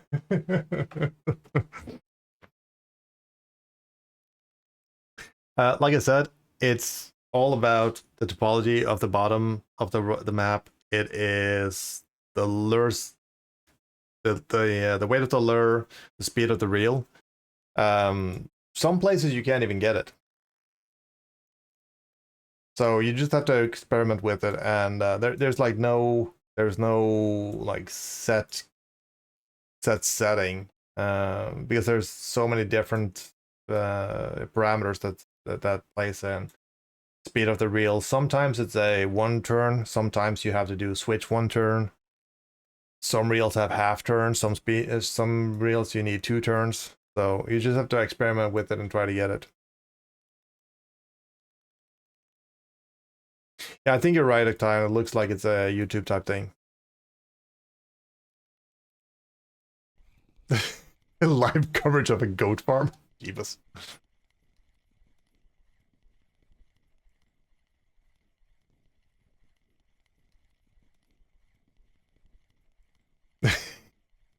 You're 170. You're missing 1 centimeter. uh, yeah, I don't feel bad, Octane. He calls everyone a dwarf. Actually, that's the nicest thing he's gonna call us.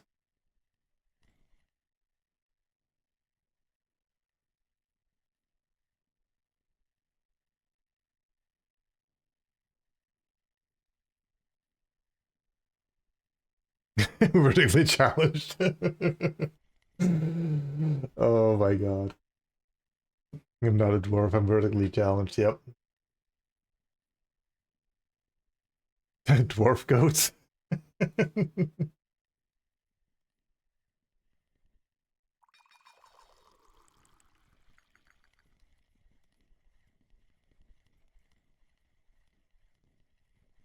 Forgot I was gonna buy a binocular.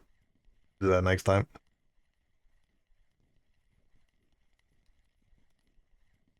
Oh, we're talking about D&D, aren't we? I thought that's what we were talking about. Yeah, in 2024, you can't say anything no more.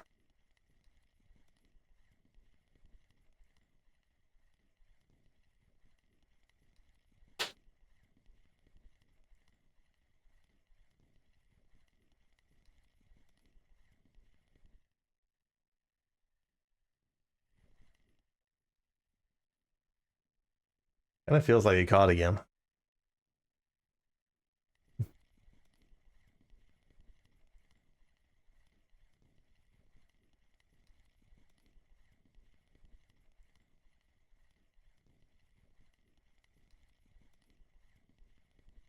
That's a frill struck. Yeah, that would have been. No, it's a haddock. Damn it! Not gonna give me this this level easy. 14,000. Holy crap! And we are far between every fish, so this is gonna be tight.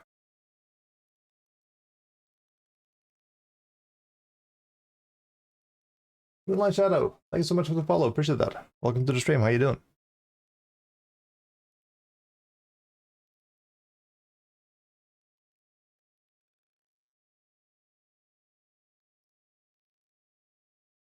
Come on, give us a good fish now.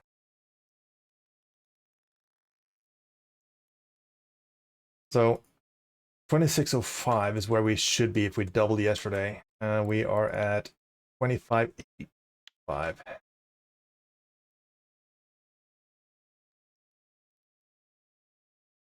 We can actually do this. We can actually double yesterday's.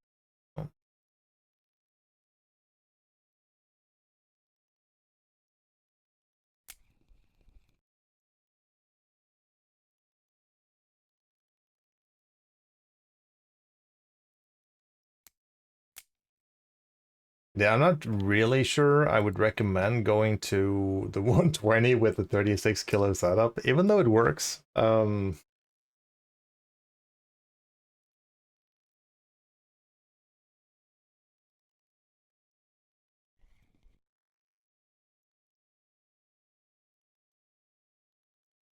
these halibuts from the deep. Yeah, halibuts are not fun.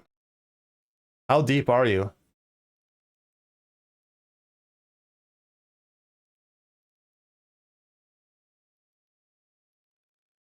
Um, I own 125. Yep. You could hit catfish. You could hit burbot maybe, sander. But yeah, on spin fishing, a lot of the stuff will die on night. Yeah. Catfish, burbot, Volga sander, probably.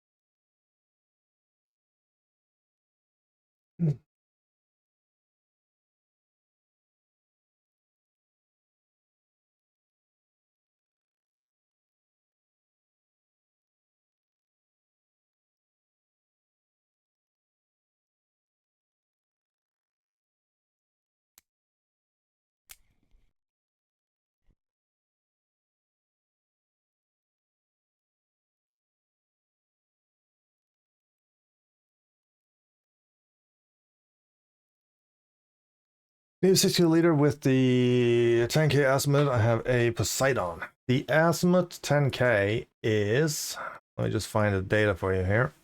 So azimuth 10k is 55. is the max strength on it. That meaning that you have a fresh mechanism. Actually, I forgot to put on the different leader, so I need to do that afterwards.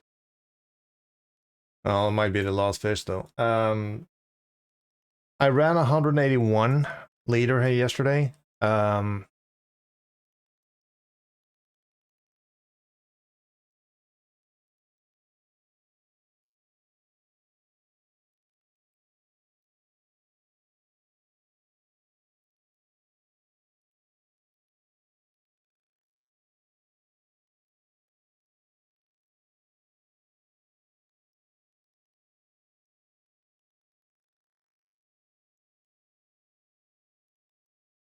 Oh, I didn't see Action's message.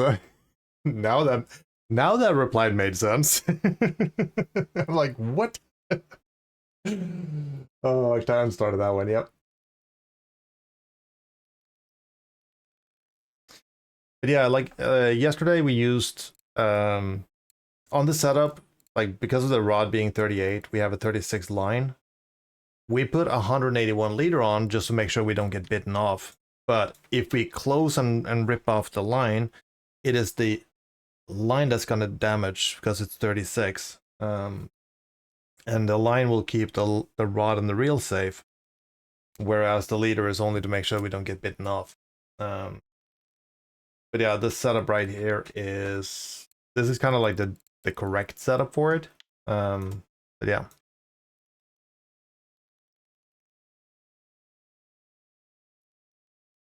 Yeah, it's not the primary fish unwinding. You can catch it, and most likely it's gonna be extremely small. It's gonna be heavy for the gear that you got, but it's gonna be small compared to like the trophy sizes and stuff like that.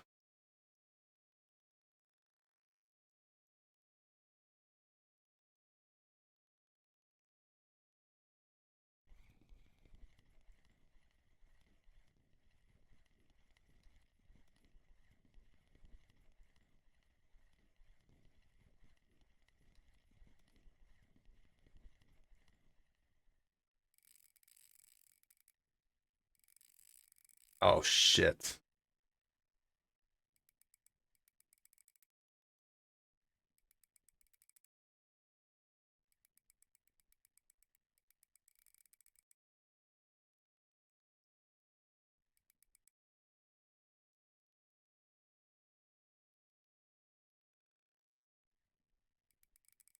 Well, I got all day. What about you?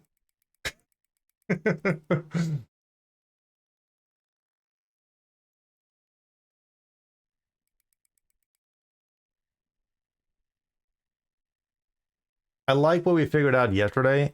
When the trip ends, you can complete the fish. So if you have the line in the water, you can actually complete getting a fish and reeling it. Well, decent fish, it depends on what species it is. If this is a halibut, it's not a decent fish.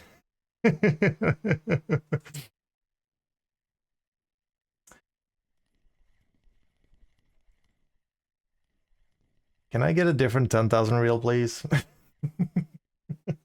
Can I have a Poseidon Heavy with a Borelica, please?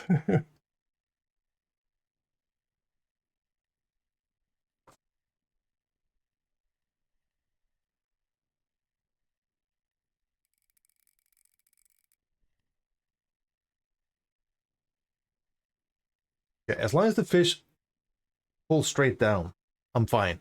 I'm like, we can pretty much take anything out of this. When this fucker decides to go to the side, that's when we're screwed.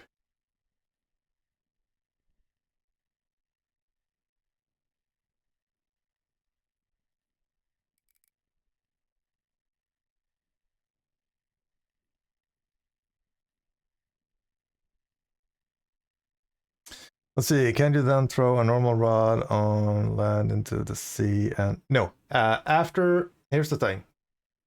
After the trip ends, you cannot cast. You are you're prevented from casting out again. So as soon as the lure comes out of the water, it just tells you that you cannot cast.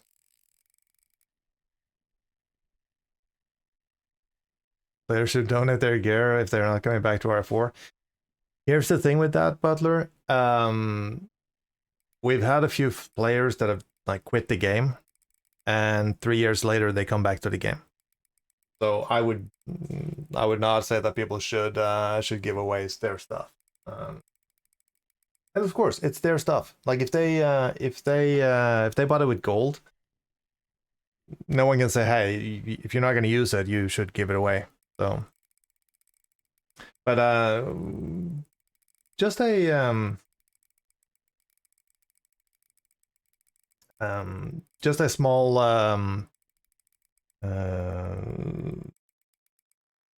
just a small thing on that. Like every now and then we help players out, and one thing that we tend to say when we give something to someone to help them out, like don't quit the game. Like we've helped out some lower level players, and like one of the things that we say, hey, don't accept this if you if you're trying to like play for 2 days and quit, because the stuff that we've sent out, it's bought with real money.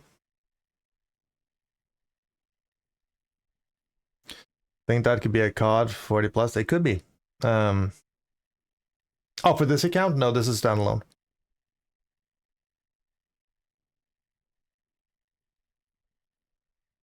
It's a standalone account.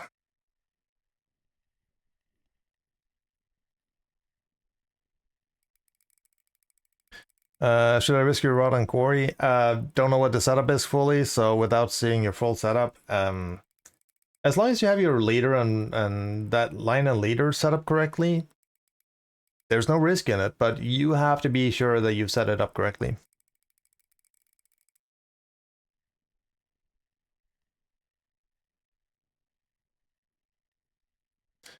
R4 says there is issues with Steam players. Unofficial news. Oh, really?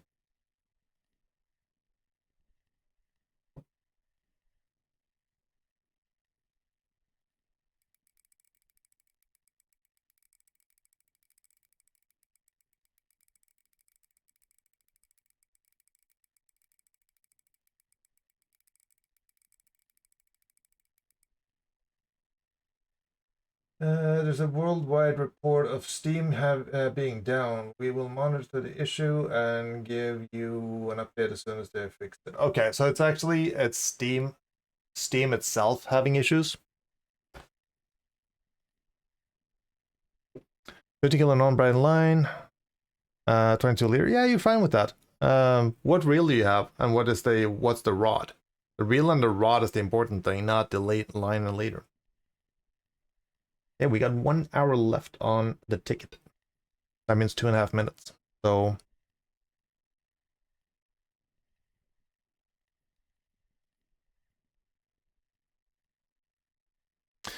I wonder if I buy a spinning universal starter kit for Balaya. I have to look at that starter kit because I can't remember what's in it.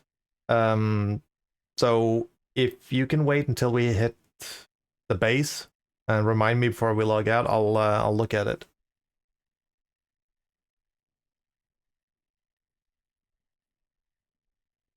Oh, Lucerdi? No. Lucerdi, like I said earlier, it's 5 kilo mech on it. So even if you put like a 200 kilo line on that, it's not going to make the reel any better. That reel is a 5 kilo reel.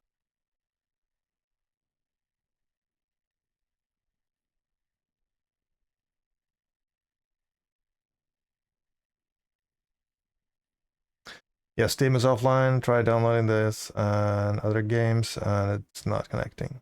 Okay. So yeah, if anyone is looking to install RF4, go to rf4game.com and download it from there. Set up an account with RF4 directly and start playing it as standalone. Trust me, there's a hell of a lot of good stuff that you can do with this game on standalone that you can't do with Steam.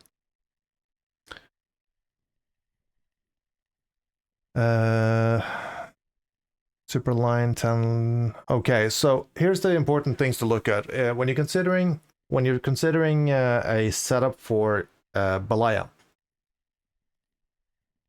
The first thing you have to look at is the minimum and maximum test for the rod. That's the important thing, because you want to be able to cast the spinners, and the spinner is 3.5 to 4 grams. So the lower test on the rod has to be in that vicinity. Okay, so you will not be able to cast the spinners at all with that. 4 to 5 gram spinners are gonna go just a few meters. So that's the that's a no. Yep, that's one of the important things to look at. The strength, it's probably a good one. Actually, that kit, I don't even know where I would use it because, well, you can cast a bit like stronger lures, but yeah. Balaya, you could probably get catfish and burbot there as well, but yeah, I wouldn't go, like, plastics is not the main thing, it's spinners mainly for Balaya. Yep, that would definitely be a better setup for you. 3 to 5, 3 to 10. That's a way better setup. Because you can cast those really light spinners.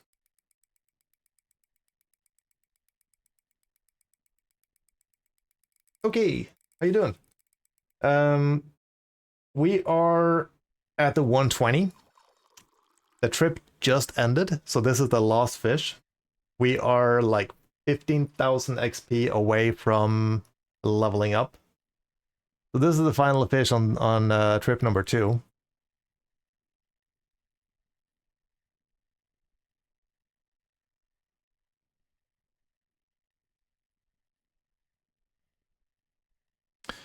Linears S68 ml, medium light, Lagoon 3. That's my setup for Balaya. Okay, cool. Orbeal Bailing, I got no clue. It could be a cod. Yesterday we ended with the 39 or 29 cod. Yeah, we ended with the 29 cod yesterday.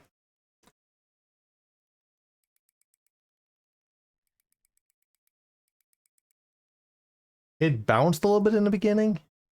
I don't know. I got no clue what it is. Could be a 10 halibut. Could be 30 cod.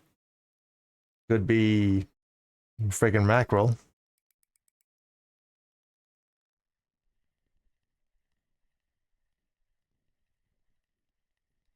Yeah, I'm afraid it's a halibut actually. So, but anyway, I'm hoping that it's 15k XP, and that's all we. If we can level up to 23, I'm gonna be happy, and if we get a little bit of money out of it, it's gonna be good too. So.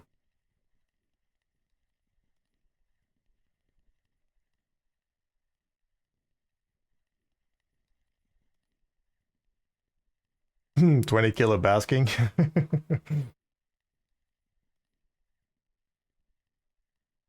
We've actually had good fishing here on the 120.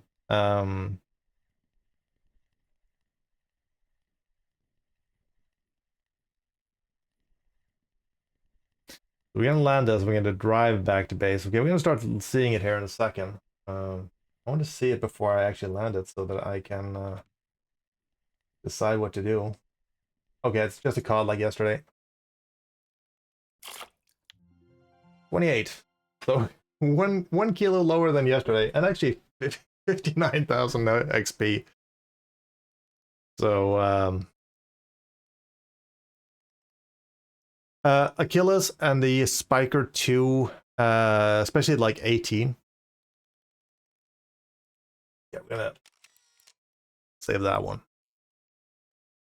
Cool. Could of course start. We could of course start.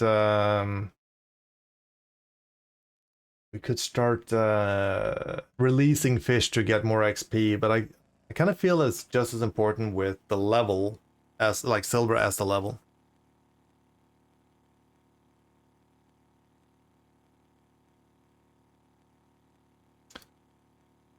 So yeah, I don't think we got you. There we go. So the Achilles, especially the brown one, there's a brown version of this one, is really good. There's also a Spiker series. I don't have it here, but Spiker Pound 2. Especially the green yellowish one, both with and without the dots on it, is really good. Yeah, so 2008 or 018. Yep.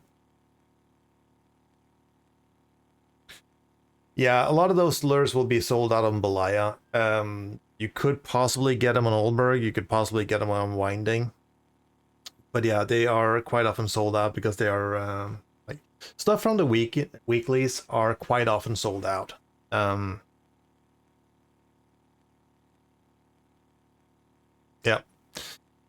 there's not all maps that have those in stock.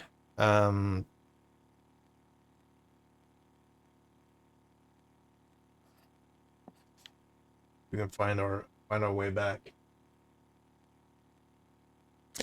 The best bet is if you hit level 20, there's always do shopping at Volkov. It's also the best price. But when it comes to what works and what not, one of the best resources for you to figure out which color and what's working today, use the weeklies. Use the weeklies for your region. Take a look at what's working. And look at the history. So you got the regulars, you got the ultralight weeklies and the light weeklies. The 017, yeah, the 17 is good as well. I would try that. So looking at the weeklies, go to your region, click on the weeklies, and start scrolling down to some of the fish that you're after. So for instance, you can look at the graylings.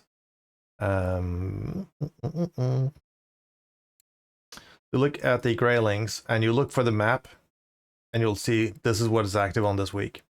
So this is just ideas on what you can get them on. This is the date that it was caught. If nothing is showing up for the water body you're on, click this one and it'll actually show you the top records for that map. They are not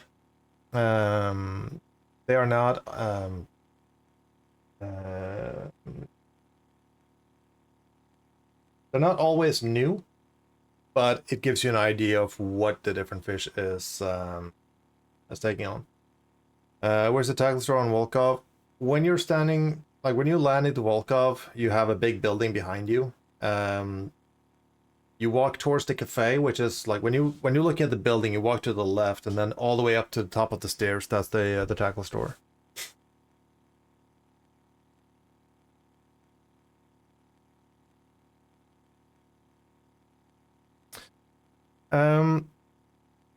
If you don't have fluorocarbon line, it's a good idea to have a fluorocarbon leader. Fluorocarbon will keep you safer, not safe, but safer for pike. So I tend to use a fluorocarbon leader if I don't have a line that's straight through. On spinning, it's generally a good idea to have a fluorocarbon. Yeah, I would use the fluorocarbon leader then. Monoline, pike will eat straight through that. Do we do a rerun from yesterday? Yeah, let's do that. See where we land.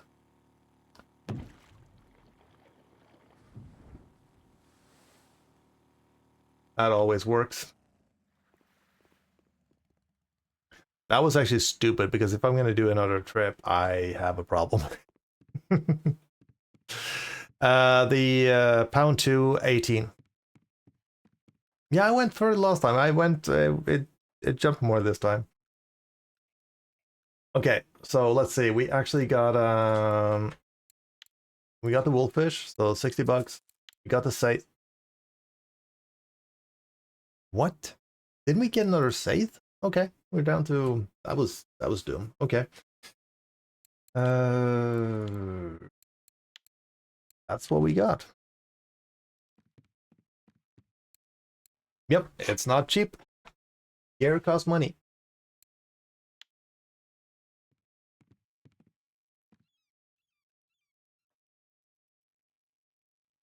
I won't be able to use a leader for this line. It's only 2.3 kilos. Is there anyone in chat that has leader materials on the leader tool to make a leader? But only 2.3 kilos. With that size, I think I would almost just run it with a straight line through and not even bother about the fluor. To be honest. Okay, 66 plus. So we are currently at 1700.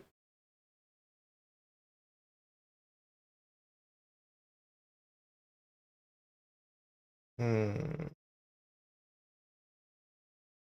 The black handmade would work. That's pretty good. So the handmade spinner, the black ones.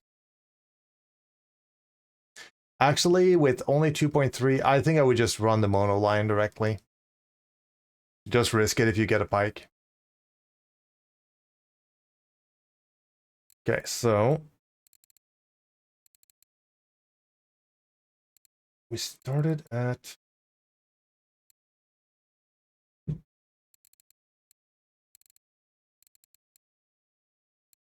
15 to 9 to 10. This is this 500 lost? Let's see. That's tiny fish. That's tiny fish. Where the hell do we start?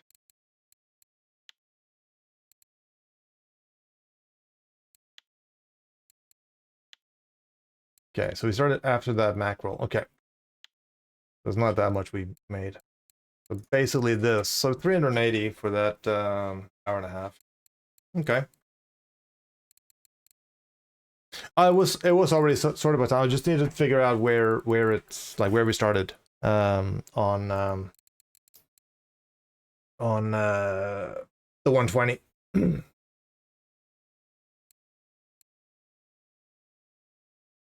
Oops. These are these from yesterday are starting to get outdated. I think I'm just gonna save and not risk losing them. There we go.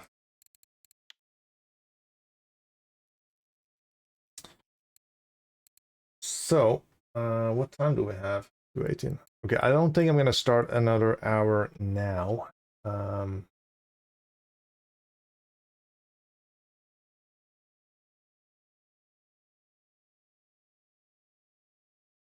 So I have to see what I do. The fishing has not been too bad actually. So, we should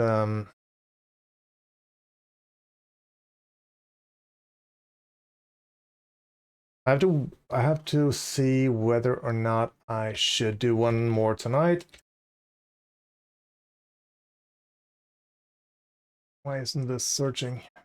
Um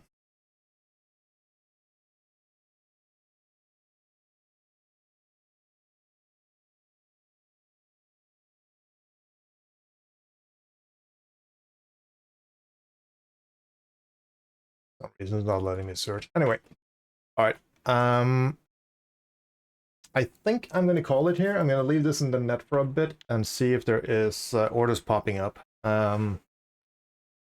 Depending on how active things are, I might actually pop the secondary hour later. We'll see if that goes off on stream or off stream. And then we also have the stream tomorrow at the same time. So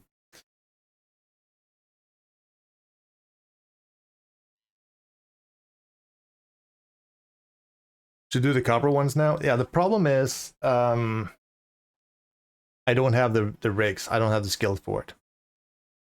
Normal temps, yeah. I'll take a look afterwards what I'm going to do. And how I'm gonna spin it.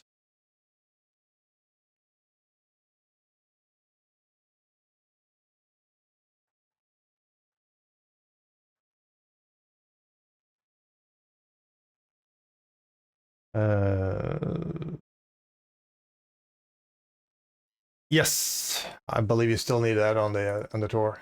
So it's not gonna be like an easy. It's like no easy way to walk around that. But yeah, I'll figure that out off stream what I'm gonna do tomorrow. If time permits, I might actually fire up a little bit later again. We'll see. Just keep an eye on Discord. We'll do the notifications in Discord as we usually do. If you're not in our Discord, there's the Discord link if you want to jump in.